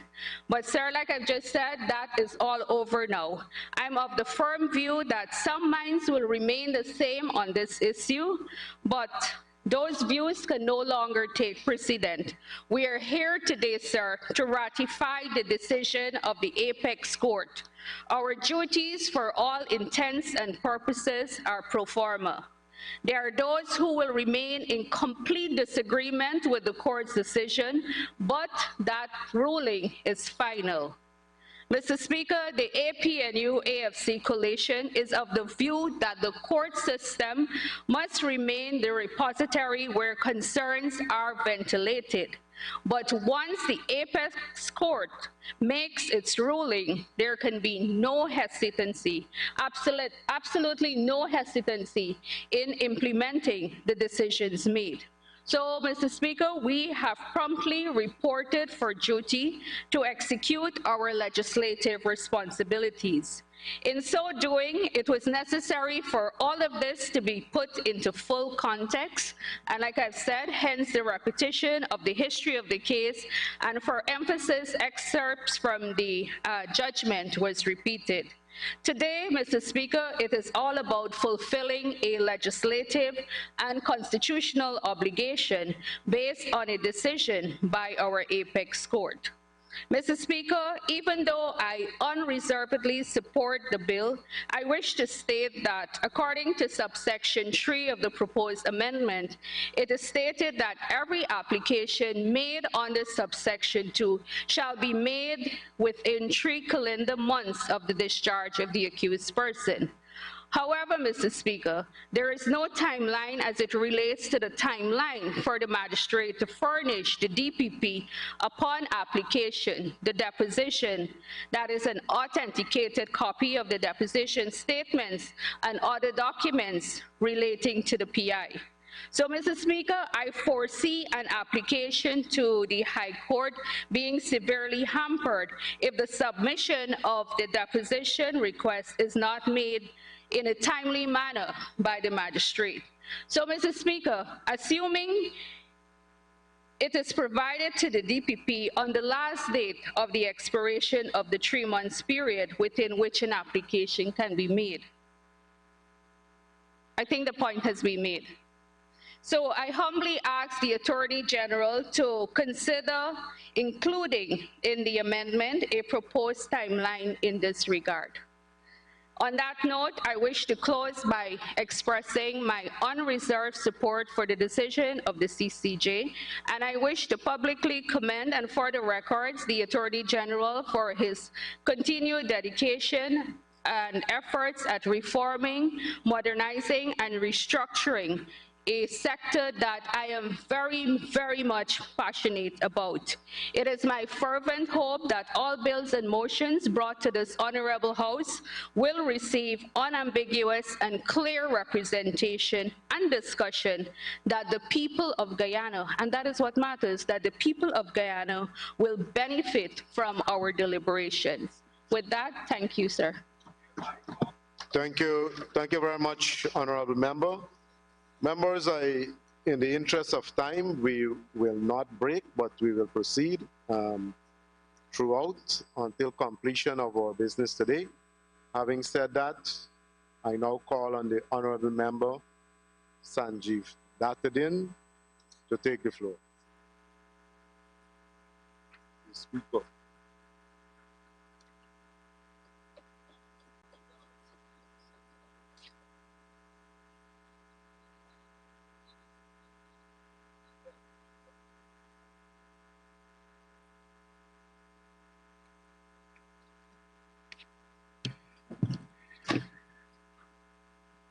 Good afternoon, Mr. Speaker. Mr. Speaker, if I could just, I of course endorse everything said by the Honorable Attorney General and the speakers before me. And I of course commend the Criminal Law Procedure Amendment Bill 2022 to this House for its passing.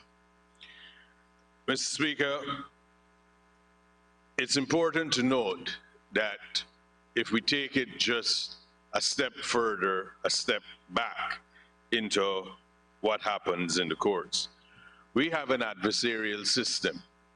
I think everyone is well aware there are two sides and there's an independent adjudicator. So in an adversarial system, there is, of course, whether it's the plaintiff defendant, prosecutor defendant, and then you have either a judge or a magistrate who is the independent arbiter. It would be repugnant to common sense, justice, fairness, if you and I have a dispute, and at the end of the dispute, when I win, you go tell the arbitrator what to do. Then what is the point of having that system in place? Now that's the fundamental and underlying tenet of what the issue in Bisram was. There could be no dispute or no fight that is fair if when I win, the other side could go and say, tell the arbitrator what to do. Now, the adversarial system expects, it promotes equality of arms. That is why we have rules of court, we have statutes, and everyone knows the rules by which they must play. So what was the mischief, if it were, was the fact that the Director of Public Prosecutions, who by law and under the Constitution is the sole agency that is responsible and entitled to prosecute people in this country for criminal offenses, had the power unilaterally to direct the magistrate. Now, Mr. Speaker, I wouldn't go into great detail about the niceties about whether a preliminary inquiry in the magistrate's court is a trial. There is substantial learning on the issue as to whether at that stage a trial has commenced or whether a trial only commences when you get to a jury. But if we could take it as to how it works. So the first thing that would happen is a citizen, a person is charged. When you're charged, you go to the magistrate's court to respond to that charge. Now, if it is a serious offense, in the Bisram case, as we've heard, it was the offense of murder. Now, if it is a serious offense and a preliminary inquiry is being conducted, then the magistrate presides over that inquiry. So that's how the preliminary inquiry would take place. But the preliminary inquiry is not, strictly speaking, a trial, meaning the end result couldn't be guilt. You can't be found guilty at a preliminary inquiry. What happens, you might be the first one to get found guilty at the preliminary inquiry. Keep talking. But, Mr. Speaker, what happens is the magistrate decides that there is sufficient evidence for a trial to take place before a jury. So you then get committed to stand trial in the High Court before a judge and a jury. Now, that determination of sufficiency of evidence is what the magistrate's role is. It is loosely and comparable to what others may know as a grand jury process, which exists in the United States, or other similar mechanisms. But the idea behind it is you should not go to trial in a serious case until there has been a determination, meaning a specific finding that there is sufficient evidence to go to trial. Now, the magistrate would assess all the evidence that the prosecution would have produced, and whether there was cross-examination by the defense or not, and assess the evidence. Upon the conclusion of the prosecution's case and whatever responses the defense may wish, Mr. Speaker, the magistrate has to make a finding. I find sufficient evidence, and you are to stand trial at the next assizes before a judge and jury, or I do not find sufficient evidence, in which case the accused is discharged. Now, under the old Section 72 of the Criminal Law Procedure Act, when that discharge happened, meaning the magistrate's finding is there is not sufficient evidence, the Director of Public Prosecutions had certain powers.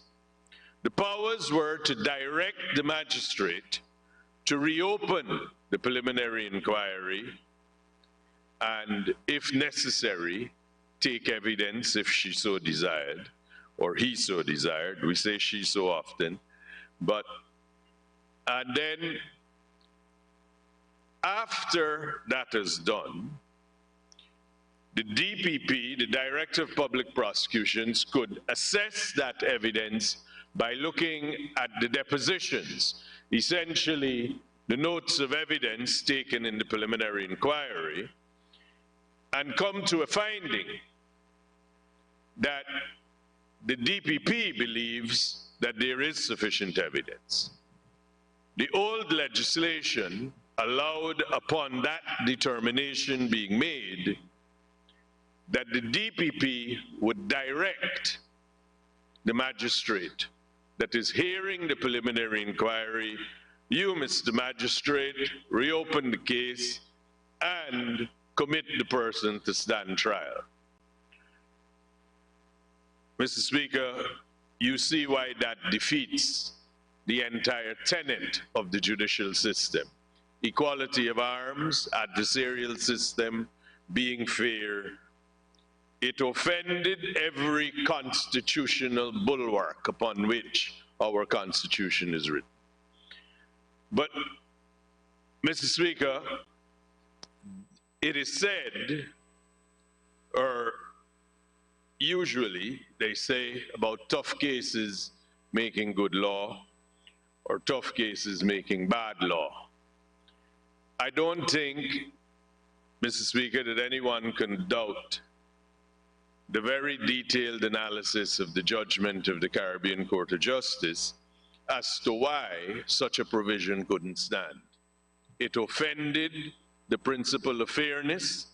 It offended the principle of a trial, the adversarial system, and it essentially made or could render a preliminary inquiry nugatory, a waste of time.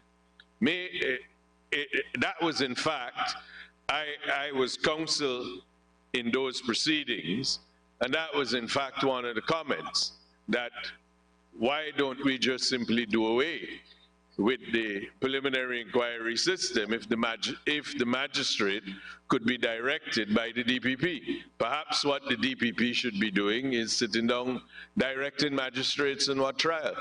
That would have been the ridiculous and outer conclusion, but if you took it logically, that's what it would mean.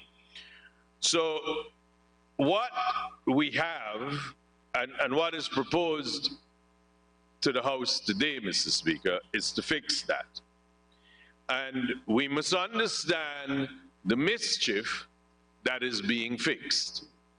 The mischief that is being fixed is the Director of Public Prosecutions, as the prosecutor, and within the meaning of 122A of our Constitution, being a member of the executive, should not interfere with judicial powers.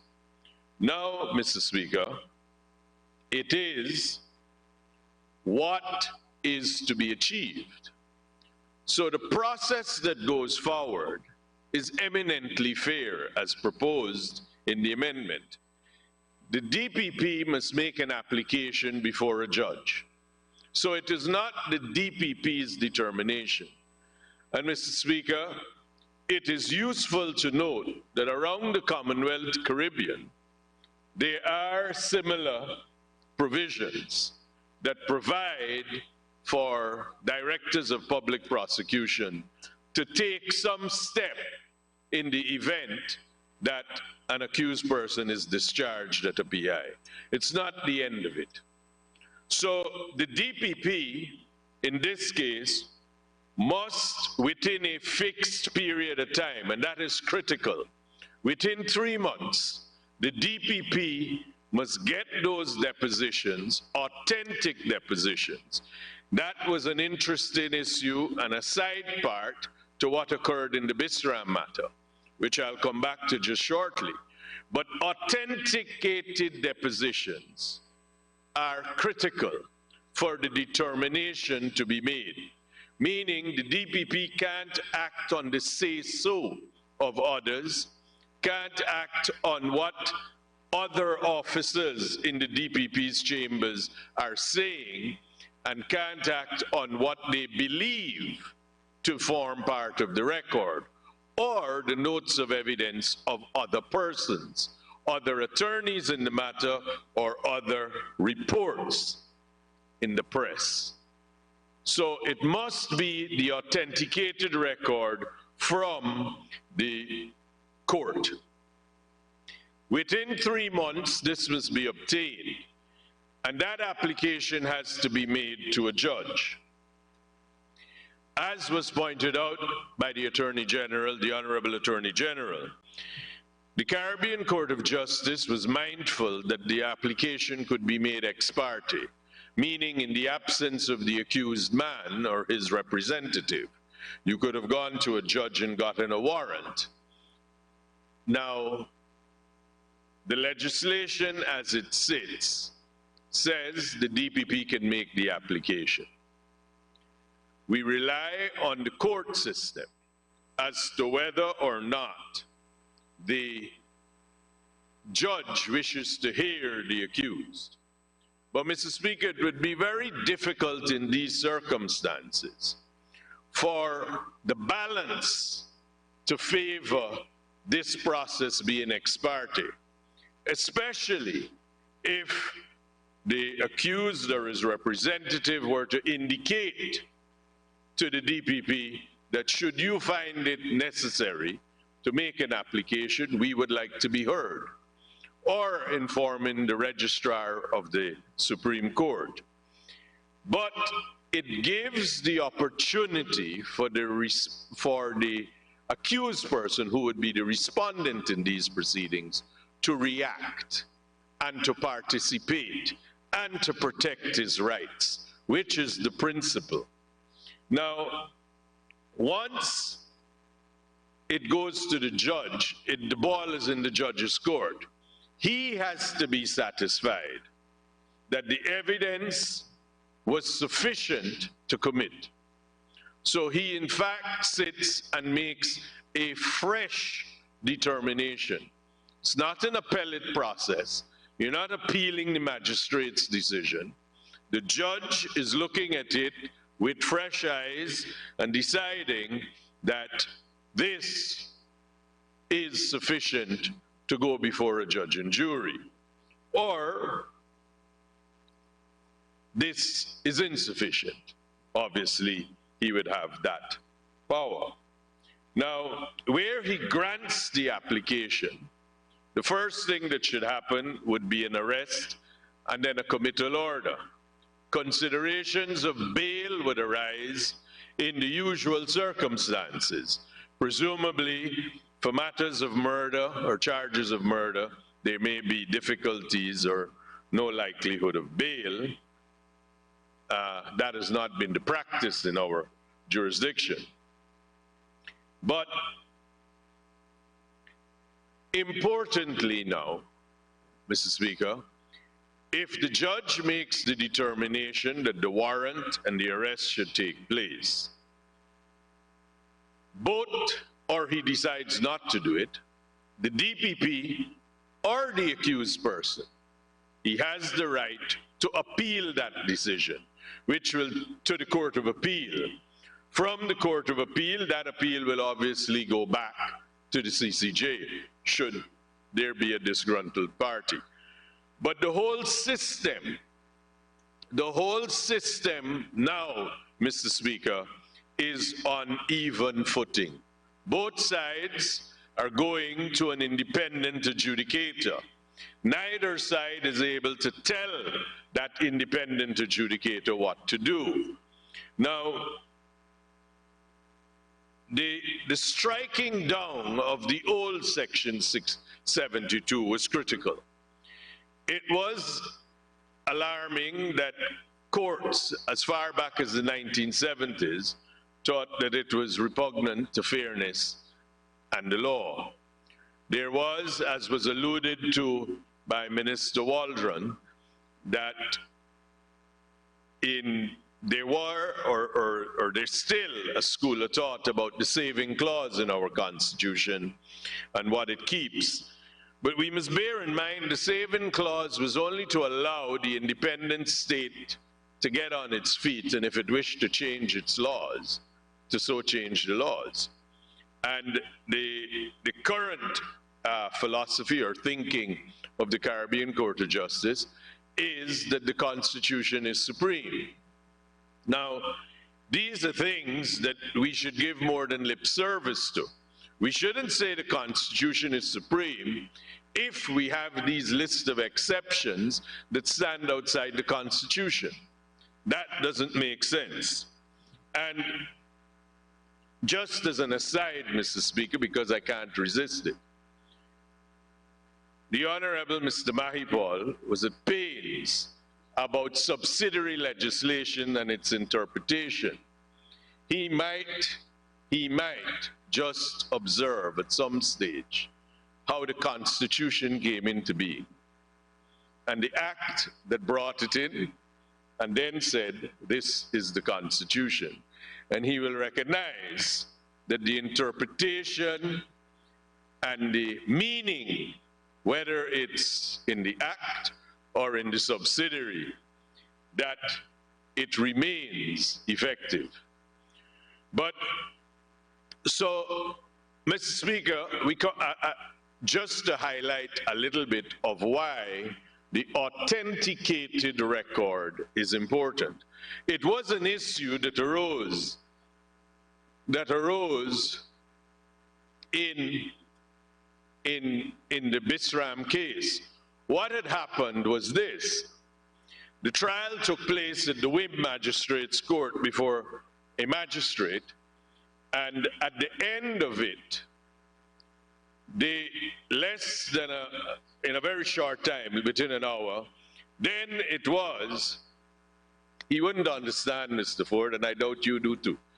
But, but anyway, so in less than an hour, the time it would take to drive to Georgetown, for example, the DPP had issued her edict that the trial should be reopened and Mr. Bisram should be committed. She relied on the prosecutor's word, and that is part of what the evidence was. The DPP was relying on the prosecutor's word as to what took place and what was the record. That is why it is critical that in the legislation we have, it is the authenticated record that the DPP must actually have, not the notes of evidence of any of the participants. That would make no sense. Because how would you be able to verify the genuineness, for want of a better word, as it was?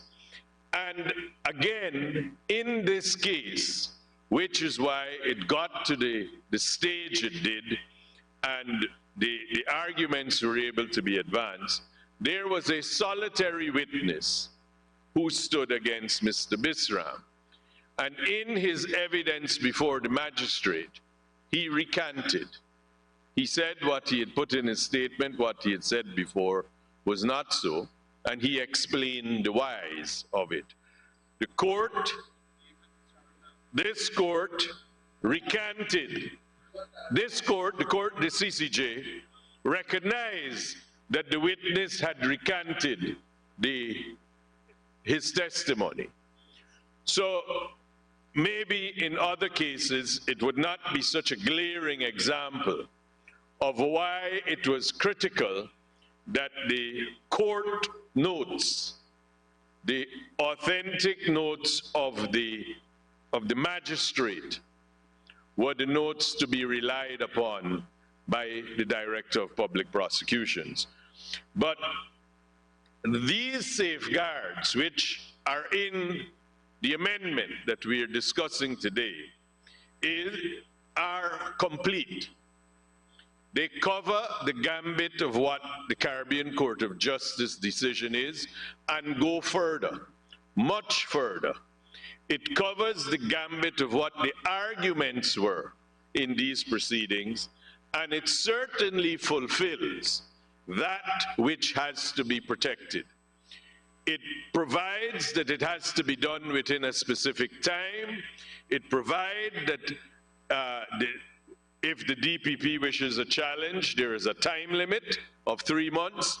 It provides that it must be on authenticated documents only. It provides the right of the accused and to have a hearing. It provides him the right to appeal the judge's decision. So, Mr. Speaker, this is a clean sweep in that what it does is it removes what was a really bad provision in our laws, replaces it so that the DPP still has the power, should there be a situation of the discharge in the magistrate's court at a PI, the DPP still has the power, and the judicial process is still engaged all the way through, so that hopefully, in the end, justice is served. Mr. Speaker, I wouldn't deal too much with it. The Honorable Attorney General has done so comprehensively. But the amendments are an indication, Mr. Speaker, of just how thorough it is. That the other powers that the DPP had and the other matters in which the DPP could have exercised an authority have also been fixed by these amendments. Mr. Speaker, with those few words, I do commend the Criminal Law Procedure Amendment Bill, Bill number 21 of 2022, to this House. Thank you. Thank you very much, Honorable Member. I now call on the Honorable Attorney General and Minister of Legal Affairs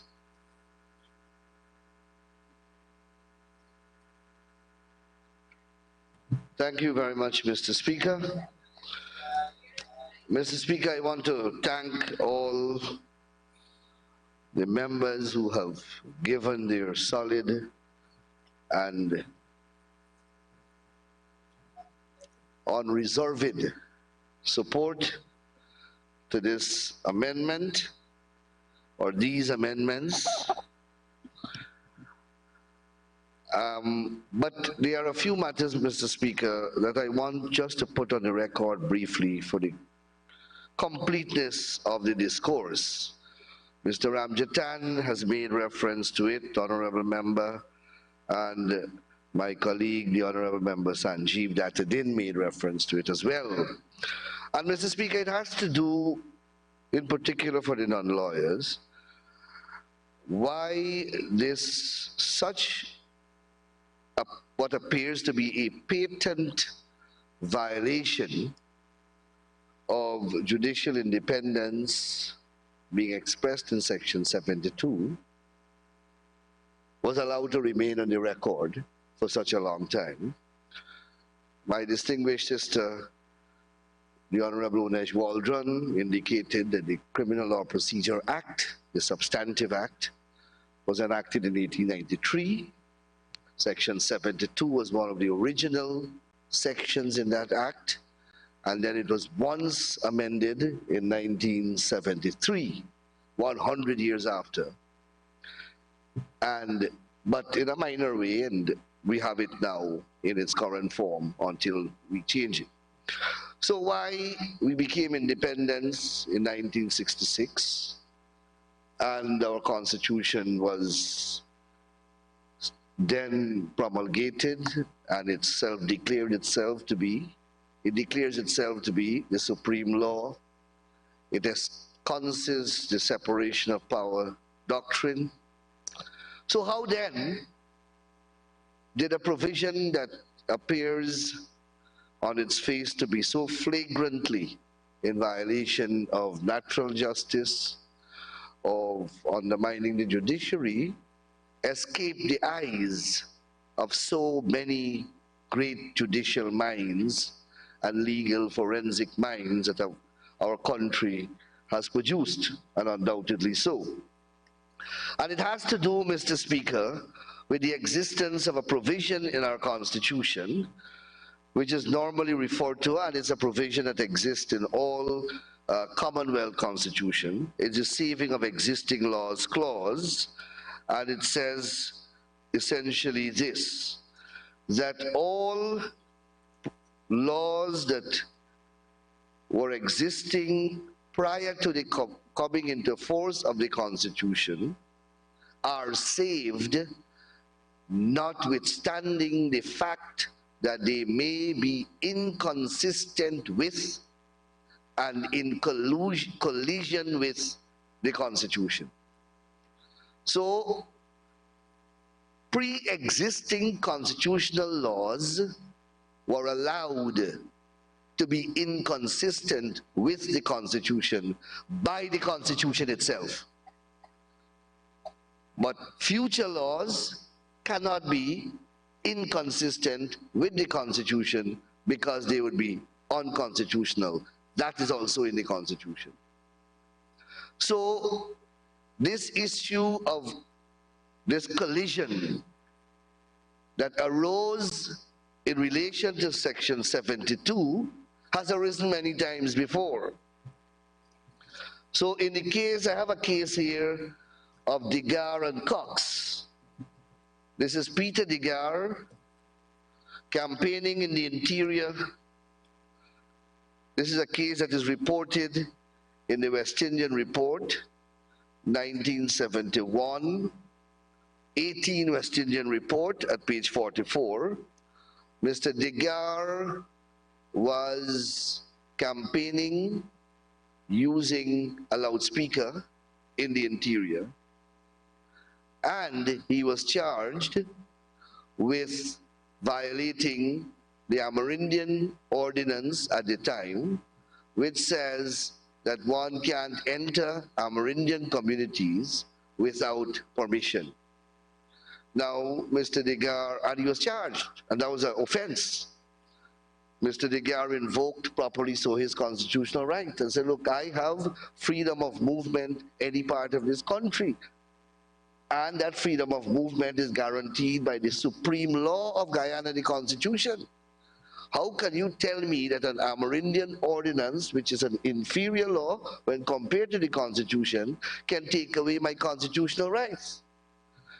And a court comprising of Chief Justice Bothers, Justice George, and Justice Messiah, Justice of Appeal, powerful court at the time, ruled that because the Amerindian Ordinance was a 1957 ordinance, it predates the Constitution, and by virtue of the saving of existing laws provision in the Constitution, it is allowed to be inconsistent with the Constitution. So that is how they answer the question. I think Mr. Ramjatan made reference to the case of Williams and Salisbury. Again, 1978, page 1978, 26 West Indian Law Report at page 133. Again, Section 72 itself came under review. The quorum at the Court of Appeal at that time was Chancellor Haynes, regarded as possibly the greatest judicial mind we have produced, or one of. Justice of Appeal Crane, Justice of Appeal Messiah. This is a powerfully constituted bench when it comes to criminal law and constitutional matters. The issue was raised. Tangentially, however, it was not a matter for them to determine. But they all recognized, as Mr. Ramjatan said, and as Sanjeev said, the honorable member, that Section 72 collides with the doctrine of separation of powers. It undermines judicial independence because a non-judicial organ is directing a magistrate on how to determine a matter. And they found it to be inconsistent with the right to a fair trial before an impartial and independent tribunal. But they all said, all three of them, that it's a pre-existing law clause that we can't interfere with. Fast forward to Attorney General against Ramlochan. This one here is 83 West Indian Report, 2014. In this case, Ramlochan was charged with being in possession of stolen items. Now, the provision in the Criminal Law Offences Act in relation to this offense reverses the burden. You see, when you are charged with a criminal offense, you are presumed to be innocent until the prosecution proves you guilty. Here, once you are found in possession of a stolen item, you are presumed to know that it is stolen, and you now have to rebut the presumption. So they reverse the burden. That burden is recognized and enshrined in the Constitution. If you look at Article 144, every person charged with a criminal offense is presumed to be innocent. But here it is, a person charged with this offense is presumed basically to be guilty. So they challenge the section. Yours truly was the Attorney General. I appeared in the Court of Appeal and advanced the very argument that it is a pre-existing law and therefore it is saved by the Constitution. The learned Attorney General, Mr. Nandlal, forcefully argues that Section 94(1) was an existing law at the commencement of the Constitution, and the present time continues to be part of the laws of Guyana. And nothing contained under the authority of that law can be unconstitutional. And the judges said it is a contention with which we fully agree.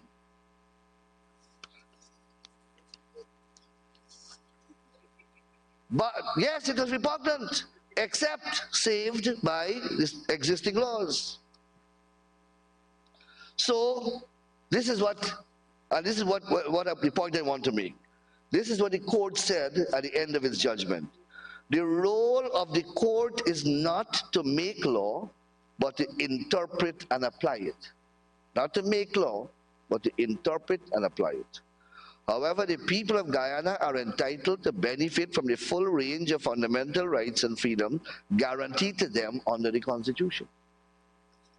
The saving of pre-existing laws, as the instant matter illustrates, results in a diminution of the benefit and protection of those fundamental rights. The time is therefore well nigh due in this, our fully independent and sovereign republic, for our legislators to take appropriate action with respect to the saving effect of Article 152 of the Constitution in relation to pre-existing laws which conflict with the constitutional guarantees of fundamental rights. Our Court of Appeal is saying it's a matter for this House. The CCJ has parted company, and the CCJ, our courts, we are bound by it, our apex court, they said that they are not going to wait. They will strike it down using their power of interpretation, because they have a duty to modify the law by interpretation to bring it in conformity with the Constitution. But there are limits to interpretation. You can't interpret this to be a Mercedes-Benz motor car. You can only interpret as the elasticity of the language allows you to, because you are interpreting. And that's the point that the Court of Appeal was making here. Legislators must do what legislators are allowed and permitted and authorized to do in the Constitution. The Privy Council, in a case called Chandler, recently determined, had to confront the same matter, identical issue arising out of Trinidad and Tobago. And the Privy Council said, we are not going to interfere with that matter. As long as the savings of existing laws remain in the Constitution, we as the Privy Council, as a court, we are to obey it and interpret it. It's a matter for the politicians and the people of Trinidad and Tobago to change it. So you have this very opposed position of the two courts of appeals in the region on a matter that is of fundamental importance to the people of the Caribbean. Because you have less than half of the territories, their appellate court is the Caribbean Court of Justice, and more than half is the Privy Council. And you have this diametrically opposed jurisprudential position that confronts us. However, we are bound, whatever justification the CCJ has come up with for their position, we are bound by it. And I have my concerns, which I raised with the President of the Caribbean Court of Justice when I met with him. And I told him that when the bill is going to be debated, I will raise these concerns. But they are our final court, and we respect that, and we are complying with their directions.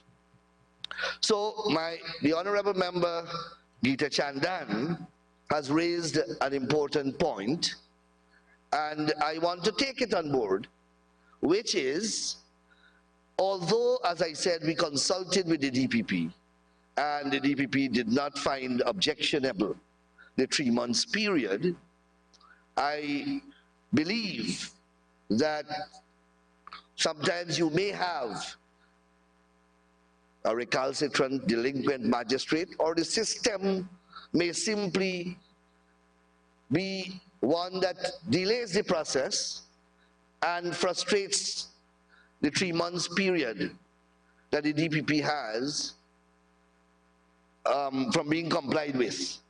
So I will move a short, brief amendment in relation to that, and we already have 2 amendments already that I will ask your permission to move at the appropriate time. So, Mr. Speaker, I believe that we have corrected a major deficiency in our law as declared by the Caribbean Court of Justice, and I am happy that both sides of the House have recognized the importance of correcting this, and though we may have nuanced difference in our forensic examination of how the CCJ dealt with the matter, the bottom line is that we recognize that it is our final court and its rulings are binding upon us, and we are acting in compliance as a parliament with those directions from our apex court. So, Mr. Speaker, I would close here and I will ask that the bill be read a third time. Second time. Thank you. Second time, sorry. Thank you, Honorable Attorney General and Minister of Legal Affairs. Honorable member, the question is that the bill be now read a second time. Those in favor say aye. Those against? No. The ayes have it. The Assembly will now resolve itself into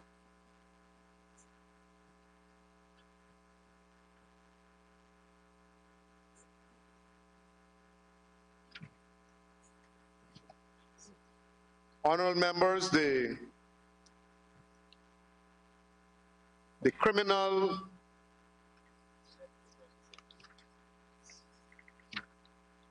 the bill will now be read a second time. Clerk. Criminal Law Procedure Amendment Bill 2022, Bill number 21 of 2022. Thank you very much, Clerk. The committee will now resolve itself in the Assembly will now be resolved into committee to consider the bill clause by clause. We are now in committee, honorable members, and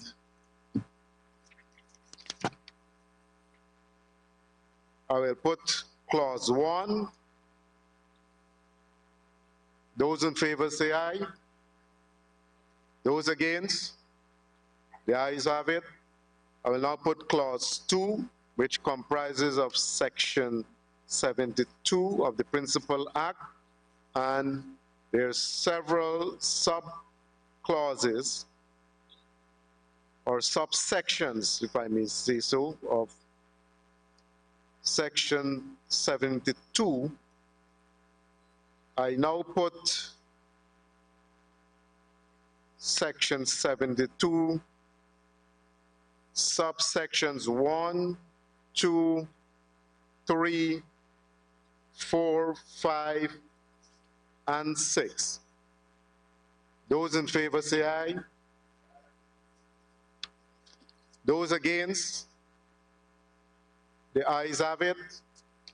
I will now ask the Honorable Attorney General. Mr. Speaker, I have an amendment to subsection 3. Subsection 3. Go ahead, Honorable Attorney General.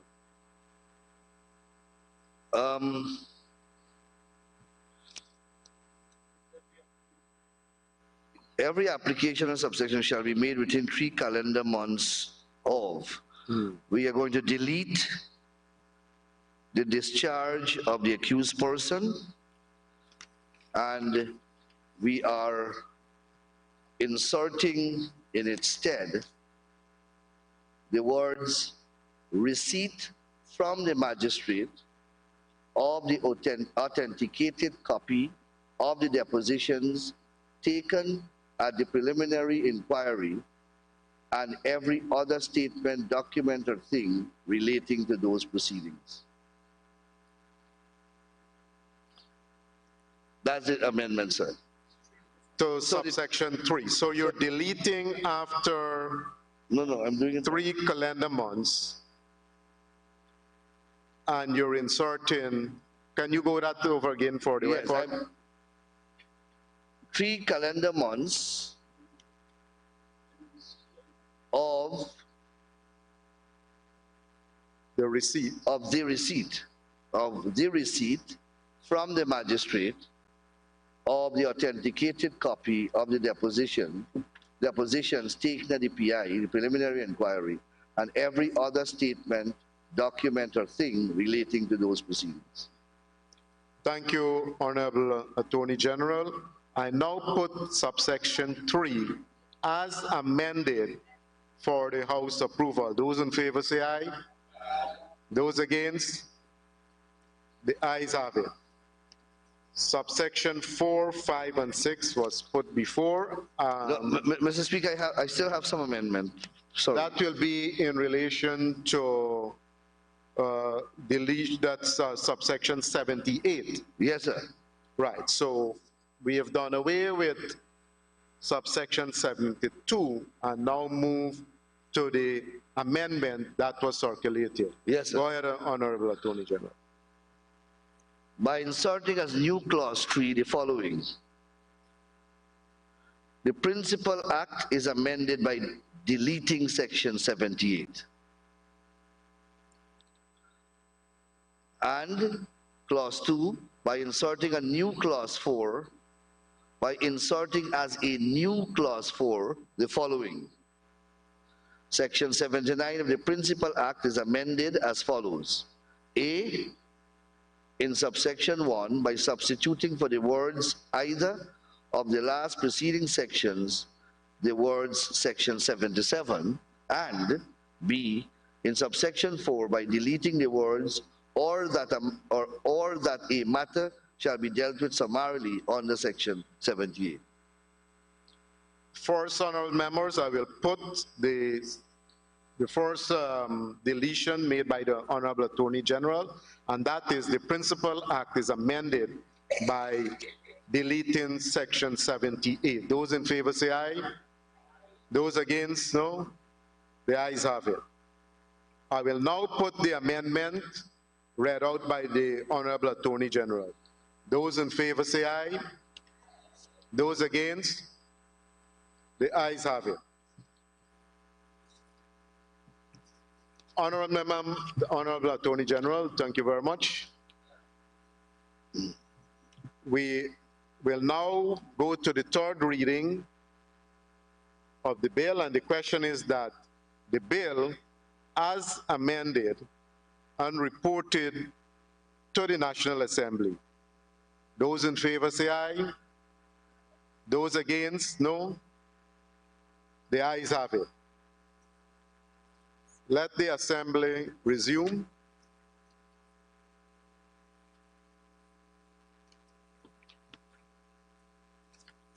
Honorable Attorney General and Minister of Legal Affairs. Mr. Speaker, I am pleased to report that the bill was considered by a committee of the House and was amended and passed. In those circumstances, I respectfully ask that the bill be read a third time. Thank you very much, Honorable Attorney General. The question is that the bill be now read a third time and pass as amended. Those in favor say aye. Those against? The ayes have it. Let the bill be read a third time. Criminal Law Procedure Amendment Bill 2022, Bill number 21 of 2022. The Criminal Law Procedure Amendment Bill 22, Bill number 21 of 2022, published on the 1st of November, 2022.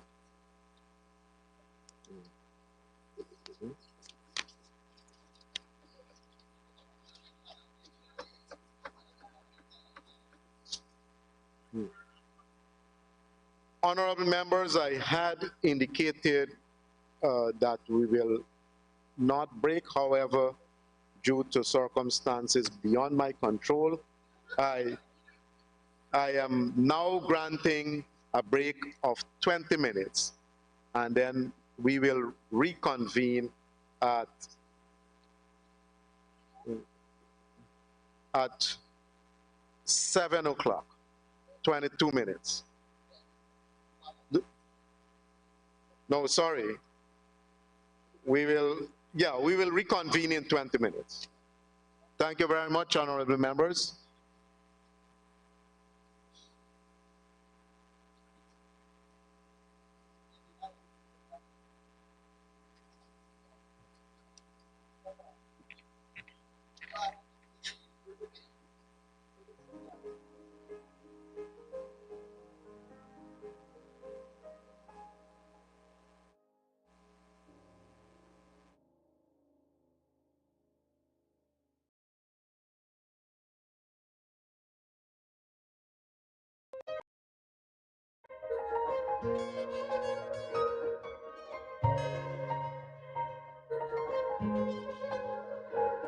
We are a peaceful people.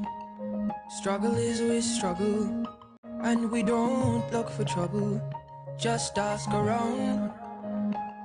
But when outside faces from foreign places talk about taking over, we ain't backing down.